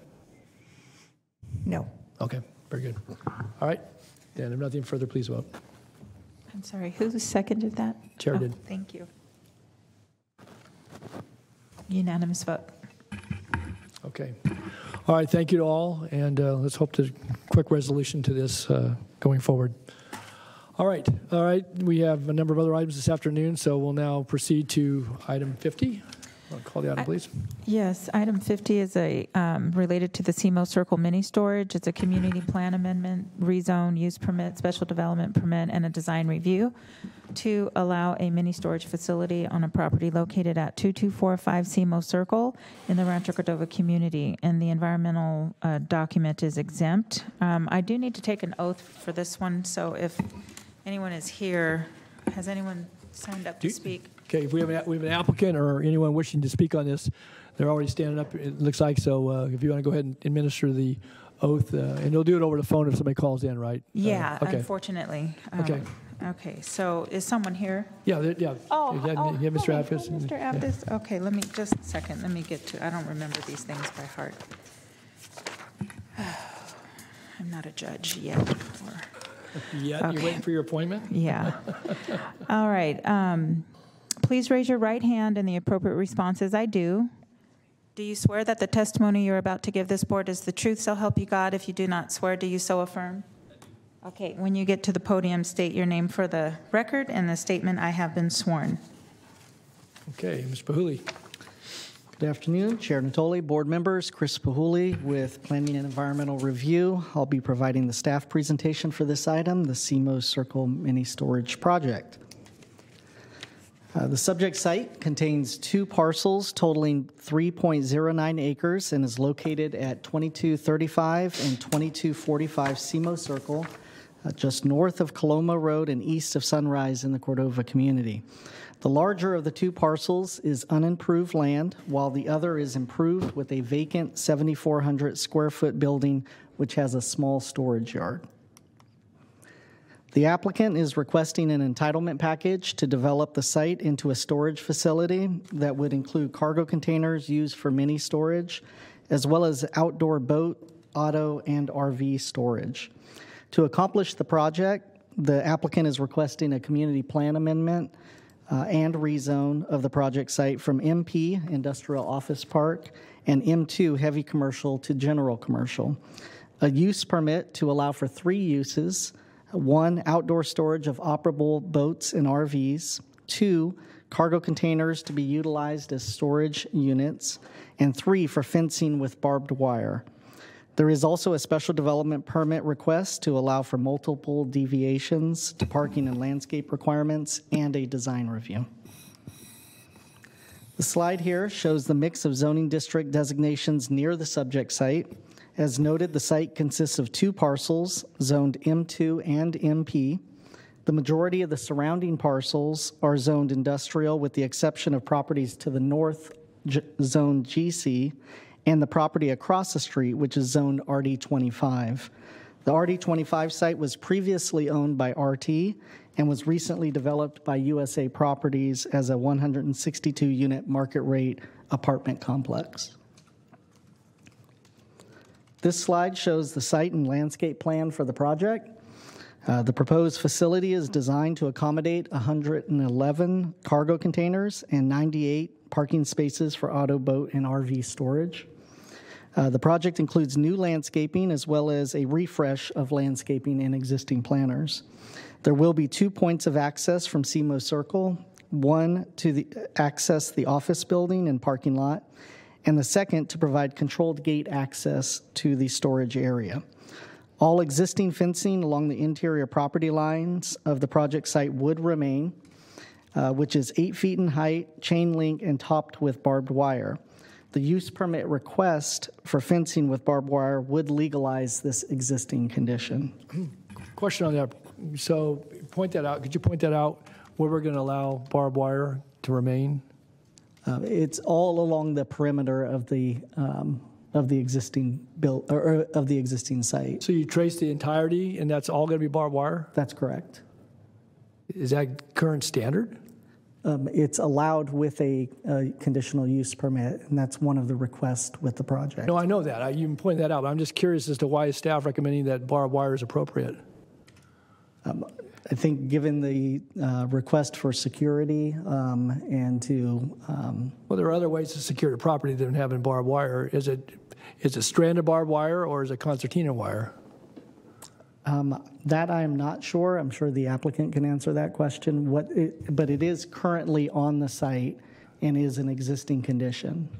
No, I understand that, but they're asking for a rezone with new conditions and to That's correct. Put it into use that will, obviously, it's going to be a business enterprise that's, designed obviously to prosper.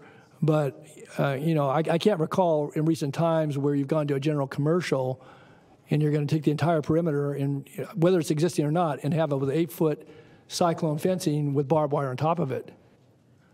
Is that unusual? I mean, again, I know on SEMO Circle and Amalgam Way and so forth, Pyrites, you have some mix of uses, but you have residential across the street, you've got residential that's under construction, and you're proposing, even though it's in the interior, of having basically 10-foot high, I assume it's 12 or 18 inches of fencing that's going to have barbed wire across the top. That's a little out of character, maybe not for storage yards, and I see Nick's coming down here, but I just, I'm curious because, this isn't where we have automotive dismantlers or such. You've got other office uses in the area, and that presents a whole different aura to it, recognizing the security aspect of it. So I guess that's why I'm asking the question, Chris. I will say that there are other, given the exact circumstances of this request, I can't think of other examples.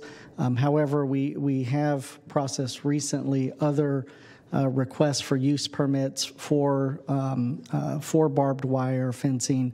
Those entitlements are a zoning administrator level permit, so many times the board wouldn't see those requests. But we do have others. I can think of a couple of recent ones down in South Sacramento where perhaps the proximity to residential might not have been as close, but there are other examples. Well, we saw the truck parking, and it's in Supervisor Kennedy's district off of Elsie and Wilbur. They didn't ask for barbed wire around the top, if I recall correctly. That's correct. Okay, well, obviously applicants representing can respond to that, but it does concern me. Again, there are different ways to achieve security. You can do wrought iron that has certain curvature to it, lighting, other non-scalable fences. Cyclone and barbed wire is certainly appropriate in certain locations, but if you're going from office park industrial to general commercial in an area that has residential approximate to it and almost adjacent, then it's just a characterization, because you talk about one of the things the underlying here is the general commercial would allow for residential at some future use. Obviously, that's not the applicant's desire here, but just because it's an existing characterization of it, that you're going to refresh the landscape. I trust the landscape is probably not in the best condition. Is that why the refresh? That's correct. Okay, so to my point, you're asking for landscaping to be installed, with current standards, and normally you would either put a solid fence around and or do it some other way. But again, I'll let the applicant, when you're done your presentation. But that did catch my attention when you said, I thought maybe it was just one location, but you're talking about the entire perimeter. Well, I should correct, and not the frontage. I'll show that on the next slide here. But using the site and landscape plan, the western elevation there, which is visible from SEMO Circle, does have a solid fence with wrought iron, and the barbed wire is not on that part of the fence, which is visible from SEMO. It's the perimeter fencing that would have the chain link with barbed wire. Right. And I guess last point is that you're looking to upgrade, and this is going to use that will have a 20-year life to it under the use permit. Obviously, it's an enterprise that's going to allow for some needed services. But if you're going to refresh, just because it's on SEMO Circle and it has cyclone fence around it, doesn't mean that when you come in to basically change the zoning, that leaving that in place is necessarily the appropriate condition upon it. So again, I've raised my question, and the supervisor district may see it differently, but I am familiar with the area. I represent the area for a number of years, and it is a mix of uses, and it's in transition to some degree. And I have no problem with storage. There's plenty of that out there, but I think if we're going to refresh in this, because this is the last time we're going to see it for 20 years. If we approve this. Okay, thanks. Mr. Supervisor, go ahead. Thank you, Chair, and thank you, Chris, for the presentation, and thanks for our conversations. This is, part of the newly acquired portion of District 3. I guess my question would be for the applicant: would you be willing to accept a condition that it not be have barbed wire on the top of the fence? And is there another alternative that you'd be okay accepting?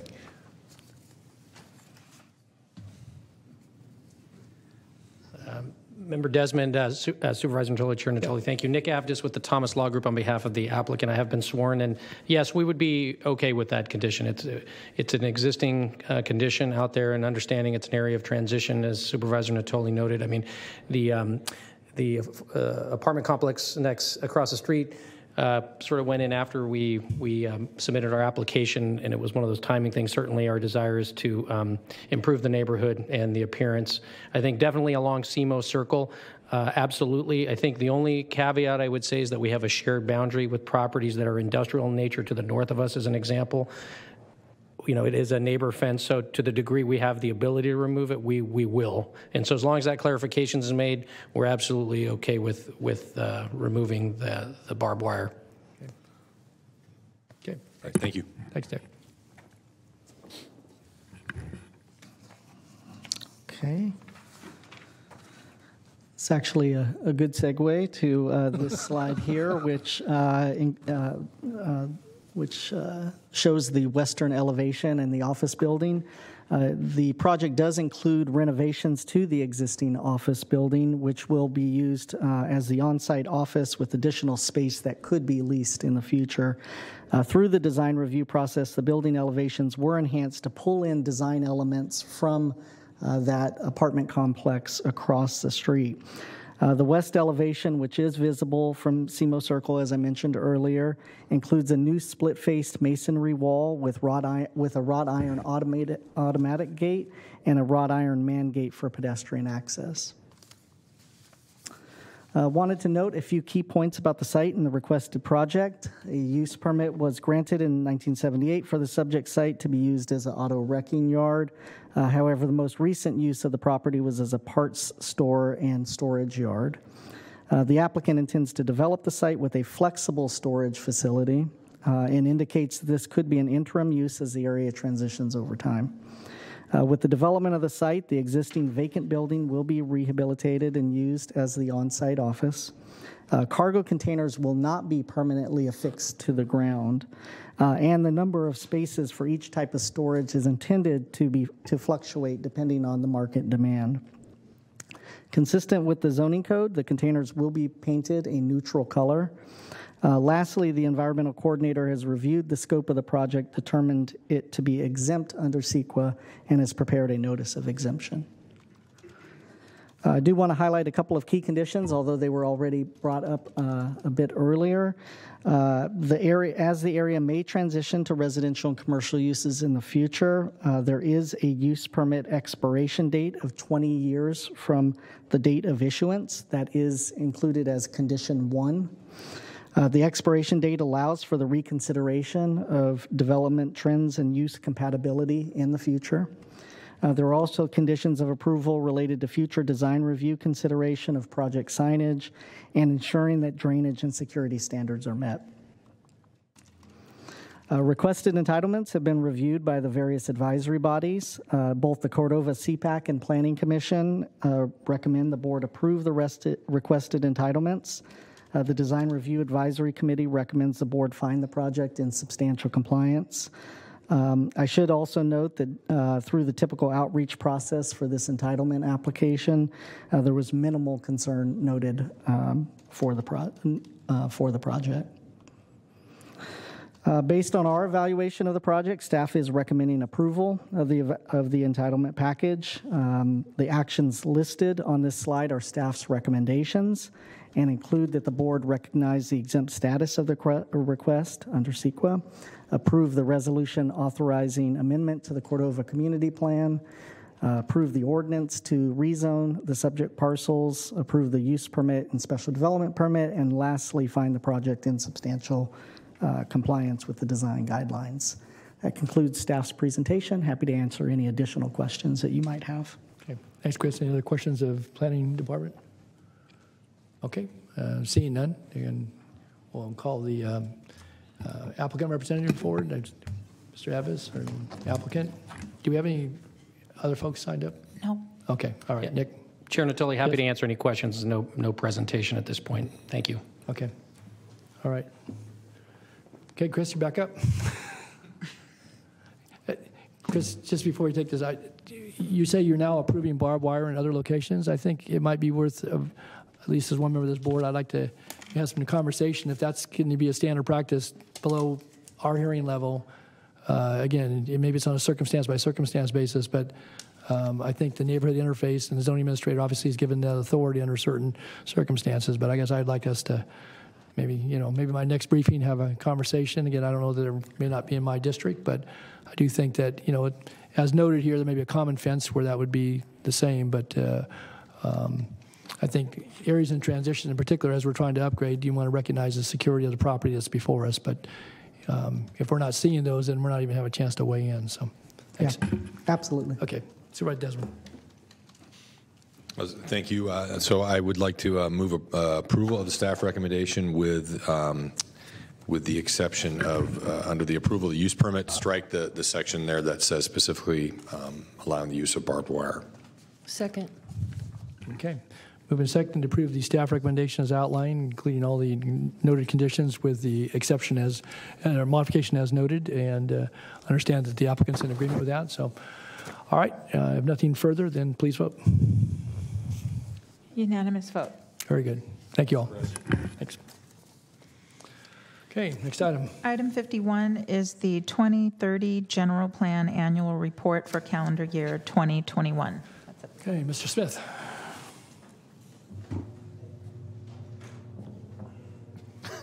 Good afternoon, Todd. Thank you, Flo. You're welcome. Let me bring up your presentation. Good afternoon, members of the board. Todd Smith, Principal Planner, Sacramento County Office of Planning and Environmental Review, here today to present the General Plan Annual Report for last year, calendar year 2021.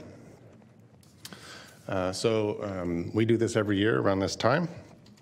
We report on the major projects and programs that are within the general plan as it relates to implementation. We try to set out a work plan for the next year, subject to the board's review.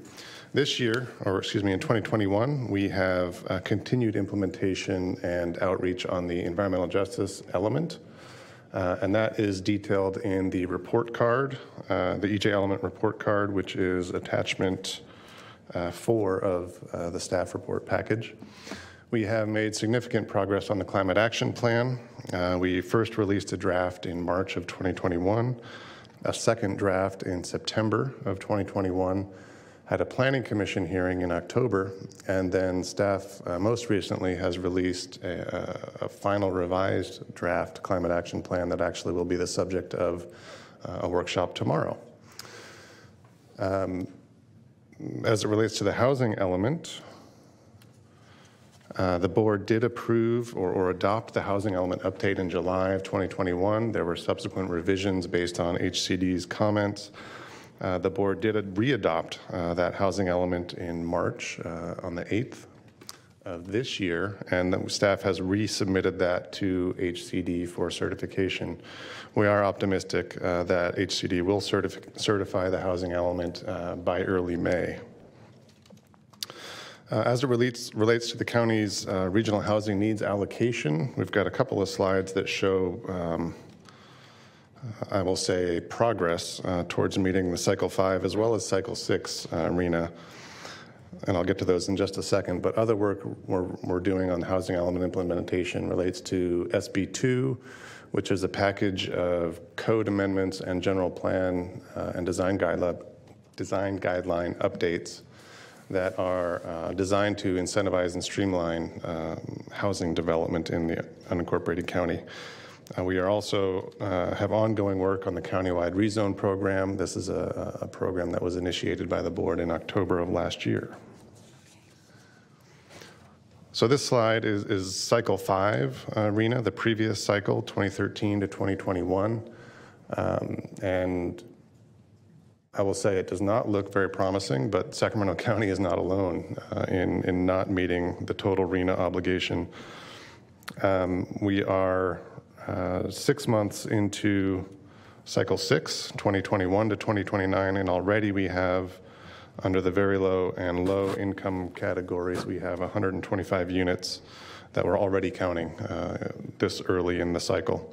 And we have a number of other projects that are in the wings, ready to move forward with construction. So that looks promising from staff's perspective, and we continue to see a lot of interest by not just affordable developers, but also market rate developers.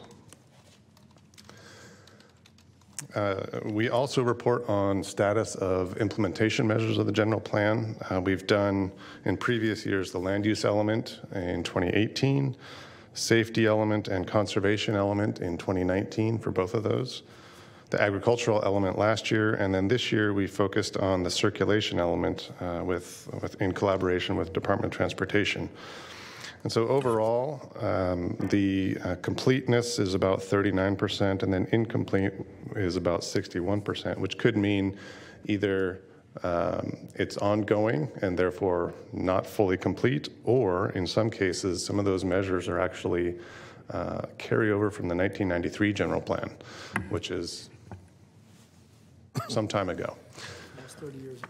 And so that's one of the issues that we're highlighting here as it relates to the age of the general plan. Most of the policies and implementation measures were not formally updated in the most recent general plan update, 2011. A lot of it is carryover from 1993. And so staff sees a need in the coming years to plan for a comprehensive general plan update. To bring the general plan into, I'll say, the modern area, consistent with best practices in the planning profession. I think I've said this before, but the size and number aspect of the general plan, we have over 600 policies and a similar number of implementation measures. So you can imagine the magnitude that we have to go through when we're doing a general plan consistency analysis. The third issue on this slide is just general knowledge and awareness.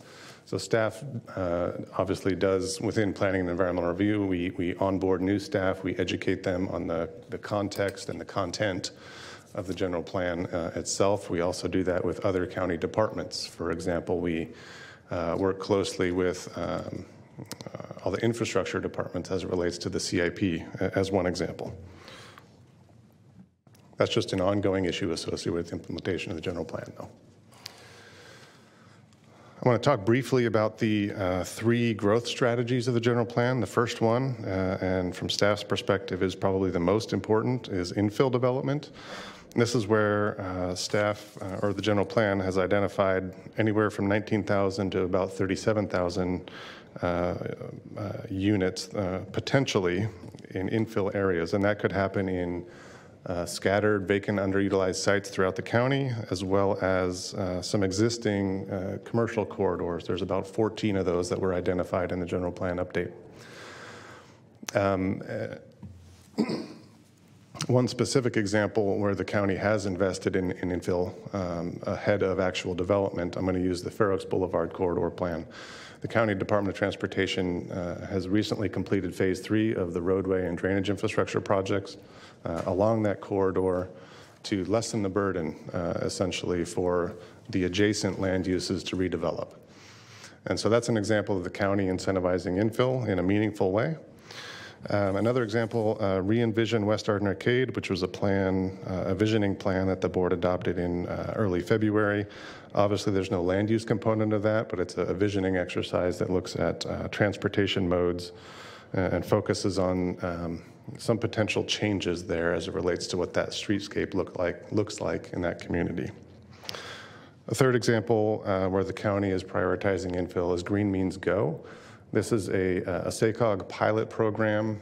There's about $34 million that SACOG has to award to competing jurisdictions. Internally, it's not just planning and environmental review, but also economic development and DOT and other infrastructure providers looking to identify specific sites within the green zones that the county has previously adopted. And we will be pursuing this Green Means Go application process. Stockton Boulevard, another example of infill potential. Staff has been coordinating with the city of Sacramento as well as RT. I believe most of you know, but the boundary lines between the city and the county kind of jog all over that boulevard. And so we want to have a consistent approach from not just a land use perspective, but also that streetscape on Stockton Boulevard itself, so that we can have a kind of a cohesive plan for that corridor.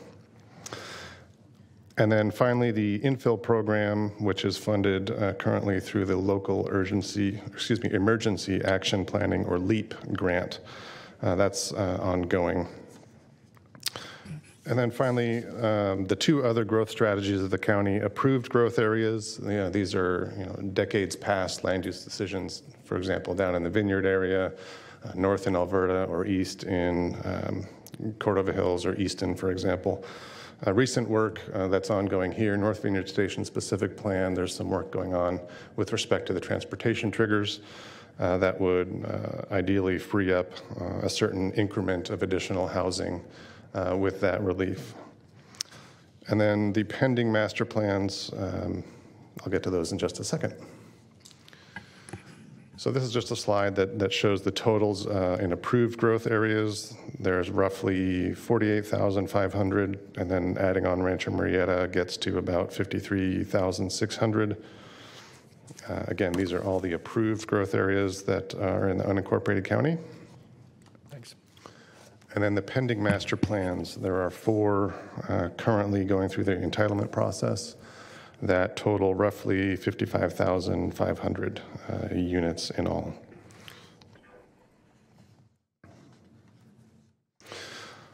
So our work program for fiscal year 22-23 includes ongoing implementation of the environmental justice element, hopefully completion of the community-wide climate action plan. We're going to continue the infill work under the LEAP grant. We're going to continue with implementation of the new housing element and various programs there, including the rezone program. The SB2 planning grant work is hopefully going to be wrapping up in the next couple of months and should be to the board before the summer break. The Housing Trust Fund, this is one of the ordinances that the board did update earlier this year.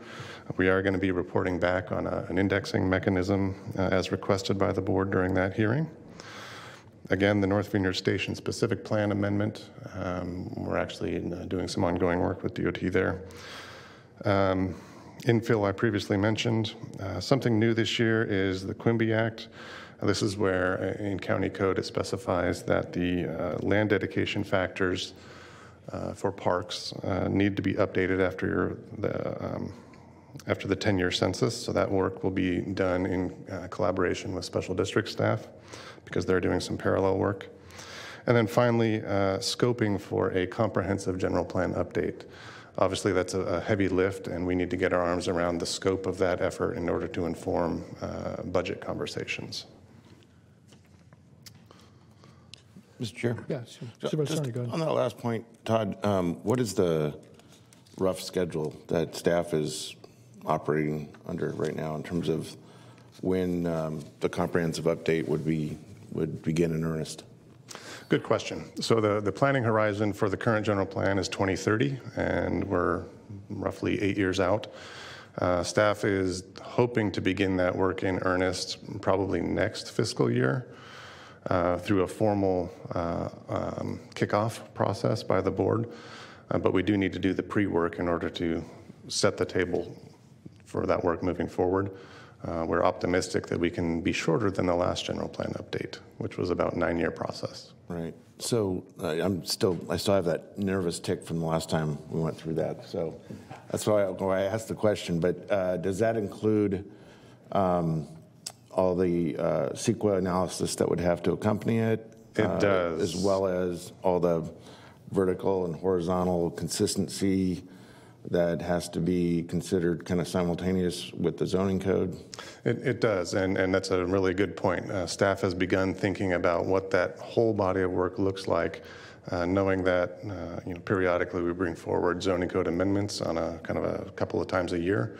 We want to make sure that whatever work we do in that general plan update as a comprehensive effort doesn't lead to ripple effects, obviously, in the companion documents or I'll say lower tier documents. We have talked about potentially building in some more comprehensive zoning code updates into that larger work program as well.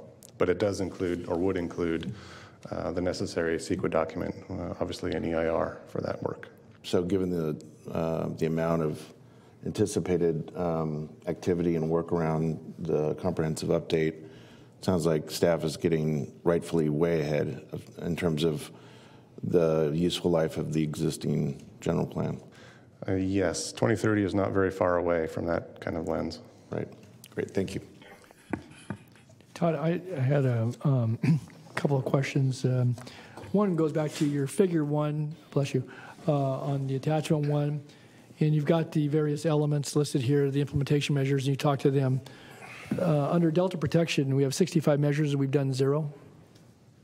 I couldn't even find that in that chart, so we're...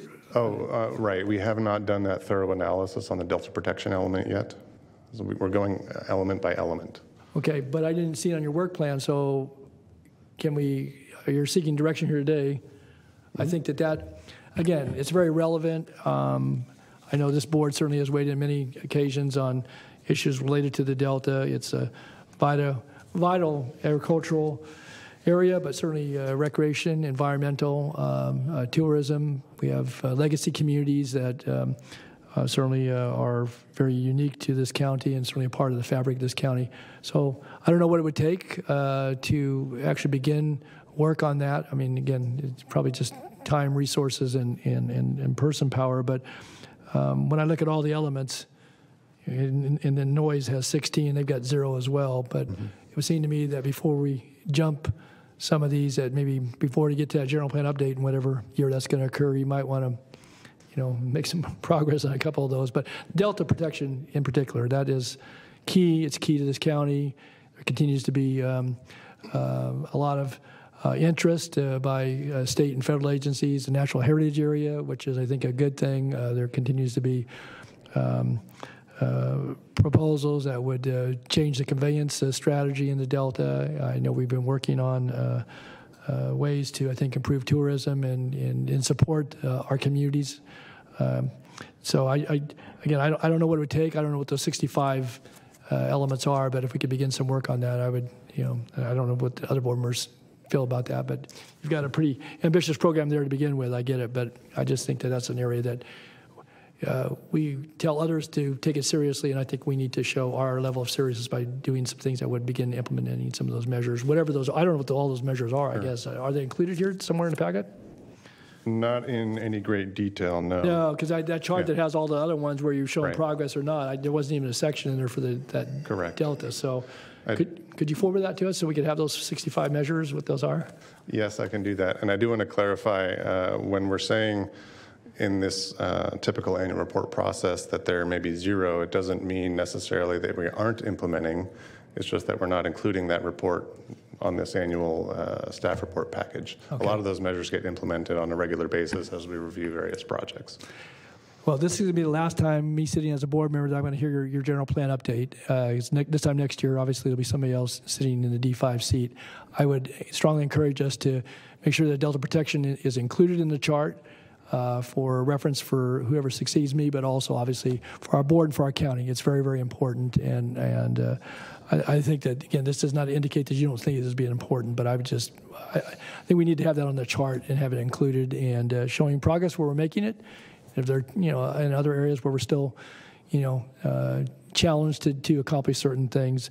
And I trust that all comports with the adopted Delta plan at the state level. So there are strategies in there relative to agricultural preservation and support, environmental restoration and support, recreational support, all very important elements to the Delta, but certainly to our portion of the Delta. So.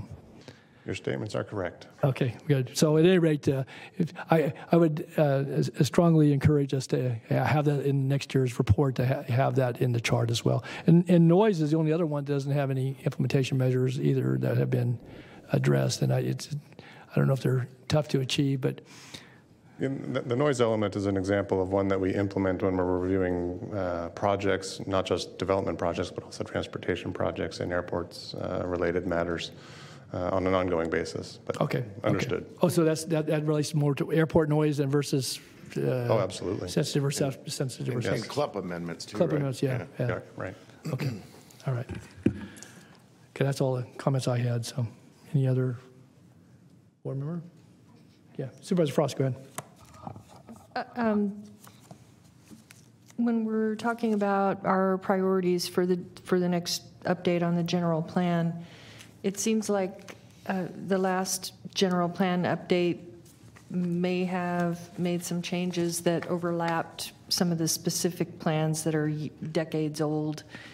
And I wonder how you incorporate these priorities, I'm thinking infill and higher density and these kind of things for those of us that have some rural areas that with a community that wants to kind of keep that rural personality. How do you approach that? Is there a public process?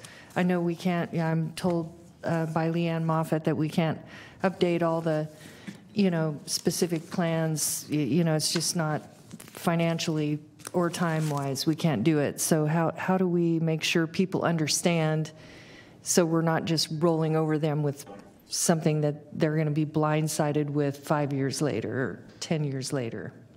I'm going to answer that two different ways.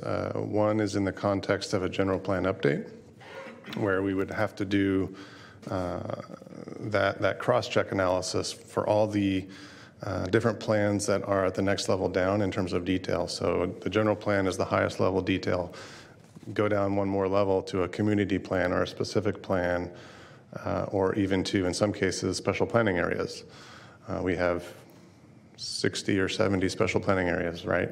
And so we have to go through all that analysis to identify if there's going to be any inadvertent inconsistencies created. That's the work for the general plan update. But to address any concern prior to that, or maybe in parallel perhaps, it would be determining if there really is an issue, for example, in any individual community, looking at the general plan, applicable policies, looking at any applicable policies in a community plan of a specific area, and then adding that, if there's an inconsistency, adding it to a list of a number of amendments or efforts that are going to address all of those documents and figuring out where is the priority from the board as a whole, and then defining what are the resources necessary to tackle those priorities in order. So I think you're right as it relates to the staffing and the budget question. Thank you. Todd, I just had one other item I had noted in my review of this, is that it relates to the agricultural policy implementation measure 41.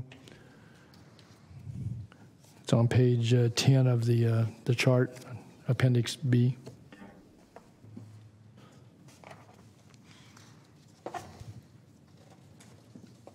And it's the one that relates to the establishment of a network of harvest trails in encouraging agritourism, and it indicates no progress. Comments was 2020, so that's all. There's nothing else there. It's certainly not just planning, but it's Department of Transportation, an agricultural commissioner. And I think this is probably timely. I would just note that we were just notified last week that, back to the Delta, but certainly in the farming area, that a Caltrans grant was awarded to District 3 to do a signage program that would be wayfinding in the Delta. And we have a lot of areas in the South County, but certainly in the eastern and northern parts of the county that still have agricultural pursuits and are pretty vital to the day-to-day life there. It seemed to me that this is one of those things that if somebody took the initiative, and to look at it, I've seen it in other counties, certainly counties adjacent. Sometimes it's taken on by one of the farm organizations, but I think we have some strong partners, and as we're seeing some of the cropping changes and certainly some of the measures that are going to come with the Harvest Water Program, for example, that will encourage reuse of treated wastewater for recycled water for good purpose. This could be, I think, one, help folks understand the world around them, adjacent to their neighborhood or community, but also those that come to our community for, the things that we offer relative certainly to wineries, event centers, foods that are produced here, restaurants, and such.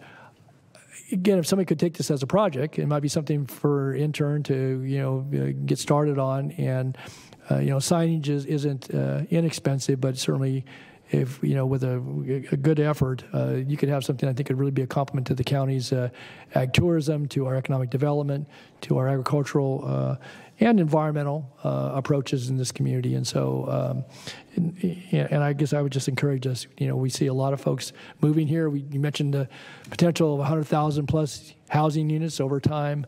That's a whole lot of new people or people that are moving around certainly in this community. And this has been in our plan obviously for a decade or longer. And I would encourage us to, strongly take a look at this as an initiative we could take. And, we wouldn't implement it necessarily countywide all at one time, but I think it's something that other counties have in cities, but certainly counties have taken on. And I think the wayfinding and explaining to folks, what it is that's growing out in those fields and those orchards and in vineyards, but also some of the attractions that are out there that draw people to stay here in this county and spend their dollars here, but also learn about and experience the things that we have that are important on the landscape. So, and we have this within the urban setting. So I see some folks here on some of the other items, and I guess I wouldn't want to neglect that too. We've taken on the urban farming aspect. We got folks here who talking about certainly sustainability in food, but we got some opportunities. And so, we could implement this countywide, both urban, suburban, and rural. So I would encourage us to take a look at it. I don't know that you're going to necessarily head that up, but I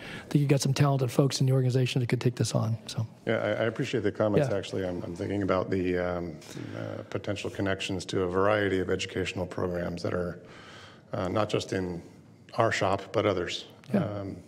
I'll leave it at that for now. Okay. Good enough. There's a lot to experience here, a lot of good things going on, and I think we can certainly draw attention to them in a real positive way. So, anyway, that's all I had. So, do we have any public speakers on this? Do not have any speakers for this item. Okay, Todd gets off easy. Maybe not so easy tomorrow night, but anyway. Get some sleep, Todd. Get some rest. So my final slide. He's not done. He's not done. Final slide is that the board receive and file this 2021 annual report, direct staff to submit this annual report to OPR and HCD, which we do every year. And then the final bullet here, directing staff to proceed with implementation of the general plan, including those projects outlined in the work program, with those comments by board members. Okay, so we can add Delta Protection to that list. Okay, very good. So, Mr. Chair, do you need a motion then? Yeah, I think so. I'll move the item to file and receive the general plan presentation update. Okay. Second. Very good. Been moved and seconded in with our thanks certainly to all the folks that have contributed to it, and certainly Todd, your presentation. Please vote. Okay, unanimous vote. Very good. Okay, thank you very much. Okay, are we going to call these items concurrently or? Yes. We are. Okay, so 52 and 53. Okay. Okay, these are really long titles. Okay, item 52, authorize the Department of Human Assistance to utilize $3,609,993 in American Rescue Plan Act of 2021 revenue replacement funds to implement a county food insecurity pilot program for reimbursement of restaurant meal services effective March 22nd through June 30th, 2022, and for program administration costs. Enter into contracts with Family Meals Sacramento and the National Association of the Advancement of Colored People for the distribution of restaurant meals with the option to renew for 1 year.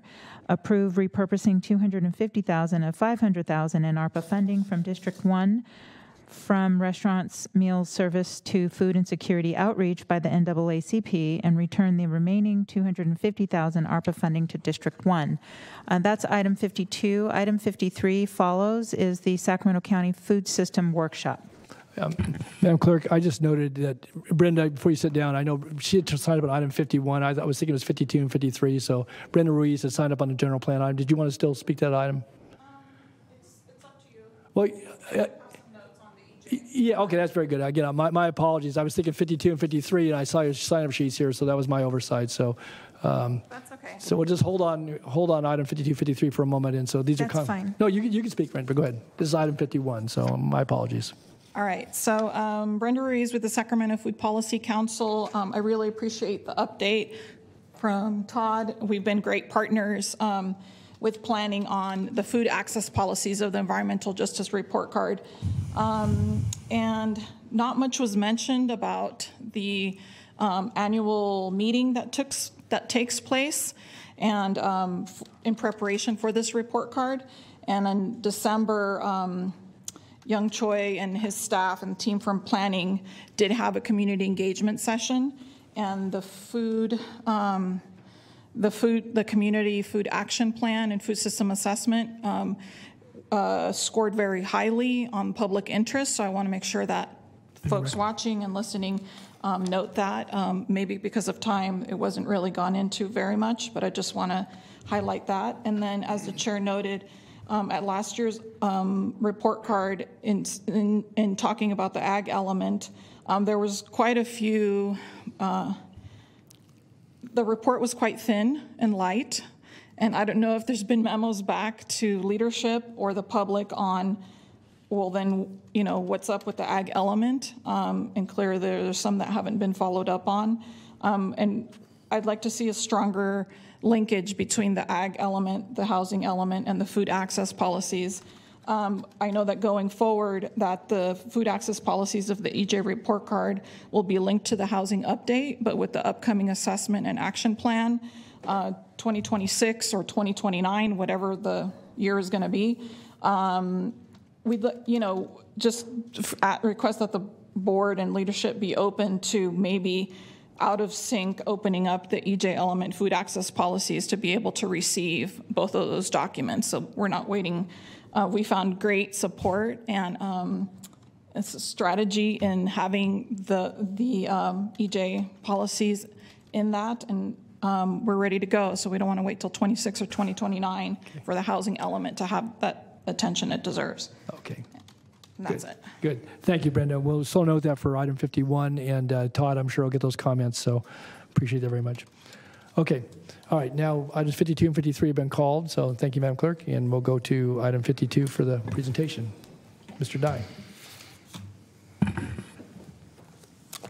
Oh, could you please pull up, let me put this down. Could you please pull up the next PowerPoint, please?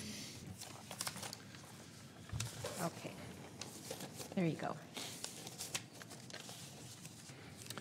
Good afternoon, Chair Natoli, members of the board. Ethan Dye, Director for the Department of Human Assistance. I'm here today to present and recommend action to support emergency food distribution to those experiencing food insecurity in Sacramento County. Emergency food distribution is only one part of our resilient food system, of which you're going to hear more about in the workshop after this item. So today I want to talk about what the issue is, what the data is showing us, current and upcoming efforts, opportunities and challenges, and make a recommendation. What we know is that food insecurity is a long recognized federal, state, and county issue. In the United States, food insecurity represents 10.5% of the population. In California, in 2019, it represented 10.2%. However, in 2021, due to the COVID pandemic, we're at 12.1% in California. Sacramento in 2019 was at 11%, and we're currently forecasted to be at about 13.4%. To highlight some of this information, Capital Public Radio did a survey. 16% of those surveyed were very low to food insecure. 25% during the pandemic received some food assistance programs, and 47% used federal stimulus money to buy food that they otherwise could not afford. Sacramento Family Food Bank, the data shows that the pre-pandemic, they were serving about 150,000 customers per month. They're currently serving about 200,000 per month.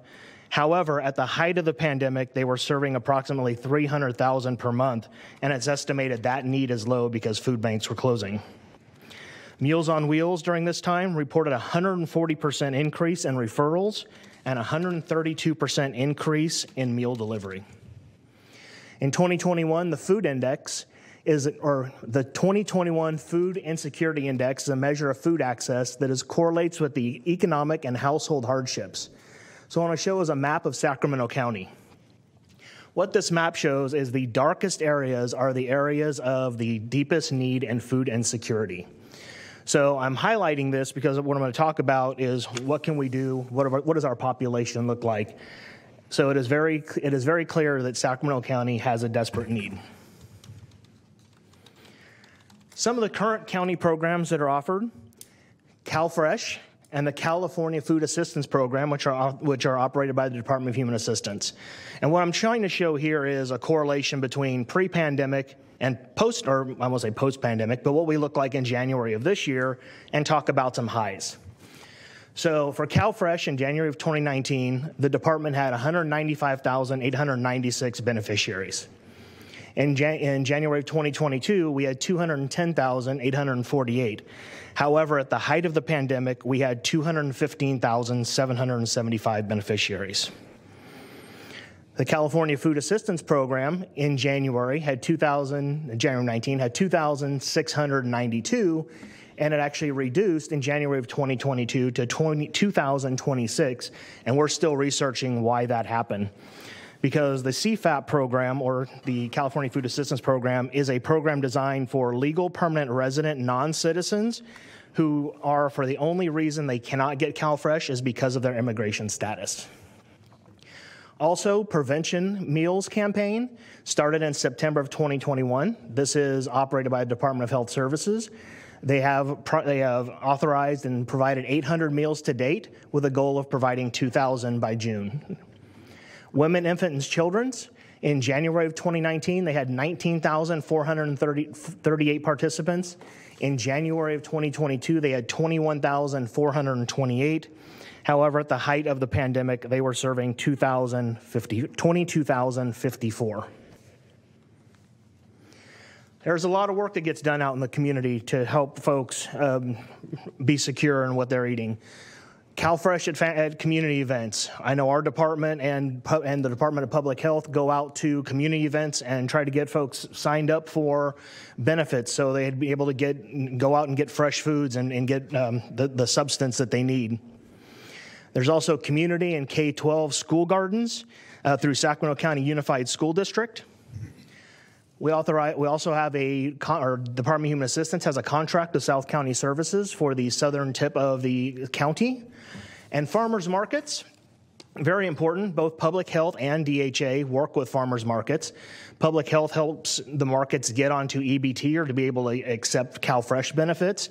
And what we do in DHA is we actually will get a list of where a farmer's market is from an organization, and we will send out a flyer to the CalFresh recipients in that zip code or in the zip codes that they're trying to target. Not only are we doing work with farmers markets, this very board made a 2022 legislative priority around farmers markets in supporting asking the state for $1.2 million in state general fund for EBT and CalFresh benefits at farmers markets. I am happy to report that as of now, Senator Pan's office has agreed to champion that request and has expanded efforts through SB 907, creating a statewide grant program to extend the use of EBT at farmers markets, and will also be championing budget requests. During COVID, there were a couple of different meal programs that the county was part of. We had Dine at Home Sacramento, which focused older adults. $7.7 million was put into that program, of which 7.2 went to restaurants. $25 per meal, and there were 290,500 meals served. Through SAC CoLab, which covered families and individuals, there was $3.1 million. And it was broken down into a variety of different ways. However, there were 157,978 services provided. Of those, 153 were family meals, little under 1,100 were grocery deliveries, and little less than 2,000 were food boxes, and DoorDash was also part of this, where they were actually delivering on behalf of us. Future opportunities. So in the governor's budget, he is talking about the expansion of CFAP to undocumented individuals who are 55 and older. So we'll be watching that. We have heard in these chambers a little bit about Senate Bill 1383. And also this very year, in January, the board approved a couple of ARPA projects, and I'll give you a brief where we're at on those. There was a $1 million food bank pilot program and $1 million for food delivery. Both of those will be coming back to you in May to allow us to contract with organizations. And there was also $250,000 for the NAACP and $250,000 for Family Meals Sacramento. I want to talk about some challenges and why you are receiving the recommendation that you are today. So the ARPA food reporting requirements are challenging. And I'm going to talk about some of the challenges and why the recommendation before you is what it looks like. So there is an eligible, or the Department of Treasury, we've talked about ARPA. Department of Treasury has said you have to use 2 CFR 200 for grant administration. And that covers how you can spend money, what's reimbursable, what's not, and how you have to run your programs. So for this one, we're looking at eligibility. We need to maintain procedures for obtaining information, evidencing an individual beneficiary's eligibility. So the individual would have to be COVID related, or it has to be an economic impact. We have to assess audit risk. So looking at restaurant programs, most of the restaurants that are in our community may not be familiar with reporting to the federal government. There have to be written controls. How is every dollar of federal money spent? How is it moved around? How were certain items paid for? Another one, a huge one for us, is the audit risk and a single audit. So any organization that receives over $750,000 will be part of a single audit, and that means that the auditors will come in and be looking at all the records. How did you pay your staff? What meal service was provided? And there's also a piece about targeted populations that can be served through ARPA. So in context, if I'm thinking about a restaurant, and I'm not a restaurateur, but I've had some conversations. And so, in the context of, I'm going to try to build a meal. Well, if I go out and I have, as a restaurant, actually, let me get to the other two because this will make more sense. The CFR, so accounting practices. So I have a highlight. They must provide adequate documentation to support costs charged to the federal award, and purchased materials and supplies must be charged at their actual price. So if I'm a restaurateur and I go out and I purchase 100 heads of lettuce because I have salads on my my menu, and I'm going to do 10 salads for ARPA. Well, that restaurant has to maintain that record, that receipt, that they split those heads of lettuce. And so they only get reimbursed at regular cost. So that means also the restaurateur or the staff who are working at the restaurant are going to have to account for every minute they're spending in ARPA in order to receive the reimbursement. So where we hear traditionally in a lot of our food programs is we can give you a meal at $13.50.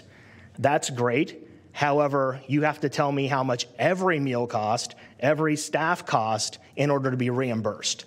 So there are challenges to using ARPA. It's not impossible, but there are some challenges that I wanted to bring to this board because there was a conversation about reporting in the last in the January hearing. So I wanted to bring that and say there are some challenges, and that's why we want to do it this way, because there is a space. We know folks need services, and we want to be able to work with our organizations to do that.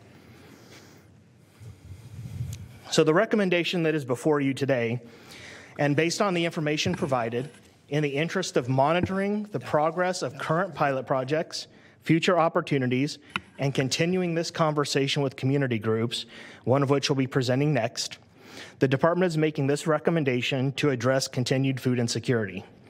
I want to acknowledge that the county would like to continue this conversation surrounding food insecurity, and based on those discussions, may come back to the board with ARPA and or budgetary recommendations.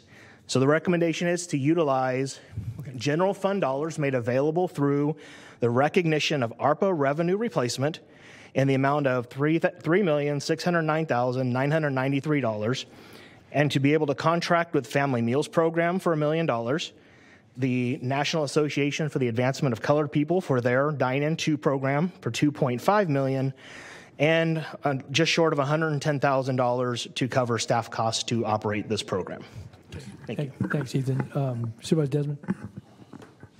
Yeah, well, so it was actually on the last point you made, and I know Supervisor Cerna has a question too.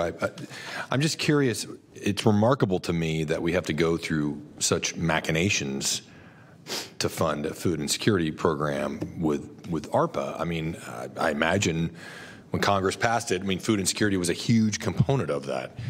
Is it just because we're doing it through restaurants as opposed to a direct delivery, like through a food bank or a Meals on Wheels or something? Is that why? I'm going to try to make that question very, that's a hard question, actually. So through an organization such as Meals on Wheels, they already federally report. So they are used to this strenuous level of documentation.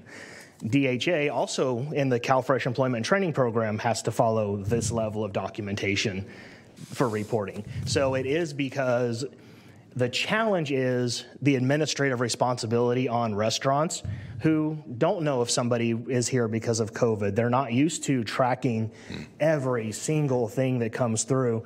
And the administrative burden on a restaurant, I can't even fathom what that would look like for a restaurant. Okay. Thank you, Ethan. Okay. All right. Supervisor Cerna. Thank you. So as it relates to this, I don't know if this is your last slide or not. Yes, sir. Okay. As it relates to what I think I understand is going on here, and at the risk of bringing up perhaps bad memories from the CARES Act, I just want to point out that this doesn't seem terribly dissimilar to me in terms of the relationship between our general fund, how we're using our general fund, and we're using federal dollars to maximize flexibility so that we can achieve the objective that I think we all share, which is to address food insecurity. Can someone tell me I'm wrong? I would ask Ms. Thomas if I'd be she can afraid come to, up and but I can address tell that. you. Because you aren't. I guess the man that gets to tell him is right. I mean, we're not talking about salaries for an agency, but we are talking about, you know, the way the accounting is being recommended so that we don't have to be so concerned. I shouldn't say it that way. We don't have to be as restrictive with the ARPA funding this purpose as it applies to the general fund, correct? Yes. So good afternoon, Amanda Thomas, the county's Chief Fiscal Officer. It's a great question. Happy to address it. I think maybe it might be helpful if I gave a little bit of background about the revenue replacement expenditure category under ARPA. So you know, as Ethan described, you know, really in looking at this, the more flexible general fund funding seems like a better fit for this type of program than the more restrictive federal funding available under ARPA. And the county does have an opportunity under ARPA to make general fund available by using ARPA funding for revenue replacement. So that revenue replacement is an explicit eligible expenditure category under ARPA that allows funding for general government services up to the amount of revenue loss. So the advantage of claiming revenue replacement is that it allows for ARPA funds to be used more broadly to fund government services, which generally include any service traditionally funded by a government. So that rather than being limited to the other ARPA eligible expenditure categories. And then in addition, the final rule that was released by Treasury in the end of January provided additional flexibility regarding the revenue loss amount that may be claimed. And that includes providing a standard allowance of $10 million, up to $10 million, without the need to demonstrate lost revenues, and also revising the formula under which revenue loss is calculated.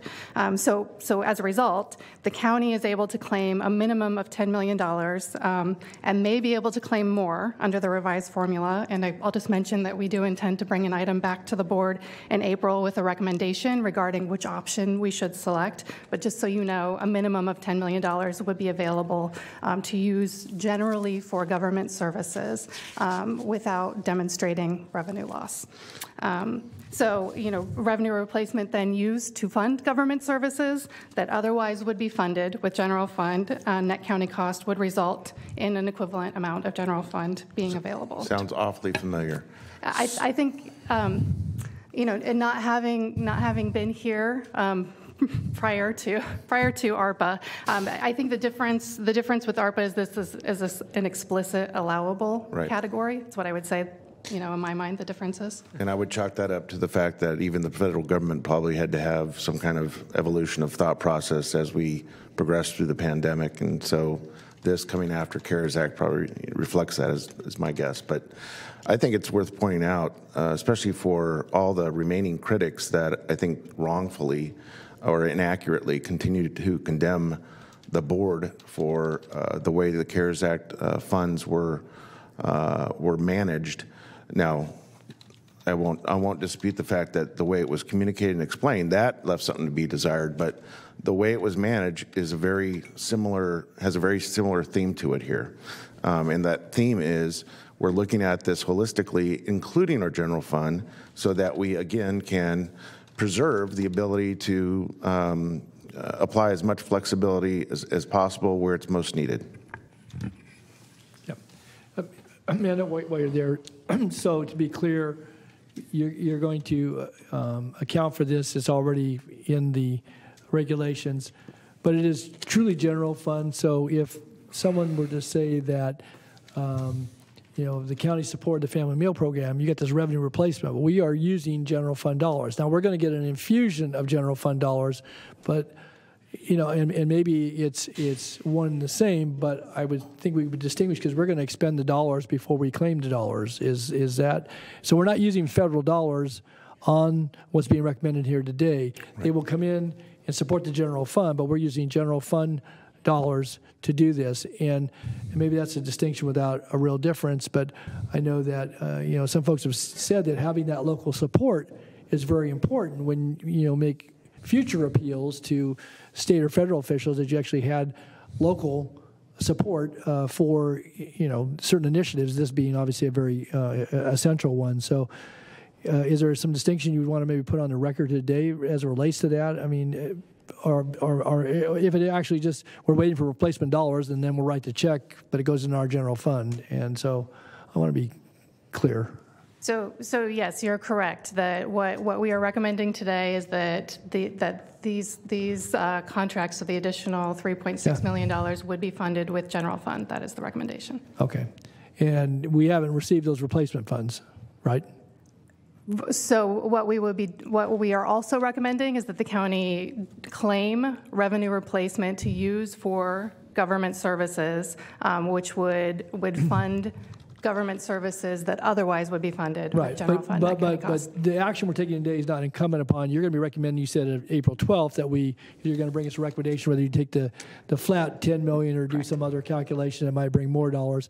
But what we're doing here today is not directly tied to what you're going to be bringing in the future. We're using general fund dollars. You anticipate you're going to get some federal dollars because of what you just said, but we haven't yet even determined how we're going to receive that or in which manner we're going to calculate that. Yes, so I did want to clarify for you that it's a minimum of $10 million. We will be coming forward with a recommendation, and there may be more that the county is able to claim as a result of that. Right. So we're using local dollars, though, for this transaction, so our support. Okay. All right, Phil, do you have something else? Yeah, thank you. So I know that as part of staff's recommendation on this, there is a proposal to replace, if I understand it correctly, replace some funds that District 1 had applied earlier to direct meal provision services that would go back, but then using another half of that for outreach. So 250 back to District 1, then 250 from District 1 ARPA allocation for outreach. in my briefing with our CEO, what I had suggested, and I'm going to put it on the table now, is I see two options around that. Because my intent when I made that suggestion around both family meals and the NAACP's efforts was for direct service. I understand we need both. We need the outreach to communicate the availability of the services, and then we most importantly need the ability for both organizations to provide the meals. My intent was really focused on direct provision of service. So the two choices I see is I'm still happy to utilize $250,000 from the District 1 allocation, but it can either, the way I see it, either go to complement what staff is proposing come from general fund for that direct service, so augment it by another $250,000, or because it was not my intent to provide that $250,000 for outreach to begin with, then it could just go back to the District 1 pot. Quite frankly, I'd like to see it used. I don't know that there's anything magical about $1 million versus $1,250,000, but those are the kind of the two options that I see based on preserving my original intent. And thank you. And so just to kind of explain why the recommendation looked like it did. So what we found through all of the discussions was, in terms of outreach, the $250,000 is easily allocable through ARPA. How many flyers did you do? Where did you do outreach? And so we had talked to the NAACP and Ms. Williams and her team about doing that, and she was perfectly on board with it. And then the other $250,000, through having conversations with Family Meals Sacramento, was it really would have been ARPA direct, and that would have been $250,000 of a challenge versus the $1 million. So in your question, I think I would ask Ms. Thomas where we are and what we can do with that. But I definitely understand what your intent was. And so I just wanted to make sure I understand that the question is for the $250,000 to be a general ARPA allocation as opposed to or the revenue replacement. I don't know how to describe it for the general fund, increasing it by that $250,000. So as I understand it, and I hate to defer back to Mr. Dye, I think that we were comfortable that the $250,000 could be administered as an ARPA project. So I think if I can jump in, I think what Supervisor Cerna is saying is he wanted his $250,000 to go to direct food service. And so our choices are, we can either do the revenue loss for the $250,000 and give the $250,000 back to District 1, or use the general ARPA funds for the $250,000. I'm understanding the outreach is necessary. And either way, I think the $250,000 would go back to District 1, whichever choice we made. Okay.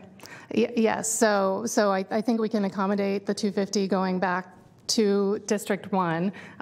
We would need to understand, is the recommendation of the board to provide an additional $250 million to the $250,000. Sorry, excuse me, $250,000. You got some people exted back at you there. Sorry.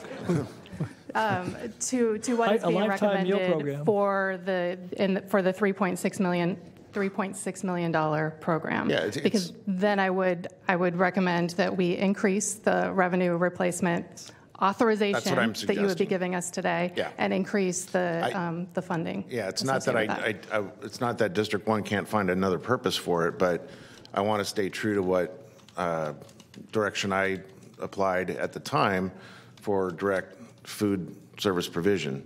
So I think that achieves it.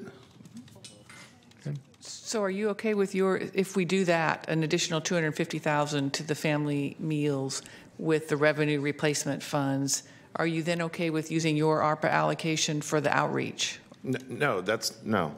Okay, I'm sorry, I misunderstood. Yeah, so there's two $250,000 chunks, right, from District 1. So the one that would be used for outreach that's being proposed today instead of direct service provision, I'm suggesting increasing the amount of general fund revenue that would be used for that direct meal service that would be replenished later by ARPA by that amount instead of returning a total of $500,000 to District 1. Does that make sense? Okay. Does that make sense to my colleagues? I lost you when you got to 500,000. I think you're saying you want to spend general funds and then ARPA will later make up. I know that our advocates in back of us that I know we're going to hear from don't care about the color of money. I don't care about the color of money. It's just what I do care about is making sure that the original intent that I had applied and tried to advocate for stays true. And during the time when we were having the discussion about District 1 appropriations, we weren't talking about it being used for outreach. My understanding is we were talking about it being used for direct service provision. So however we can achieve that, how's that? However we can achieve that, got it. I'm good with. Good. You all get it? You're okay? And I'll leave it to the accountants to we will figure that out. So that, yes, absolutely. Okay. Thank you for that, all Supervisor Cerna. Okay. Ethan, anything else? Otherwise, we have a couple speakers. So, no, sir. Okay. All right. I don't see any other board members. So, for item 52, we have 2 people signed up. We have Clay Nutting and Brenda Ruiz.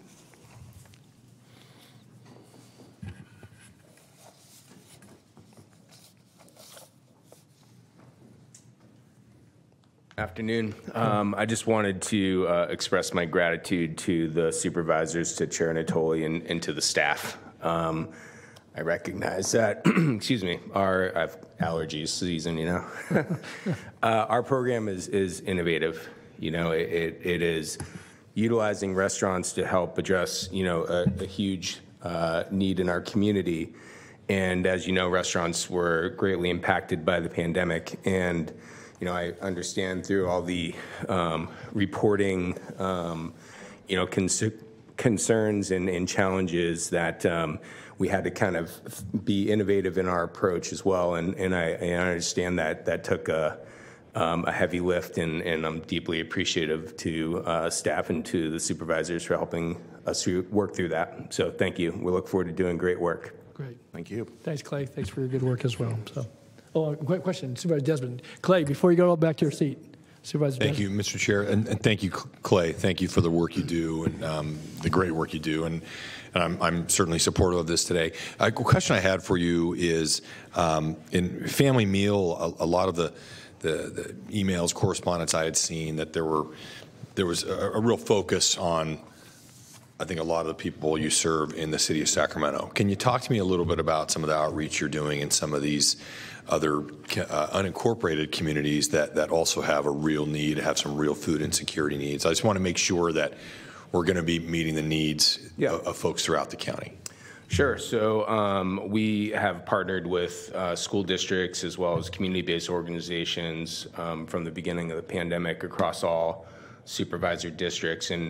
And we will be revisiting a lot of those partners. We've evaluated whether or not we've missed any districts, and we haven't, with partners that we had worked with in the past. We'll identify who's of highest need, but we'll also be reaching out to each of the supervisors directly to see if there are community-based organizations that you work with that we should be focused on as well. So that is definitely a promise that we have. To ensure that we have, distribution good across coverage, all right, county for those who need it. Okay, districts. Thank you very much. And I appreciate that this is it's both a food insecurity program and a small business assistance program. So I definitely appreciate the work you're doing, and I'm supportive. Thank you. Appreciate it. Great. Thanks, Clay. I think you're good. I think you're good. Thanks. Okay, Brenda.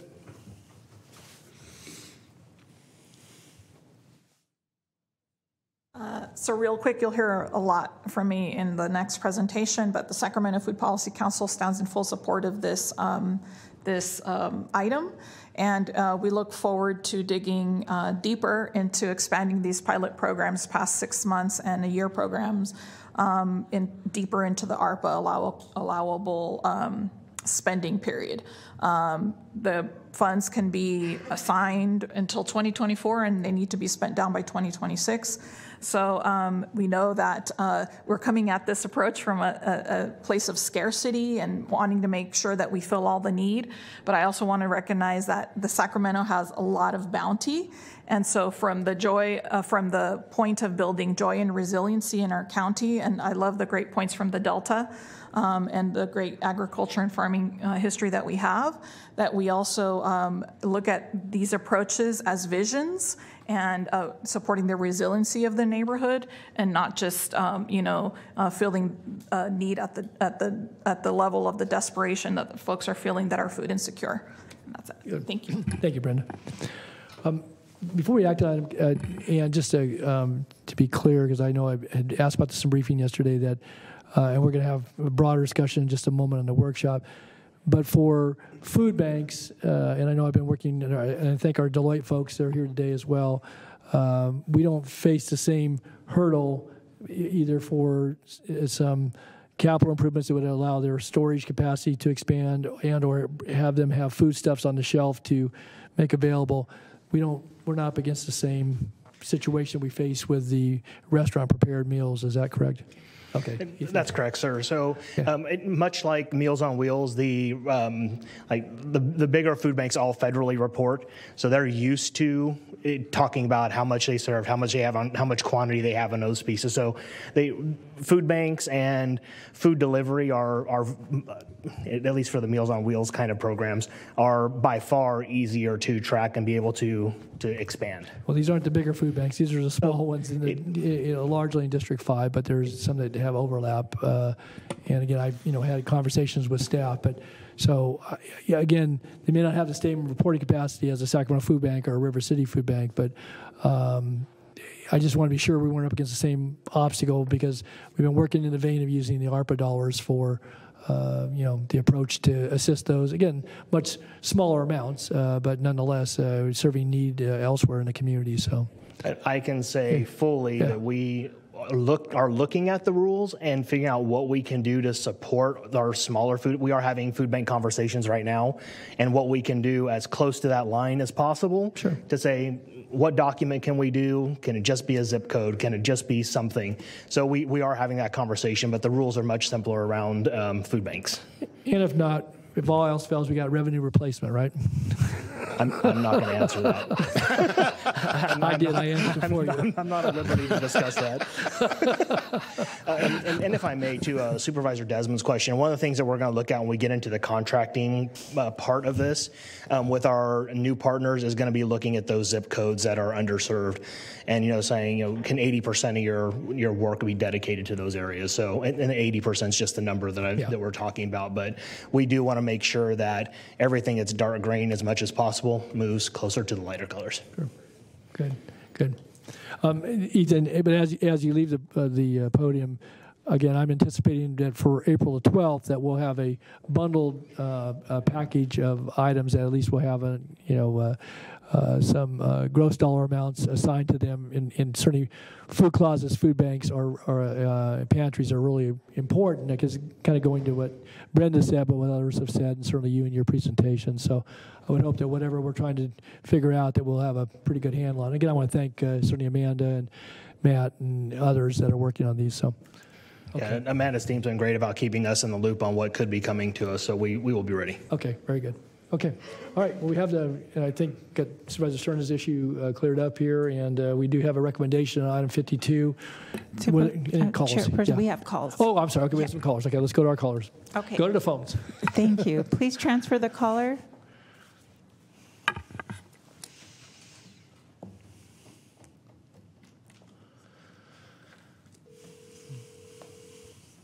Hi, caller. Please start with your comments. You have 3 minutes.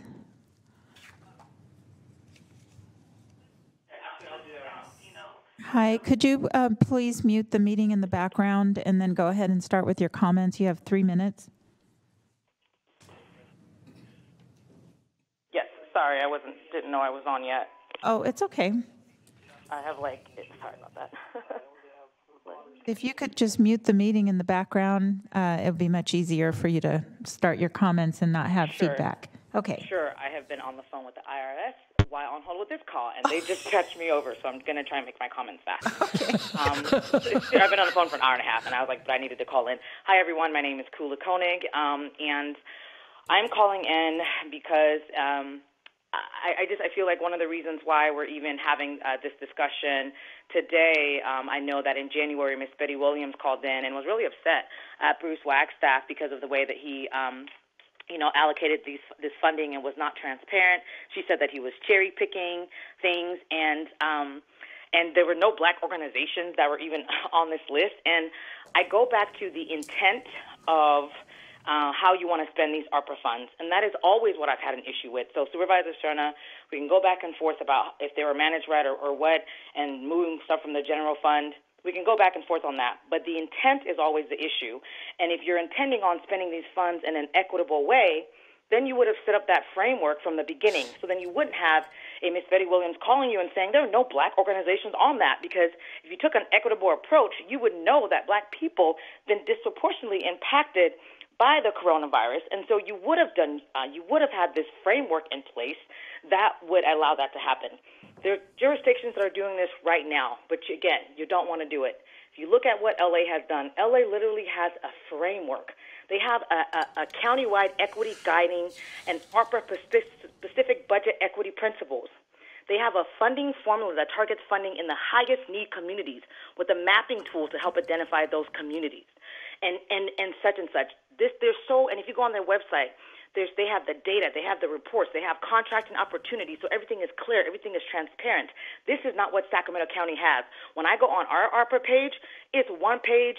There's like barely anything on there for us to see. My question to you is, what is the outcome that you intend to see by giving money to these organizations? What is the outcome you intend to see from getting $300 million? Are you just throwing money everywhere and then hoping like, okay, well, we did it and it looks good because you got some money out in your district?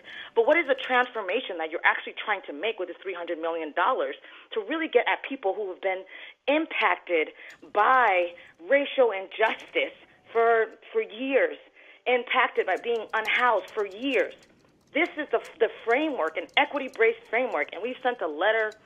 You have the tools, but the will is not there. And that is the ultimate problem that I have with this whole discussion, and that's the most disappointing part. Thank you. I'm going to go back to talking to the IRS now. Okay, thanks, Kula. All right, next caller, please.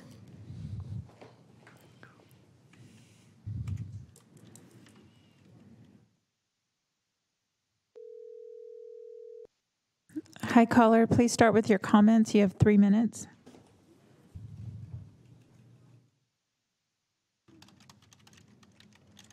Yes, hello? Yes, please start with your comments. You have 3 minutes. Sure. My name is Matthew Burgess, and first and foremost, I want to thank the supervisors for their ongoing support for the Family Meal Program as well as the NAACP's program pilot. But what I did want to talk about it is really looking at how we reassess things. And I'm a part of the Sacramento County food policy system. And I really think that the overarching theme here is looking at how we put money into that system so that we don't have this division that we have created. Our institutions are responsible for that division. And when we don't have people at the table that are part of it, we get that. And so the end result is more division. What I'd like to see is some form of unity. I would hope that you guys would make the decision, which is forthcoming, and put the money toward a Sac County food-wide council and policy, something that we've been working on for quite a long time, so that we can ensure that we have equity and we do have members at the table from all walks of life that fit within Sacramento County, within this great state of California. And if I have to just end on this, understanding that it's not just the county that has had this problem. It's been down from California as a whole since we formed this great state. But it's up to our leaders now to lean on the members within the community that are doing the work to make sure that there are seats at the table for everyone so that we can ensure equity. I'm Matthew Burgess. I'm done. Thank you very much for your time. Thank you, Matthew. Okay, next caller. Please send the next caller.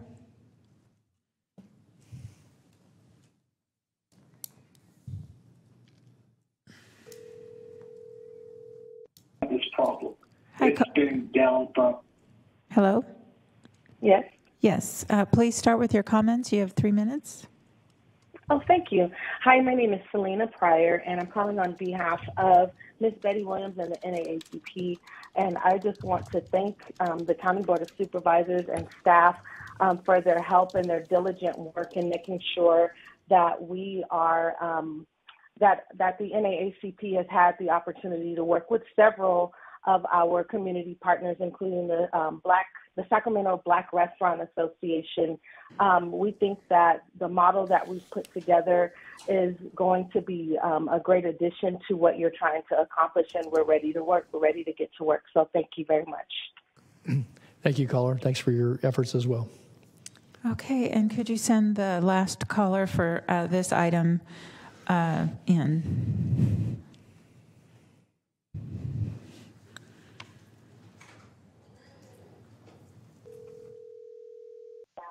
Hi, caller. Could you please start with your comments? You have 3 minutes. Sure. Can you mute the meeting? Let me mute the other one, yeah. Okay. Am I live now? Yes, and you can start with your comments. You have 3 minutes. Okay, great. Thank you. Jonathan Burgess here. I want to thank the County Board of Supervisors for your diligence in this program. I'd like to make a couple points. And the biggest point is I realize that this was, a tough decision. This program, Family Meals, was one of the first programs. But I really want to commend, Clay Nutting and that team, because as I heard the other caller talk about no Black organizations. Clay, when it was brought to him, and my brother and I, who have been involved in this region in the food space for some time, and members of SAC Food Policy Council since inception, brought it to Clay about the overarching of looking for BIPOC, Black, Indigenous, and people of color suppliers. And he made a commitment to do such, of which I believe a proposal was submitted to you all. And so, yes, I'm happy that the NAACP came on board, but I do think that it was displaced because, now the NAACP, who's never had a spot in the food space, knows nothing about food space. I hear you guys talk about, they want to do outreach, which, hey, it's great. But there was a plan in play. And so like my brother said, if we truly ever want to bring about unity, we have to stop the division. Last time I checked, the NAACP, pioneer families like mine have a history with the NAACP. And that's not for this topic, that's another topic. But if we truly don't want Hispanic people coming, Asian people coming, Chinese people, the whole thing, right, coming saying, hey, where's my part? We had a program already set up. So I would hope that let's get through this pilot. Let's let Family Meals and the NAACP programs work. But I would also hope that there would be some advertising money that the NAACP is going to use to actually recruit other Black and Indigenous restaurants. As I heard the young lady talk before me about the disparities of Black businesses. Well, I would hope that the NAACP will do some outreach to those other Black providers and not have a program with just 4 or 5. And I would hope that this board would ensure that those individuals, if they submitted a proposal and they're getting $2.5 million, I hope they're helping 10 to 15 or 20 other restaurants. Because I will tell you, we've got a proposal, and our proposal brought about unity and will continue, as you hear from Ms. Reese about the SAC Food Policy Council, which is an overarching program that talks about purveyors, farmers, and suppliers. My name is Jonathan Burgess. I'm in this industry. I'm in the region. No secret to it. I want to thank you guys again, Ethan, everybody that's presented today. And I have no ill feelings for the NAACP. I hope they do well with their group. But I do know that we've got to bring some unity back to our region, and it starts with leadership. And so if we put forth a proposal that says that, then I expect you guys as the board to look at it and draw the line somewhere. Thank you all for your hard work, and I look forward to working with you guys in the future. Thank you, Jonathan. Okay, that concludes your comments for this item, and you do have a few people for item 53. Right. So we've called both the items, but we can take action on item 52 right now. So, okay. So any other questions? Oh, yeah, Phil, go ahead. Just point of order. Are we taking two separate votes? We're taking a vote on this first? The next item is just a workshop. Okay. Yeah. All right. Yeah. So are we looking for a motion at this point? Yeah. And that's if there's any questions. I just asked any other questions. Yeah. So, but we certainly entertain a motion. Yes. So I would move staff recommendation with the changes that I've suggested that would result in the following. It would increase the amount of funds for direct meal service provision by $250,000. A total of which is coming from the general fund, but the replacement will ultimately come from the District 1 ARPA allocation. That there is no change to what has been recommended for outreach for the NAACP. And there was one more. I think that's it. I think you got it covered. Yeah.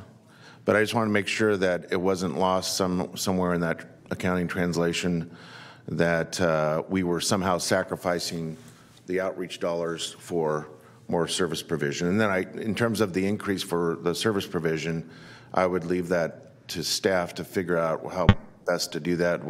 Maybe it's just an equitable distribution to all the subject organizations. Okay, so if I may be clear, I want to make sure I understood that. So there was originally $1 million and $2.5 million. We're saying, or you're asking, adding $250,000 of revenue replacement to the 2.5, which makes it 2.7, and then $1 million to the what family meals? The first one. Yeah. So we have family meals and we have Meals on Wheels, correct? Then yes, family meals. So it's increasing the amount of family meals. So there's family meals and NAACP. So family meals was $1 million. So we're adding $250,000 to family meals. Correct. Okay. And then the NAACP was $250 or $2.5 million.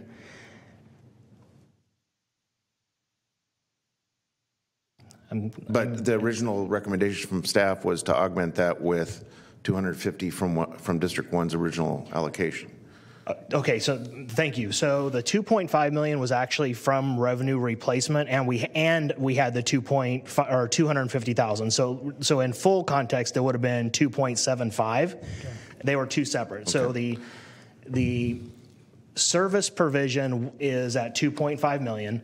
And the outreach was $250,000 of ARPA dollars. So really, the NAACP is at $2.7 million in total numbers, and the family meals would have been only $1 million. Yeah, as long as NAACP is kept whole in this, per your original recommendation, and family meals is augmented by $250,000. That's what matters to me.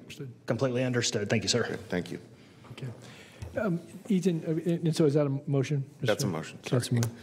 Okay, it's moving second. Ethan, I just had a question, and maybe it's better under the workshop, but for the activities of the Food Policy Council, is there some underwriting of that? And I think just some of the comments from Matthew and Jonathan Burgess, but just in general, and some of the efforts in over time, and not only just coordinating some of the efforts, but certainly advancing some of those efforts. Does the county provide any funding support for the Food Policy Council at this point in time? So I am very new to this conversation. What I can see at this point is no, but I would actually ask Ms. Ruiz to come up and talk to that, because this has been an enlightening experience. It's been amazing, and I've had some great support from the restaurateurs at Clay and the NAACP and Ms. Ruiz all. So I would ask her to answer that for you. Okay, and again, maybe we do it in a workshop portion, but again, as we're talking about ARPA and revenue replacement, I think in advancing ongoing work that lays the foundation for not only what we're expending to help in the immediate need, but certainly long-term, some of the efforts. And, if this could help advance that and continue to build the bridges with our providers and then the Food Network in this community, then I think that may be dollars that we well spent. So we can hold that. I understand we have one more caller, and we have a motion in a second, so we'll take the caller before we vote. Okay, Jillian, can you transfer the caller?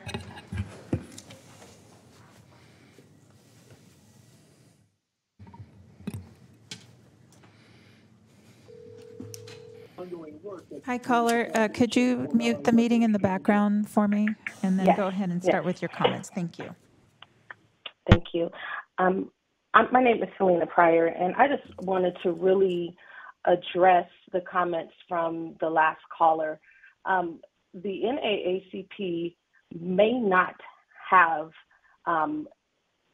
actually done a food program, but every component of who we're working with has worked on a food insecurity program. And so I would hope that this board is not prejudiced by those comments or by any of the comments that were made with regard to the NAACP and its involvement with this project.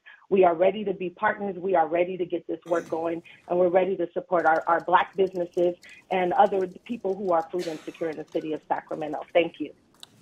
Thank you, caller. Okay. That concludes it. Okay, that concludes our calls. Okay, so we have a motion and a second, and any questions regarding the motion? If not, then I would call the vote.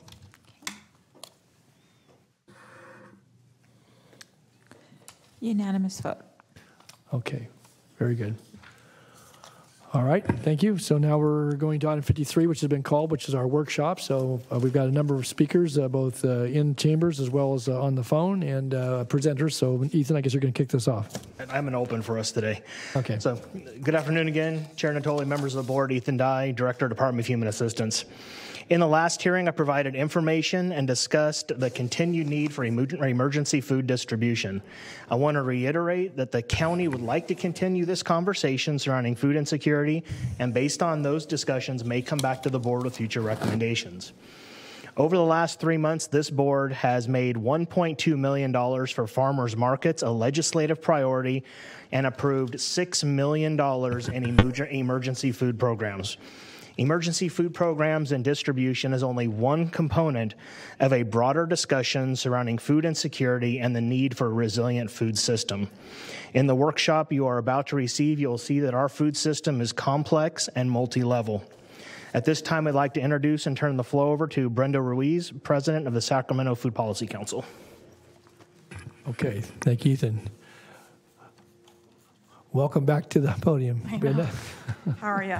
Fine. Good to see you. Everyone doing all right? Yep. All right. So thank you so much to Ethan and to Bruce Wagstaff and to Troy Givens.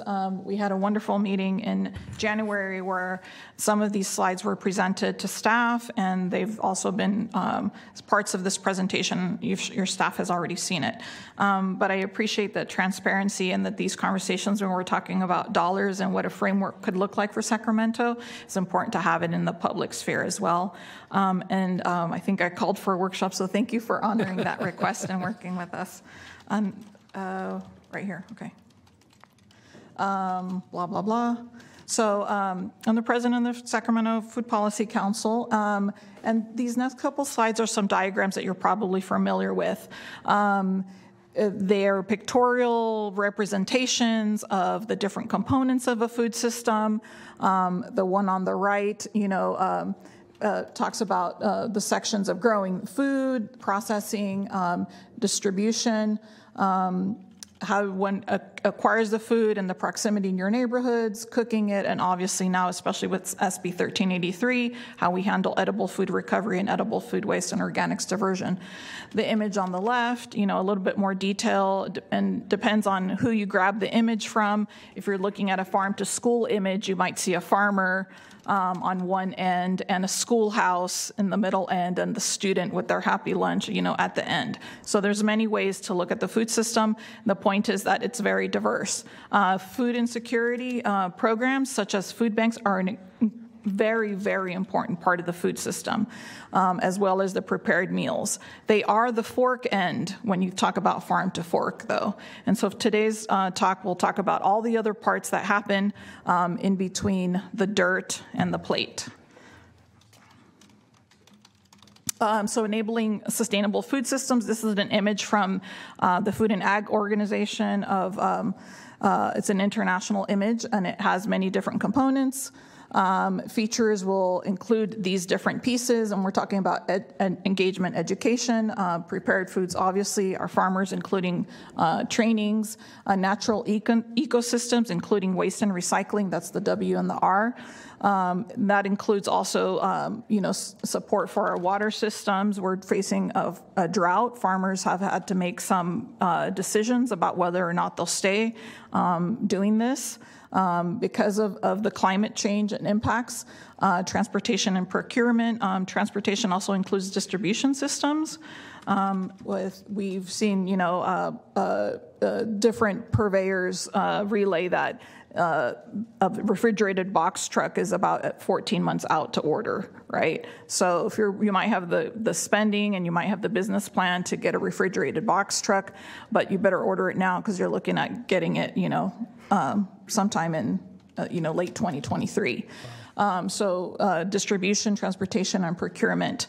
Procurement also includes strategies for food hubbing and supporting our larger institutions like our school districts, hospital systems, as well as the Sacramento jail, the juvenile detention, and the RCC center. All of these procurement strategies also have purchasing power, and local farmers and businesses can partner with growers to know what the projections are going to be. So that's why investments in procurement and farmers is important. That way folks can plan, right? If you know that there's going to be X dollars in a certain area, the corollary pieces in the food system can also make their business plans around those investments. Harvesting and production, measures and inspections, economic development, policies, and government. Today, the next following set of slides have to do with policy y'all already have. So prior to this meeting, I distributed pages 35 through 37 of the environmental justice element. And for those watching watching the meeting or listening, this can be found on the environmental justice page of the Sacramento County, and you want to scroll down to phase 2 environmental justice element, pages 35 through 37. So anything that I'm presenting from here forth is directly linked to policies are already in place, and there is no funding in any of those implementation measures. So why have policies, why have measures if we're not actually gonna ever do them, right? So this is the intent of, there's 2 objectives. We'll talk a little bit around the first objective. Basically, it's a holistic vision for the food system through production all the way to waste management. So Environmental Justice Policy 12 is attempting to support an equitable and comprehensive approach. The first measure for that policy is to develop a food system assessment, which is what the Food Policy Council, along with many partners, has been conducting since October of 2020. So to answer your question, Chair Natoli, after the adoption of the Phase 2 element in December 2019, about 4 months later, there was an RFP announced from the USDA to support regional food system partnerships. So we applied and we won one of 15 awards in the country.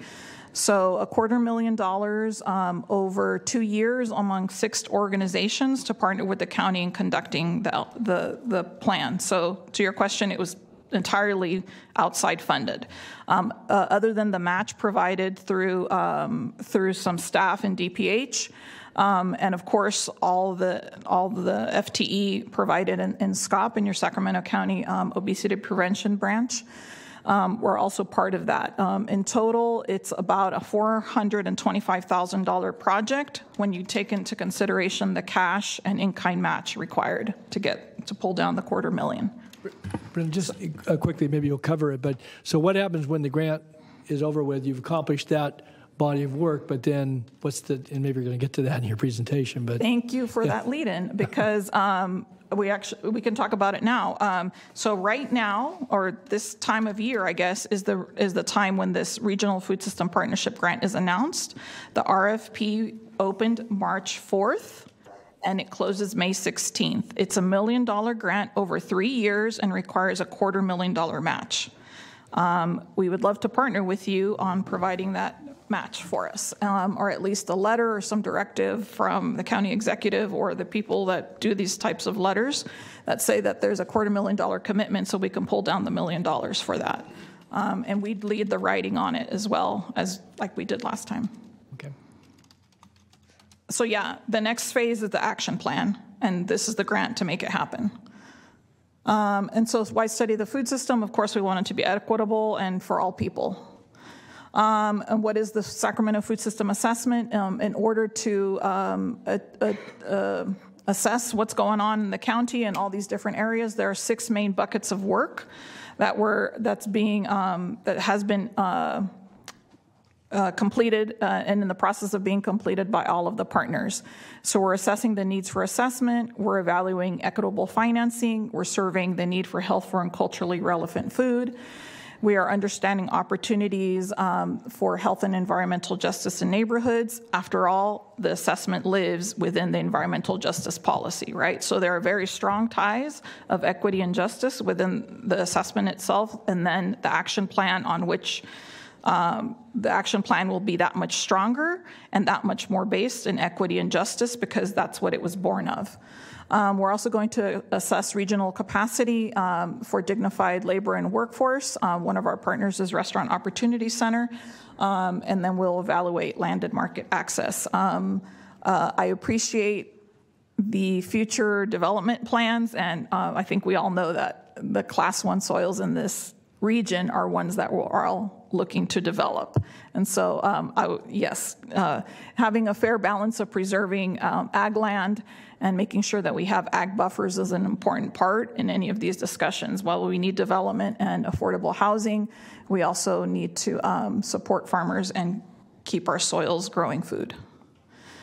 So what do the project activities look like? These are some of the partners. I'll just scroll through quickly, and it's just to say that anything that I'm saying today is grounded in, all of these organizations doing all of this work and doing all of this outreach. We have the Community Alliance with Family Farmers, the Restaurant Opportunity Center, Green Tech Education and Employment. They are our fiscal partner on the grant, and they're the main administrator. So a lot of the partners that you'll hear from today or on the phone are very familiar with 2 CFR 200. That grant administration is the main model used for USDA grants. FNS, AMS, it's this alphabet soup of different USDA programs. We know 2 CFR 200 like the back of our hands, and we can even quote the subdivisions of 200 and all of the receipts that we always have to keep and keeping that going. So lots of partners, lots of effort. These are additional partners on top of those other ones. The ones on the slide before, some of them are recipients of grant dollars. Some of them are not on this slide. These are our partners as well. Some of them who are here today. So how do we make sure that we're walking the talk? So we're ground truthing the work with direct community and stakeholder engagement. 2 of the 6 public town halls have been completed. 7 of the 10 food sector specific roundtables have been completed, and more than 10 community and stakeholder listen sessions have taken place. This also includes additional surveys and interviews, and a survey that we're going to be distributing, I want to say about 60 days from today, that will take all of the community engagement as the basis for the survey. So all the decisions, all of the goals, all the priorities are derived directly from community engagement. And again, maintaining those environmental justice principles that policy should be driven by those most impacted. I will say that the last bullet we haven't been able to really implement, but maybe after this conversation today, we'll be able to get working on that a little bit better. So all this is to say that on the front end of the project, in order to organize all this information and all these conversations, we needed a framework. So for those folks that are looking for where this lives and how equity and justice is elevated and how those principles can be championed, this vision framework was developed with the assistance of Sustainable Ag and Research Education Program, or SAREP, a division of UCANR Ag Natural Resources program of the University of California. So UC SAREP has conducted local, state, national, and international food system assessments.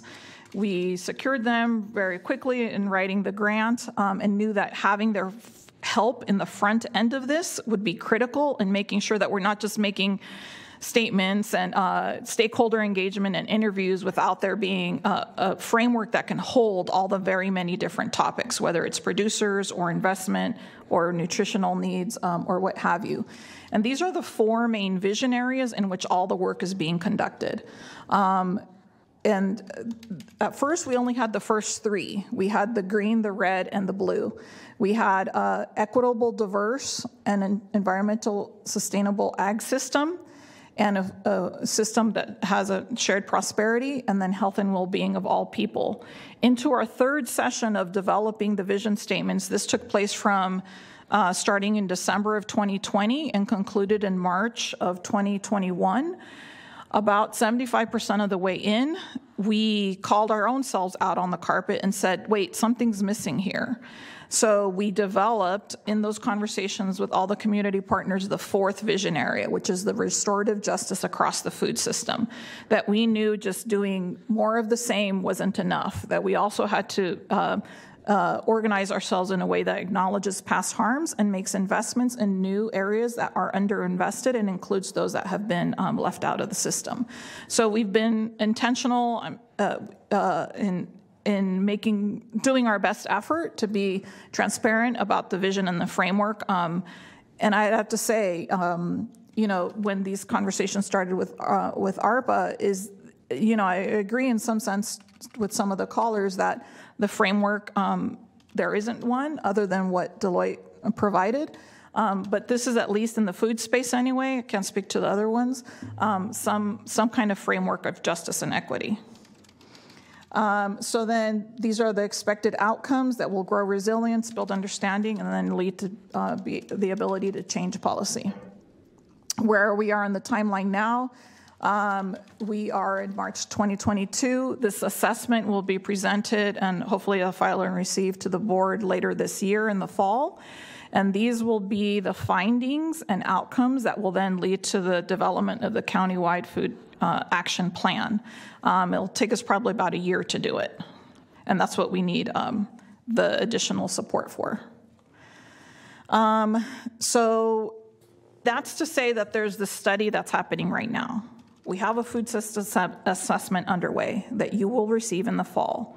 We don't have to wait for the food system assessment to be complete because we had COVID happen.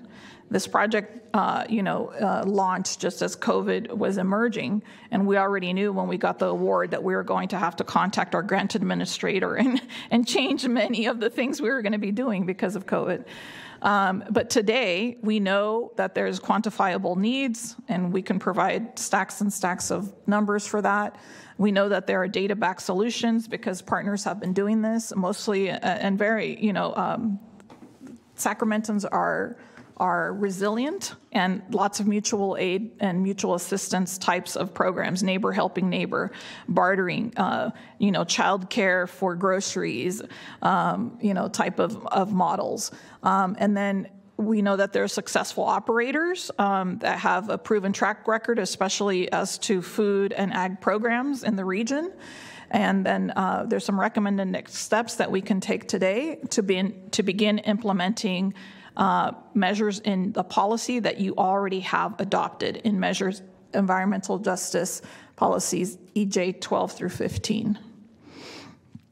So firstly, all of this is to say that the Food Policy Council recommends providing support for implementing countywide policies EJ 12B through E and item G, and I've provided that handout. Again, refer to pages 35 through 37. That second number should be Roman numeral 2. Begin implementing the second objective. So the first objective is mostly around getting our assessment and the action plan and getting our facts straight, what's the need, and how can we have solutions. The second objective, we can begin implementing those now, but we need support for the implementing measures. So the second objective is one that needs support. And so I'm going to show you how the implementing measures can actually be realized. EJ 13, this is the actual language of the policy, will encourage the provision of safe, convenient, and opportunities, and these are some sample pilot programs that can be offered. So the bottom half of the slide is things that we can do to implement Environmental Justice Policy 13. So these are just some samples of how EJ 13 can become true. And in Policy 14, the county recognizes the importance of education. These are some measures and these are some programs that the county can support to implement that policy. To support various modes of youth and families food literacy, cooking, and nutrition education. There's many interventions. There's many amazing things happening throughout the county. And support new residents, meaning our immigrant populations, our Afghan. I'm not sure what the numbers are and what we're going to receive from Ukraine, but orienting new residents' families in learning to access foods in their neighborhoods. In another organization that I'm at with Slow Food Sacramento, for the holidays, we did some outreach to Afghan serving organizations and asked them, what can we do for the holidays for your families?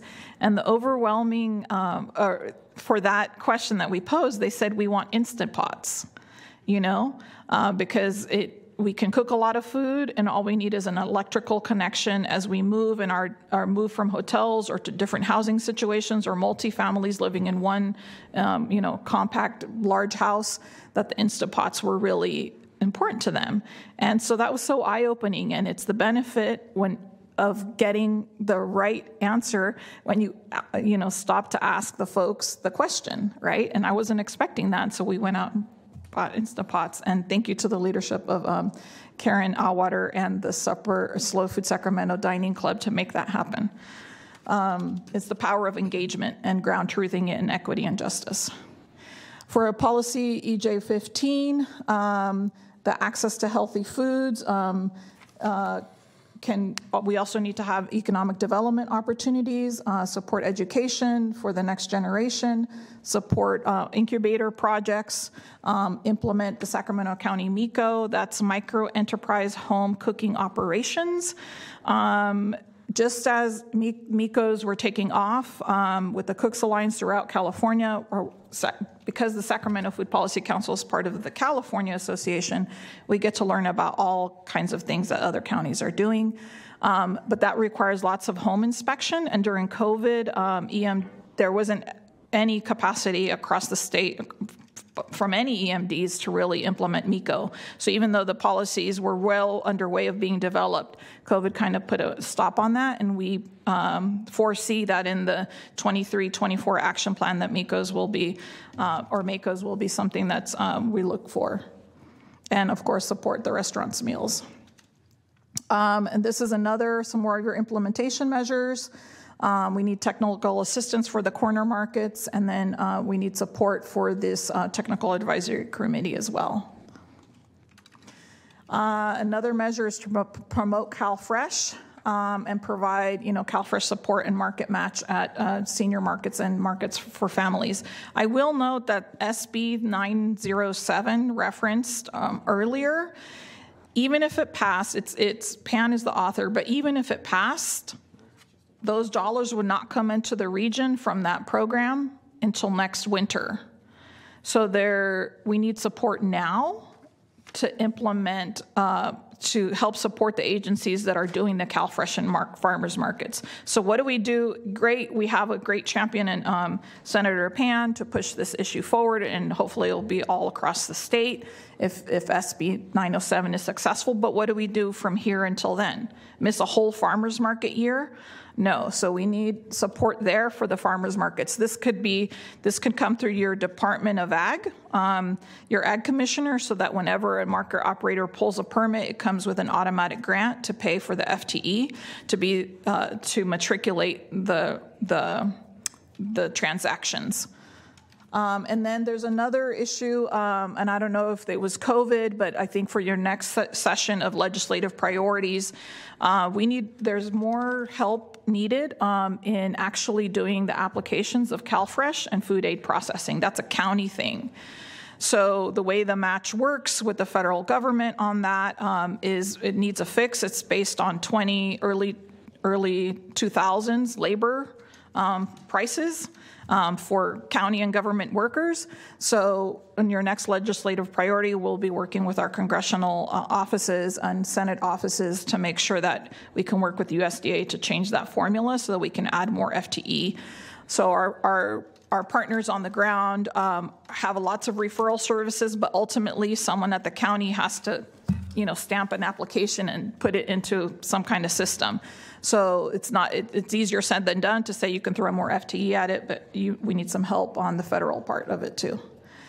And so this all leads to what we feel, based on the input that we've conducted, the conversations we've had, the direct links to policy, is for the board to direct staff today to continue to work with us to come back to you with a comprehensive package.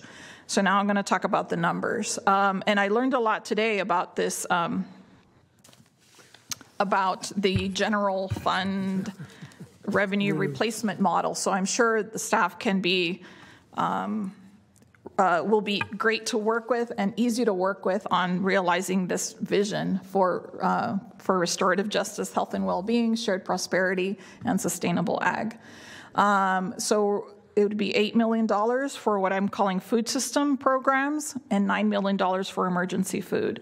So in addition to the food bank and Meals on Wheels, the service providers, the other food banks or the food closets, including South County Services, which is 100% funded by the county, but definitely needs more support.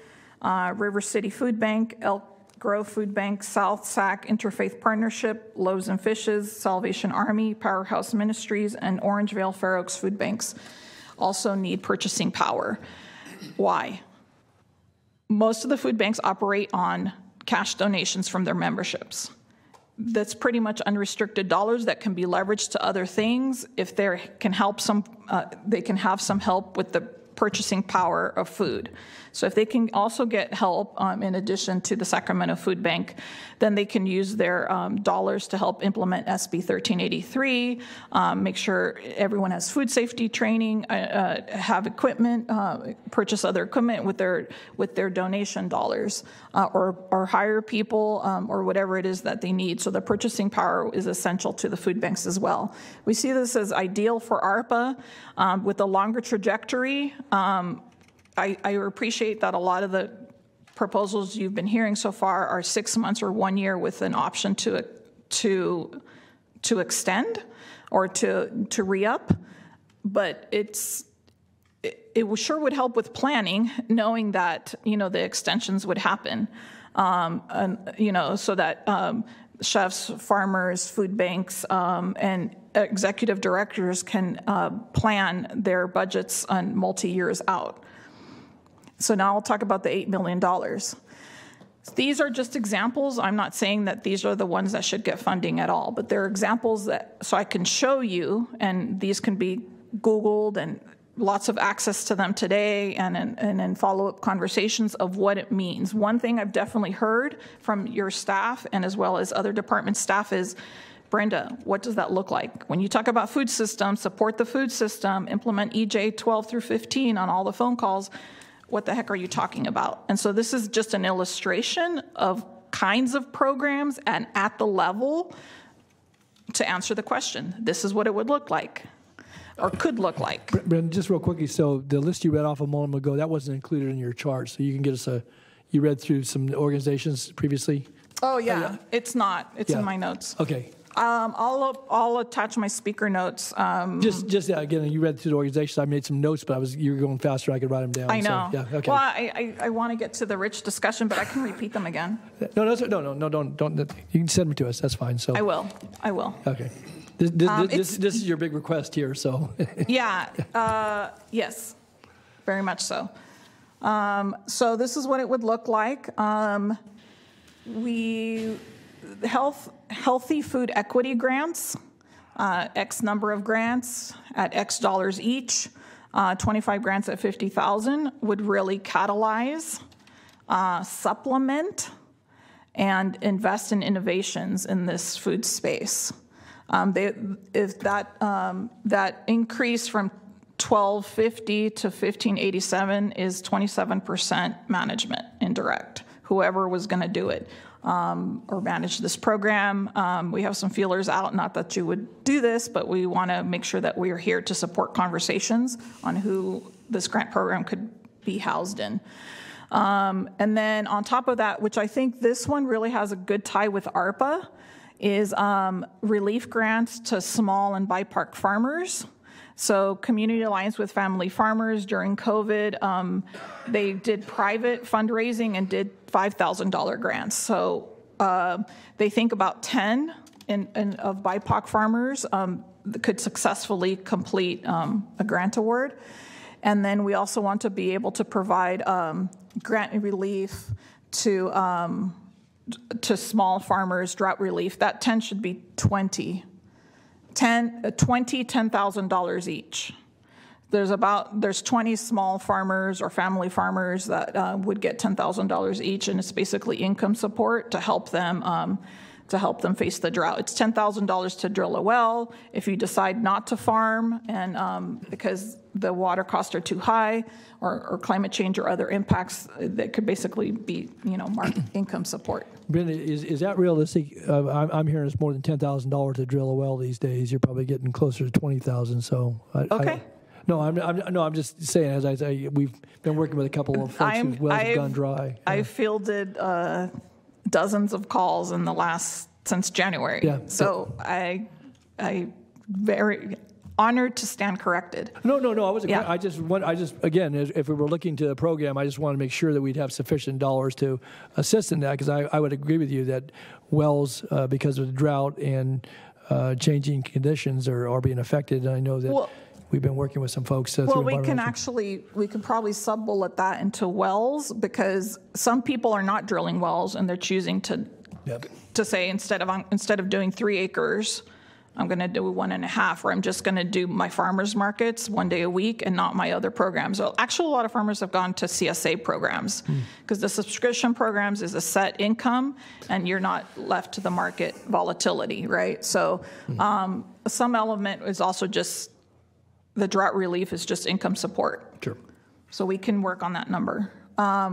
CalFresh at farmers markets, I got fresh numbers from Sam at Alchemist for this year until SB 907 comes to fruition and the program gets totally stood up, is about, it's actually a little bit lower. It's about 280,000. And then depending on how you housed it or where it went, it goes up to 381. So again, I put lots of indirect in here because I don't know what that's going to look like.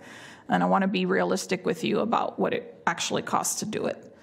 And then we, of course, would love to have support from you, from the Sacramento Food Policy Council, for the implementation of the action plan and pulling down that grant. Again, it would be shared with lots of entities, but if it was zero to us, we're still going to push through and we're still going to make it happen, no matter what happens.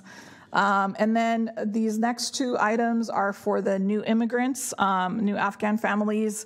There's some really cool projects that are trying to bring new immigrants that bring farming knowledge and farming heritage to this country and to this region. There's also a program out of IRC and New Roots that on the third week of the month distribute food boxes, because it's just the week before you have to pay rent that some of your supplements start to run out and some of your supports start to run out. So in the third week of the month is really important to have food supports, and New Roots is doing that with some Afghan families. And so that's just, to support food efforts and kind of some general operating in those organizations. Again, here's the organizations as samples: farmer training, urban farming, youth and family education. Center for Wellness is a program of PHI. They do direct technical assistance to corner markets. Fresher Sacramento, now actually Impact Foundry, they also have another version of community meals that have really strong workforce components. And an idea to have some meal plans. Alchemist CDC, Sam, who I'm sure most of you have met with, they have a micro enterprise academy and many other projects to support emerging leaders and entrepreneurs in the food space. Health Education Council that does a lot of interventions on healthy food at the school level.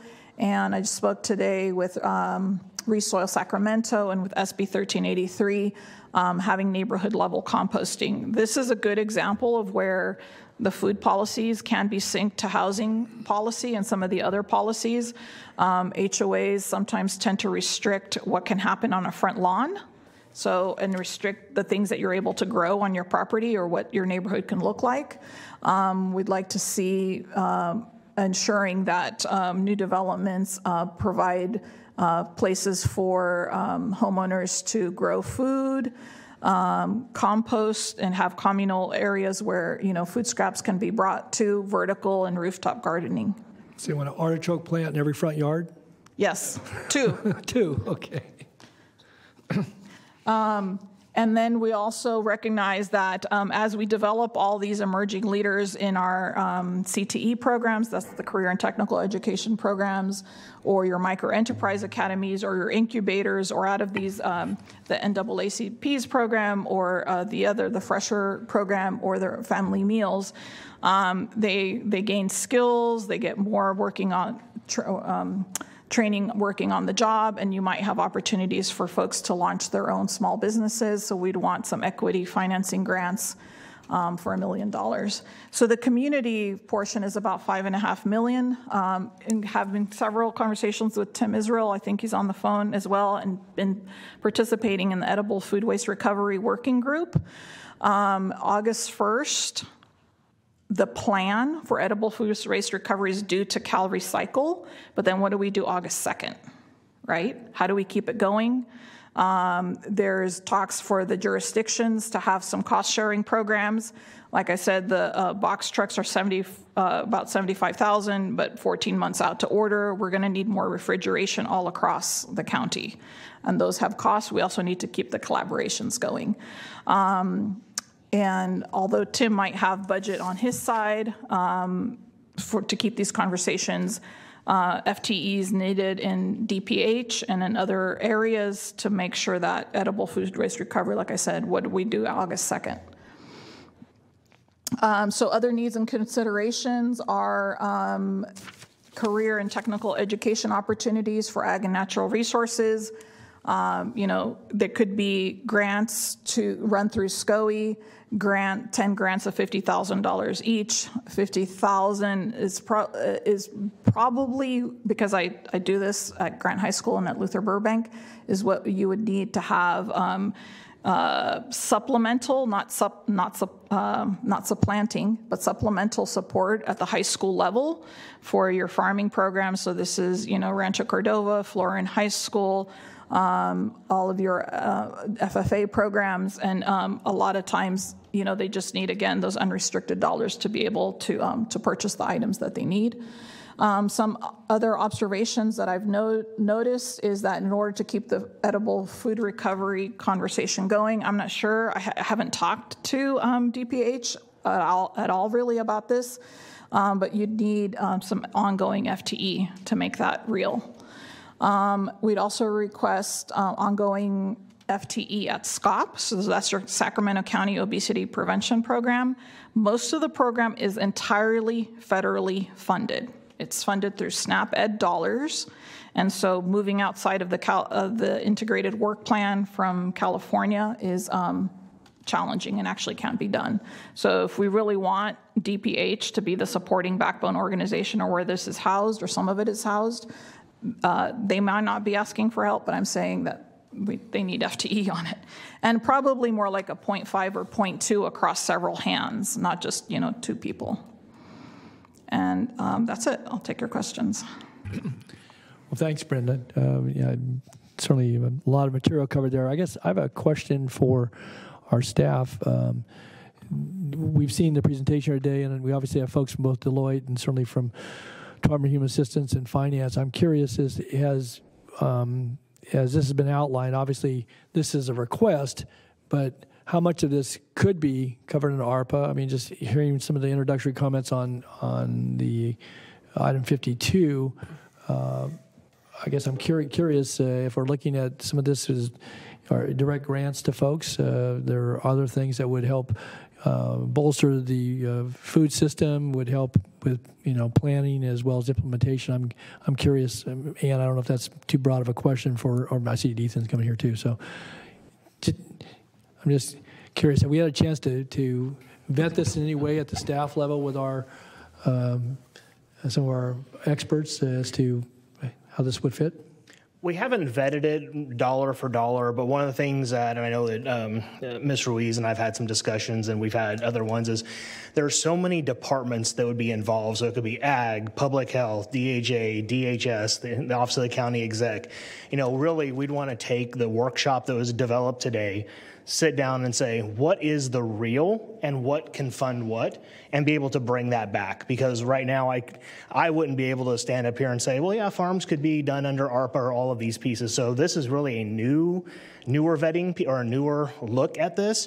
And I think that we really want to sit down and be able to digest it with community stakeholders and departments involved. It's not just, the county saying, well, we're going to go this way. We have to have stakeholders involved to figure out where this is really going to sit.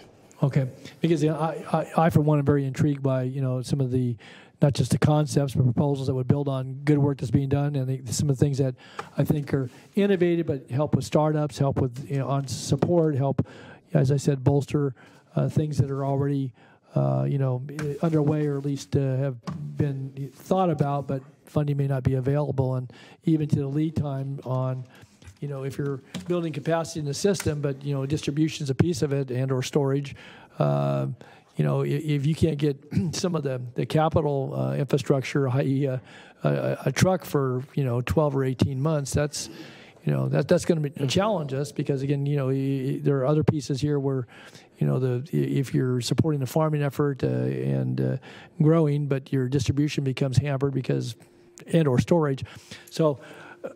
Ethan, in your estimation, what would it take to, again, this workshop, I for one have found it, very helpful, but to actually get back to us, obviously we're talking about the current tranche of ARPA dollars. We anticipate that hopefully in the next 8 weeks that we'll receive second tranche, and obviously there are some commitments around some of those dollars already, but via decisions that the board's made on contract negotiations and so forth. But there's a significant sum of money. This is a significant request, but even for this season, I guess some of these things could, when I look at drought relief, that's real. I mean, and, some of the small farmers, some of the assistance for grants for some of the, fledgling businesses, those could be things that could be economic recovery right now. And so I guess in looking at it holistically, are there some pieces and parts that you could actually have at least an analysis around? Because I would just say, again, for purposes of D5 guided funding, I would like to, look at supporting some of these things, and maybe some of them maybe more collectively, the entirety of the board, either individually or collectively, and so maybe that would be a help in prioritizing too. I mean, knowing some things that we can do immediately, some things that are going to plant seeds for ongoing work that would carry us into, to future years. So I don't know how you're going to sort this out, or if you have even some thought about sifting through this, but I'd like to know fairly soon on some of these things if they could be funded, and if they can be, then would like to certainly give consideration as a part of our we're going to have this on our board agenda probably, every other time we meet as it relates to ARPA funding and some of the things that we're looking at doing in our community to, bring these dollars to actually to bear on good projects. It's a very good question. I think that where we look at it is probably in the second tranche of the ARPA funding and figuring out what are those sorted priorities. And I think what you saw in the previous item and some of the other things, I know we haven't brought the budget to you, but there are a couple things that are going to be hopefully in our budget ask that will address some of these issues. But there are things that are going on in some of, if not a lot of the EJ categories. So we will definitely sit down, definitely need Ms. Ruiz's team and the folks that are here, plus the other department heads and their staff, to say what is it that we need to look at today that is for today. So is it drought relief? I think we've all seen the paper on what that looks like. So if that needs to be the first thing that we look at, we're going to make some conscious decisions and dedicated time to that and be able to bring some information back. Okay. In terms of timing, I would need to have some discussions. I don't know that could be a 2-week conversation to come back that quickly. So I would probably guess it would be a month or maybe even 2 out at a best guess. Okay, thanks. Yeah, Brenda, you going to respond? Thanks, Eden. Yeah. I got other people punched up here too, so good. Another part of the food system assessment is to make sure that there's roundtables for the financing, right? Mm-hmm. Pieces of it, so we can work with staff to host those conversations. I'd remind we received the assessor's report recently in January that showed that the county was due to get $96 million over last year of dollars last October. So I serve at the pleasure of the department, and I thank you for the invitation to come and talk more broadly about the food system and not just the fork end.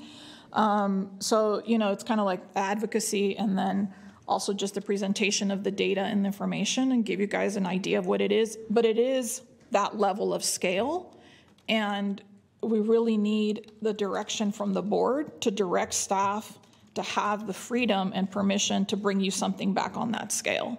Okay. No one's going to make these asks other than people from the outside, right? So it is that big.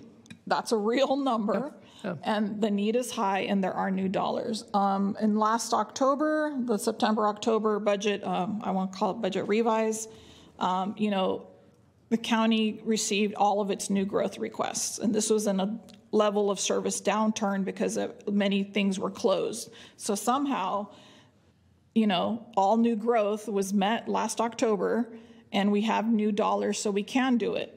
When you look at the ask and the billions of dollars of size of the budget, you can do it. And we're here to help you. Great. I appreciate your ask. I don't think we funded all of you it. can do big things. It's possible. Good. Okay, we have standby. Is that Patrick and then Sue? Thank you, Chair. Ethan, so I guess clearly there's going to be more conversations to be had with the Food Policy Council people and all that, and take a look at this and see what. But it'd also be interesting to see if there's anything in there we're already doing, because a lot of times we've got so many hands and so many pots and so many departments that we may be doing something that is similar to some of these tasks. So that would be nice to identify. Yes, sir. And also just kind of to get a baseline of our food, environmental justice element, as Ms. Ruiz brought up, EJ 12 through 15, and then on this 3-page document.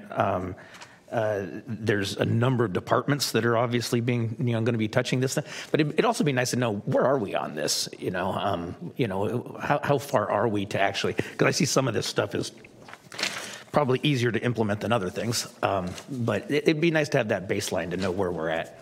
Yep. Okay. Thanks, Patrick. That's you. I think one of the things that I find intriguing is the idea of promoting these community farms. The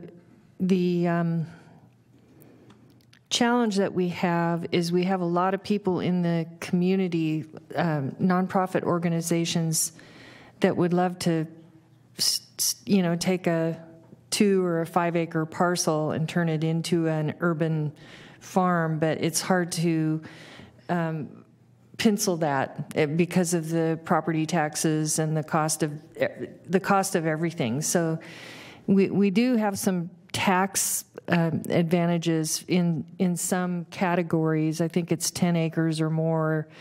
I don't know if it's the Williamson Act, but it would be so great if we could find a way to understand what does that business model look like, and what can we do from a land zoning and land planning point of view to kind of give people like that a leg up, or give a landowner, like in Orangeville, we have the food bank farm right next to the food bank, but it's because a landowner is just donating it because they don't have anything to do with that land right now.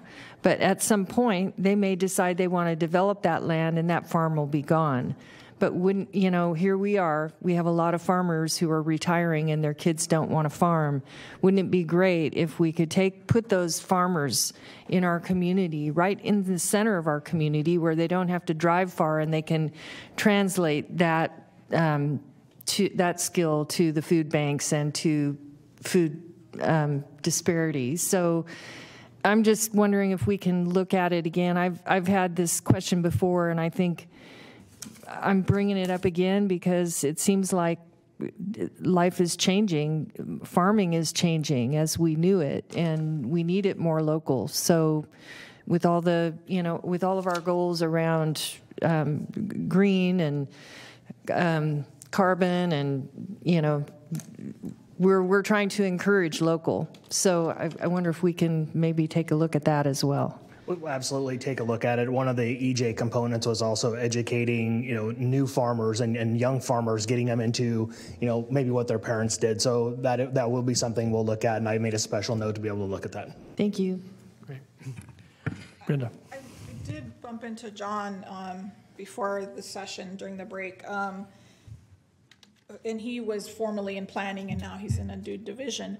But remind that planning is part of this project too. And so I think because of the ARPA ties and the direct ties to community health and food security, kind of landed in where it is now with Ethan and DHA. But we have planning, and we do have the policy support of those 3 policies, right?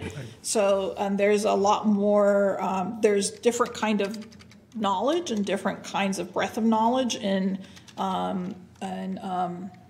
Young Choi, I don't say the new John, but the person that's over there now, and with Todd Smith and in planning, as well as other departmental support for some maybe other technical assistance with the departments. Great.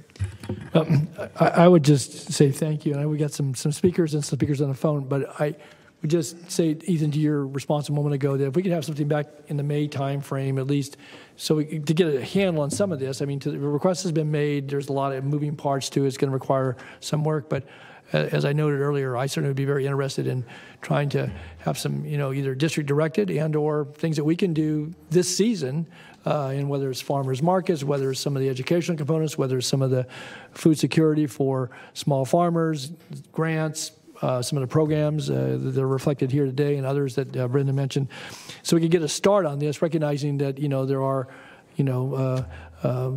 funds that would be available over a couple of year period to do this, assuming that it would fit with the ARPA guidelines. But I think this is a really good start. I think the workshop was really valuable, and appreciate what you and Brenda put together here today. So if we could maybe see, I know everybody's got full schedules, but if we could have some analysis with our experts so that some of us could give direction if that's what we choose to do relative to getting some funding available for some of this effort immediately. So we will do our absolute best. Okay.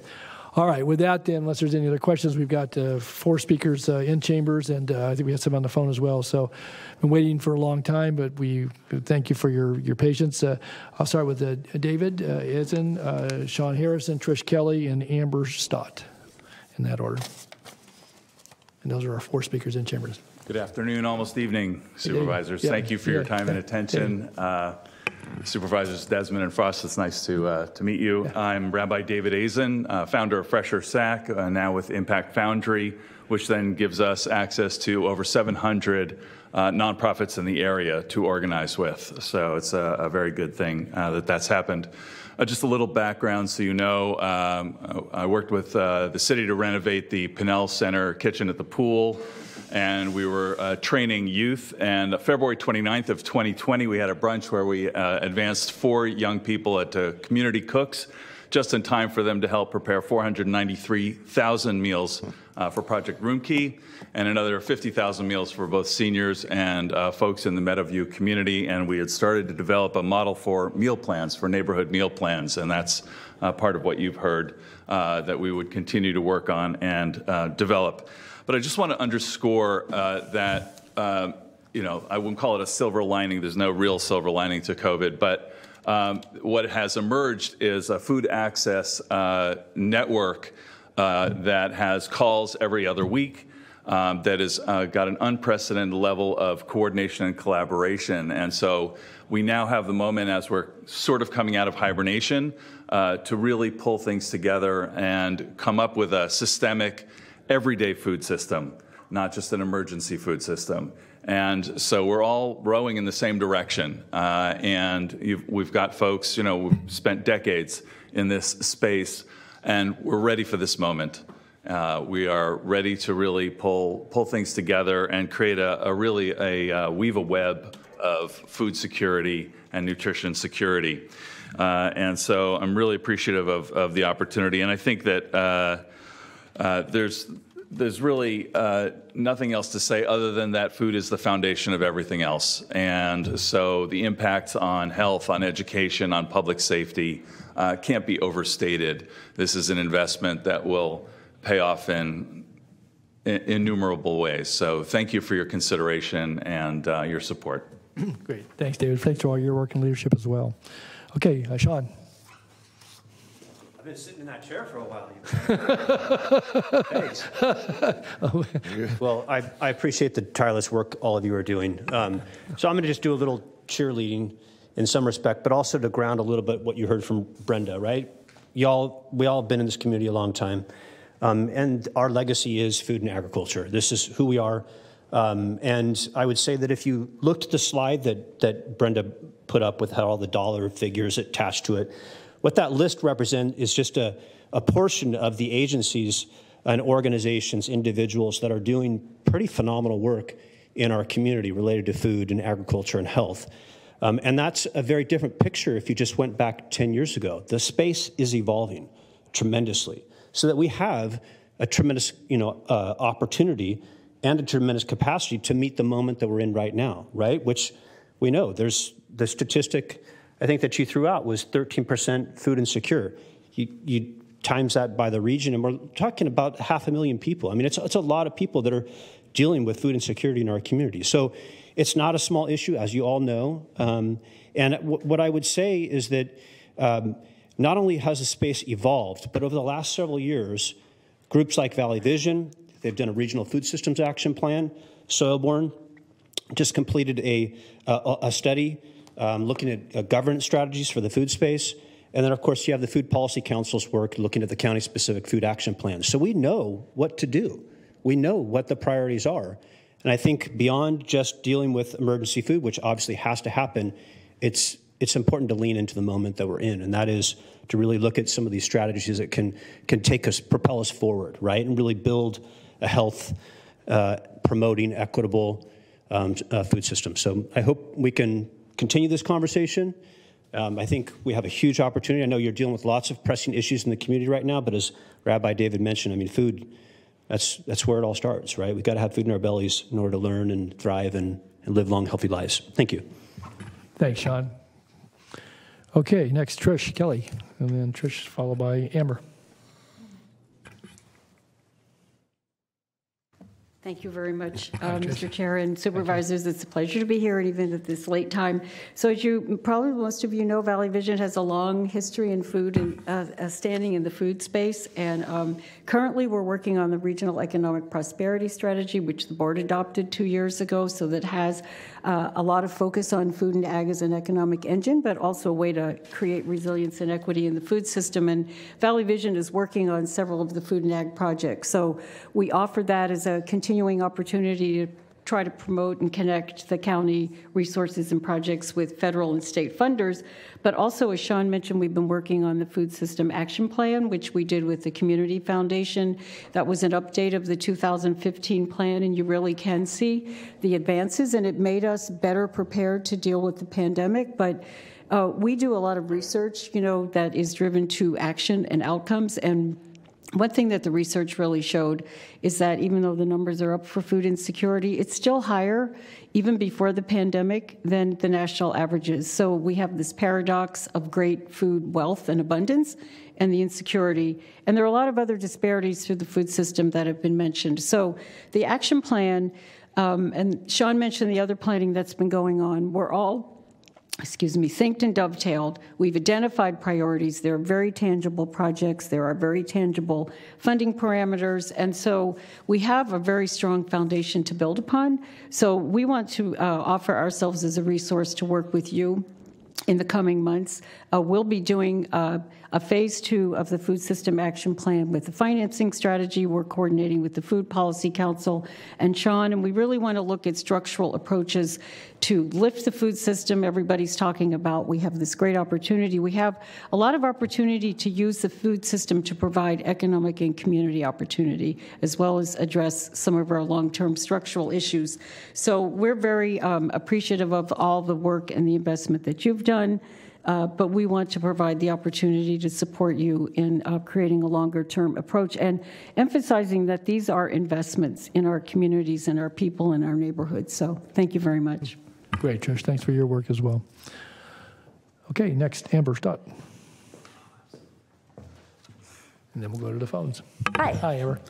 USDA wants our kids eating 2 to 3 cups of vegetables every day, but only 4% of our kids are protecting their health by doing so.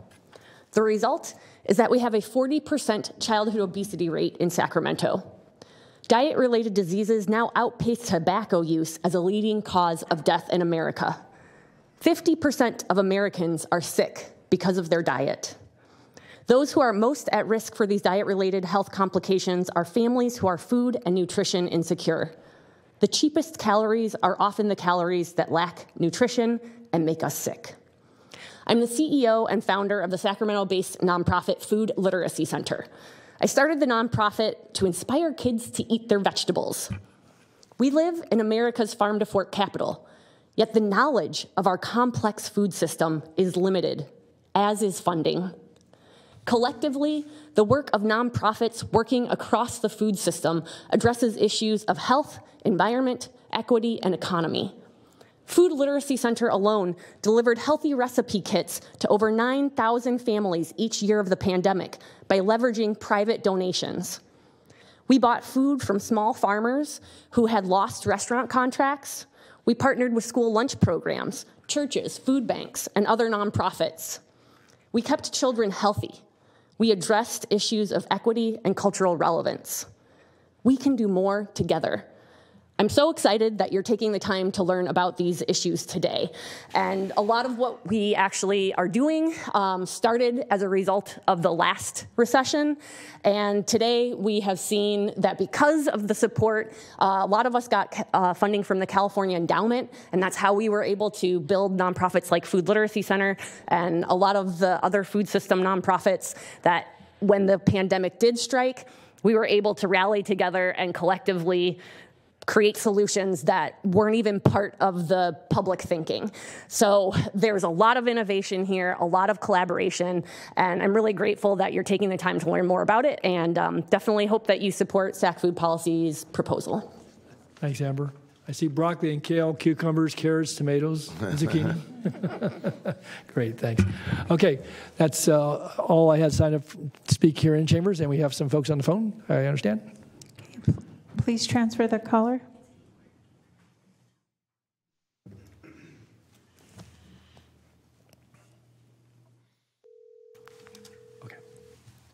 Hi, caller. Please start with your comments. You have 3 minutes. Hi. Good evening. My name is Karen Strzok, and I'm the Director of Programs for Sacramento Food Bank and Family Services. I'd like to thank the Board of Supervisors for your past support for increasing food access as it relates to support for the Emergency Food Network throughout the COVID-19 pandemic and for CalFresh outreach. As the Regional Food Bank for Sacramento County, we act as an emergency food hub by providing food and resources to a network of more than 120 nonprofit groups who facilitate food distributions at more than 150 locations throughout the county. I'm speaking today on behalf of our network of emergency food providers. Our partners include food pantries, meal sites, school districts, and nonprofits that support hard-to-reach populations like refugees. As the Regional Food Bank for the county, we also support larger organizations such as Orangeville Food Bank, Elk Grove Food Bank, River City Food Bank, and Twin Lakes Food Bank. In addition to food distribution, our network also facilitates the largest food recovery program within the county, recovering food from local grocery stores, wholesalers, and more. Over the past 2 years, our network has been tested by high food insecurity rates and a higher level of need than we've ever seen before. The need for food assistance in our community is still quite a bit higher than it was prior to the pandemic, and in the last few weeks, we've seen the lines at food distributions begin to grow once again. While we're not here today with a specific ask, we do hope to continue to work with the county to support Sacramento County's emergency food network, and more importantly, provide greater access to food for our neighbors in need. Thank you. Thank you, caller. Okay, next caller, please.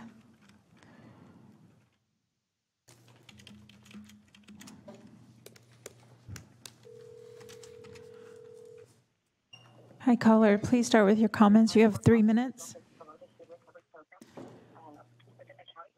Hello? Hi. Hi, can you mute the meeting in the background before you start talking? You got it. All right, thank you. Absolutely. Okay, you have 3 minutes. Thank you. Thank you. Good afternoon. I guess it's good evening now. This is Amanda McCarthy, Executive Director with River City Food Bank. And I wanted to start tonight by thanking the County Board Supervisors for your ongoing support and leadership to help create a food secure community. As you all know, right now families are making impossible choices between putting food on the table and paying for necessities such as rent, utilities, childcare, and medicine. For people experiencing food insecurity, meeting even the most basic needs can be challenging, and we know that this has only been exacerbated by the pandemic. Last year, River City Food Bank distributed more than 2.1 million pounds of food to 206,000 people. Many of them were refugee families and children.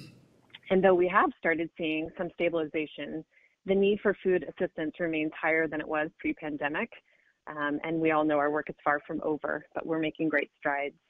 As more refugee families relocate to Sacramento and the cost of food and gas prices rise, I do anticipate another sharp increase in our neighbors needing assistance. By making healthy food accessible 5 days per week to anyone in Sacramento County, River City Food Bank helps to prevent emergencies, including homelessness. By providing dependable access to nutritious food, people can use money they would have put toward groceries to stay housed and to cover some of these other critical expenses. Our philosophy is really simple. No one should be hungry. And I think you've heard tonight, this is especially true in a place like Sacramento, where healthy food is literally grown in our backyards. We are committed to removing barriers to provide nutritious food to anyone in the county and to serving our neighbors with dignity, compassion, and respect. As the pandemic evolves, costs are rising for our organization as well. Everything from fuel and supplies to food and staffing have increased. We are working to advance health equity. We are committed to purchasing culturally meaningful food. So that includes things like halal meat, dairy, and fresh produce. Additional funding to purchase food would definitely help River City Food Bank to secure these healthy groceries for our neighbors. And also, as Brenda noted, position us to apply our unrestricted dollars to expand outreach, grow capacity, and serve the growing number of people experiencing food insecurity. So in short, increased funding for emergency food will make a meaningful difference in our community. Thanks to Brenda and team for the thoughtful presentation and all of these amazing hunger relief advocates I'm so fortunate to work with. And thank you to the board for your time and consideration. Thanks, Amanda. Okay, next caller. Please send the next caller.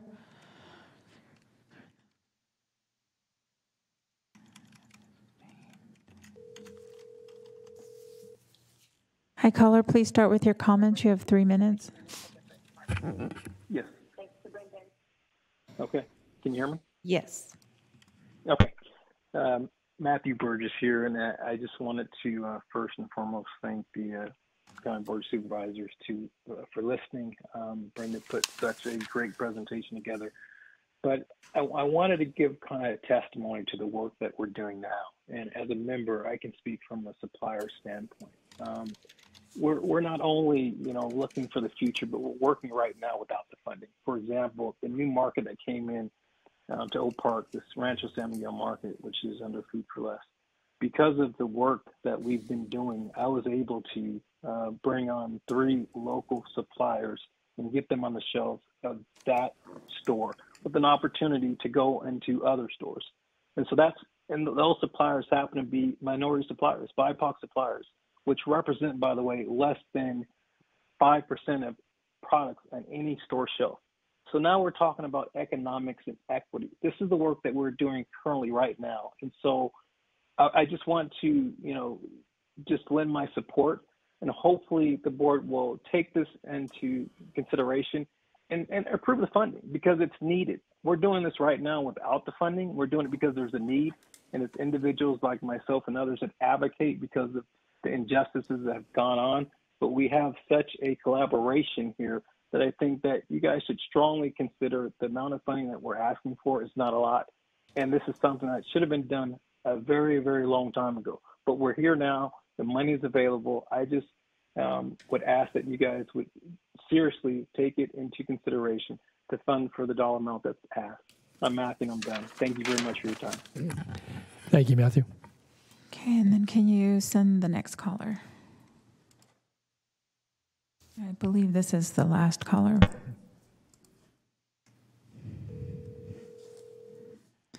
Hi, caller. Please start with your comments. You have 3 minutes. Okay. Jonathan Burgess here again, and I wanted to extend a gracious gratitude to the Board of Supervisors for hearing such an important proposal concerning our region. And so I would just like to, a lot of speakers spoke about,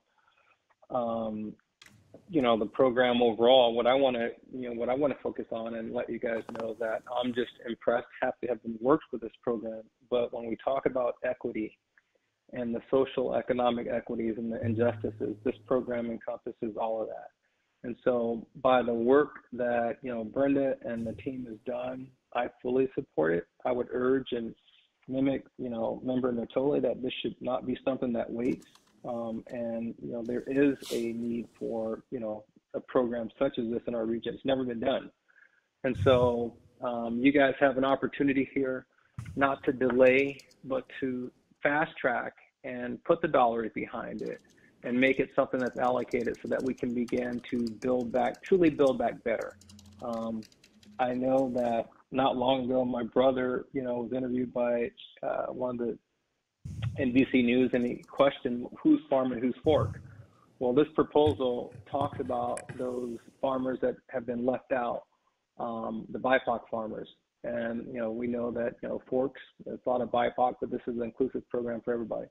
So I just urge, all of you to move and fund what you can. Please not delay.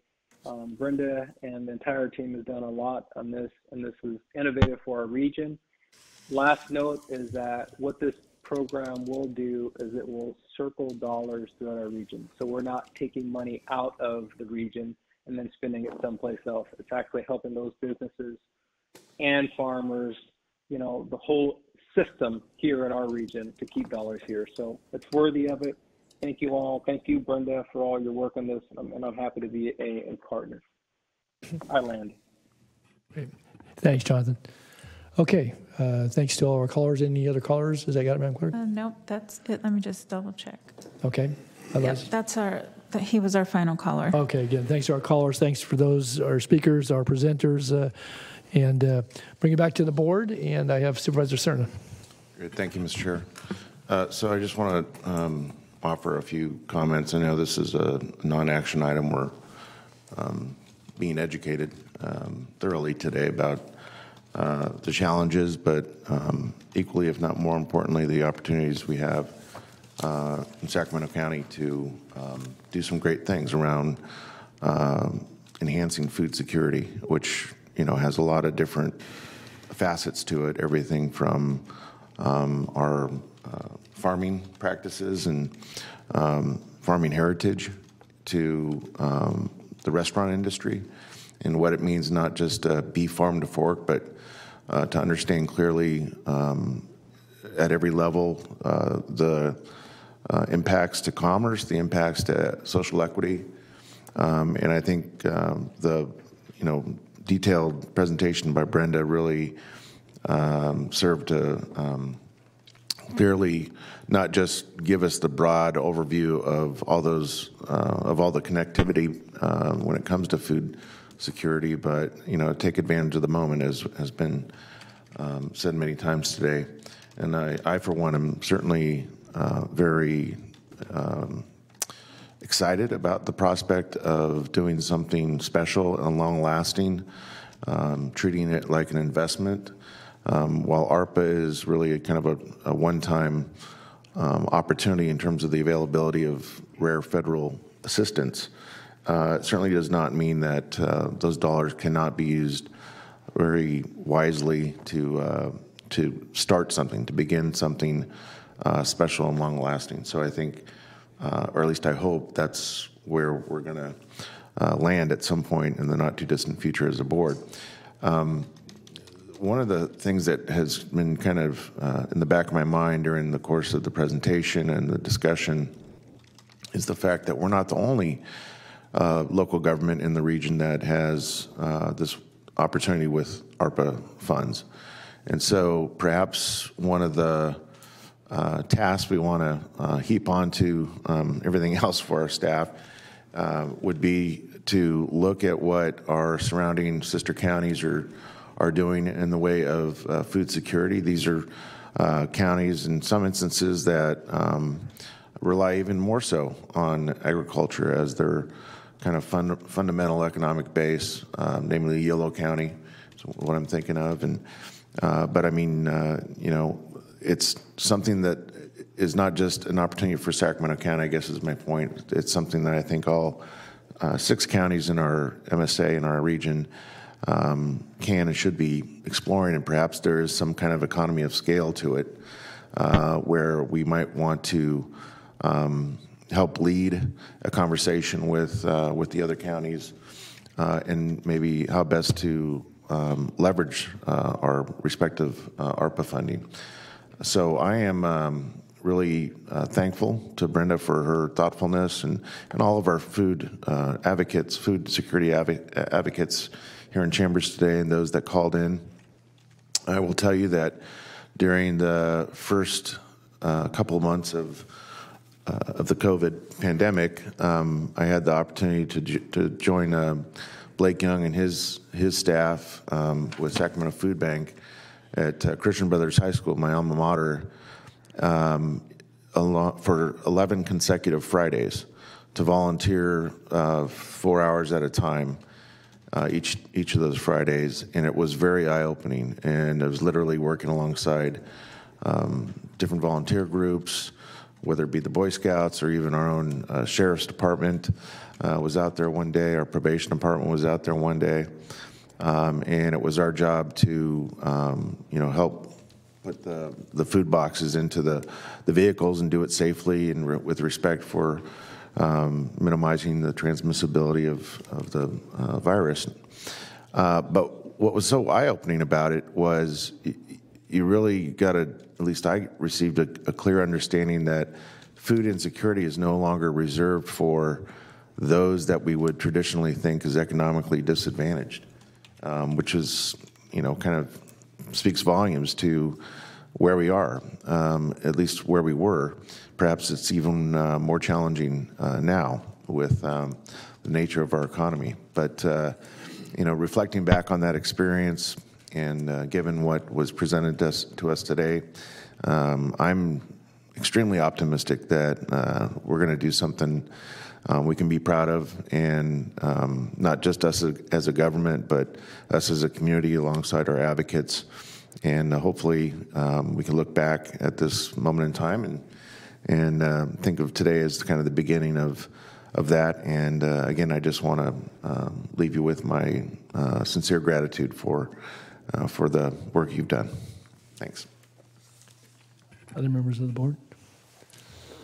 Well, I would just very briefly, as you've said, capture this moment in time. I know Sean said that, and you've said that, Supervisor Cerna, but I think this does present maybe once in a very long time opportunity, maybe once in a lifetime, to, I think, build upon what we already have, establish this community that really does, I think, not only offer tremendous opportunity, but gives us the foundation from which to build off of. And the work that's been done, what we've learned certainly through the pandemic, but what was presented here today. And I think we're poised to do something that's pretty awesome. And, it's certainly about some dollars, but it's also about really knitting together in a secure way a food system in all its various components, from the farm to fork, but education, distribution, production, and all the various elements, planning and so forth. And, the request obviously was before us today is, several $1 million. But when I think about the opportunity here to, hopefully for generations to come, to have, farming in a variety of ways as a part of our ongoing legacy, and even as it's evolved, to have a distribution network that gets the nutritional foodstuffs to folks who are at risk.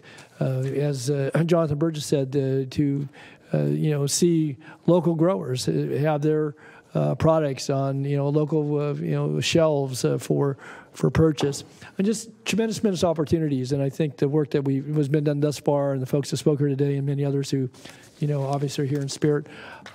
Again, I would just hope that in the weeks to come, as we've all listened and learned, that we can have something back before us that would allow this board to help support that investment, but also to continue to move forward in a positive way on a number of fronts, and support the efforts that are ongoing in this community, and to really, I think, achieve something that could be great and for generations to come. So this is, one of those things that doesn't come around all that often. So at any rate, I'm encouraged, and I heard Ethan say they'll try to get back, and Ann, I appreciate your leadership. Obviously, as Supervisor Cerna said, staff has a lot of different tasks, but this is very, very important, and we have certainly some funding streams that are available. And I appreciate our Deloitte folks and our staff, finance staff here, because some of this will require dollars. But the coordination and the foundation is there. If we choose to build upon it, I think it'll be something we'll all be proud of for many years to come. So anyway, there's no action on this item at this point in time, but I don't know, Ann, if you wanted to add anything. You've listened very intently, and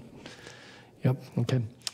All right, we'll be back in a few weeks. And again, thank you all for those who are here. Thanks to our callers, and thank you for your patience. So I know we've had quite a long day here. We just have a couple items, and then we'll be back in these chambers in less than 24. So let's finish the items of business. And thank you all, and have a good evening. And we have appointments, I think, and just board member comments, and that's it. So.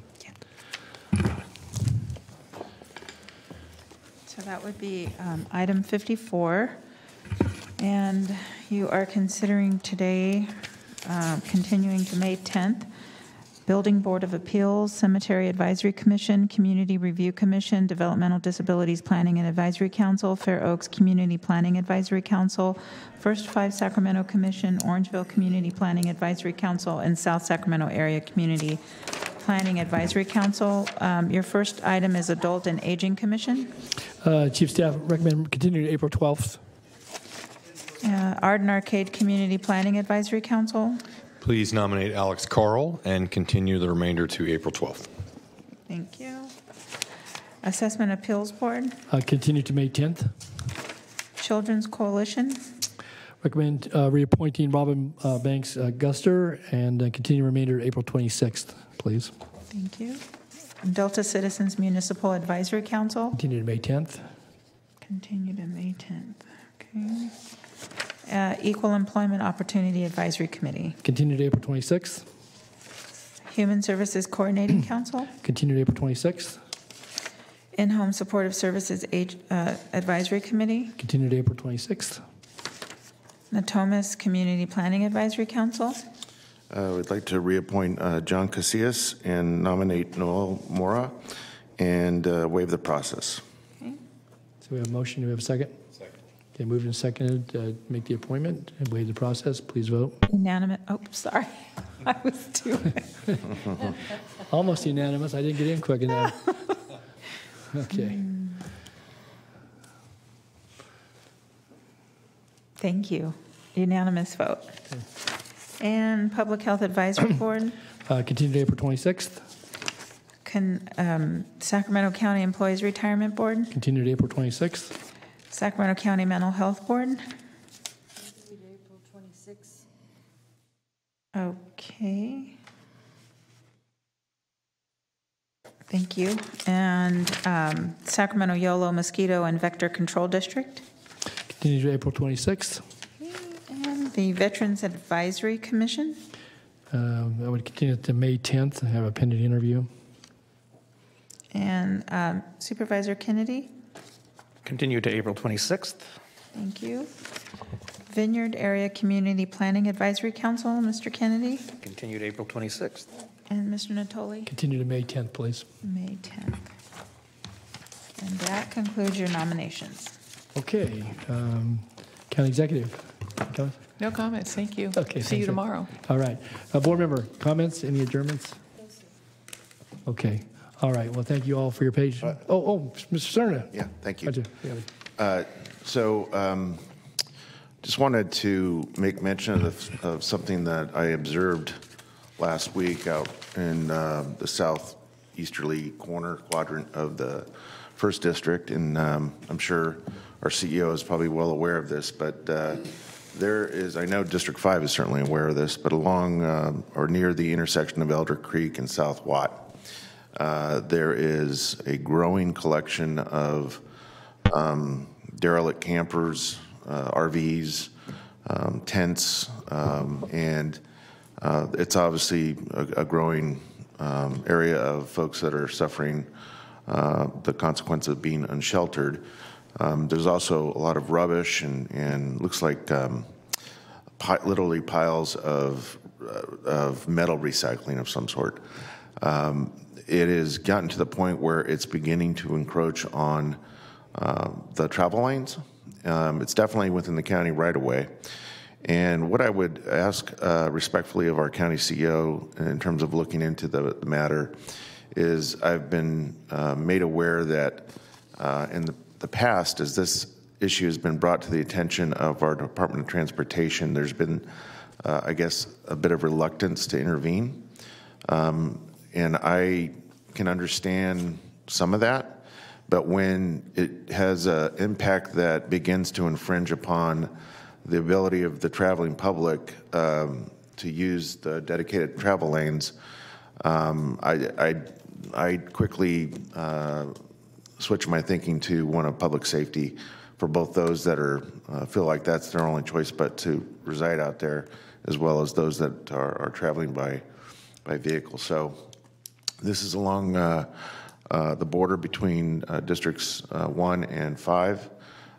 This is primarily on the west side in District 1, but certainly I know Don has some residents that may have reached out to his office in recent days and weeks about their concerns over this. So I'd really appreciate County CEO using her own judgment about how best to look into this and perhaps look at how we can offer those folks some assistance and at the same time do something about this this public safety matter.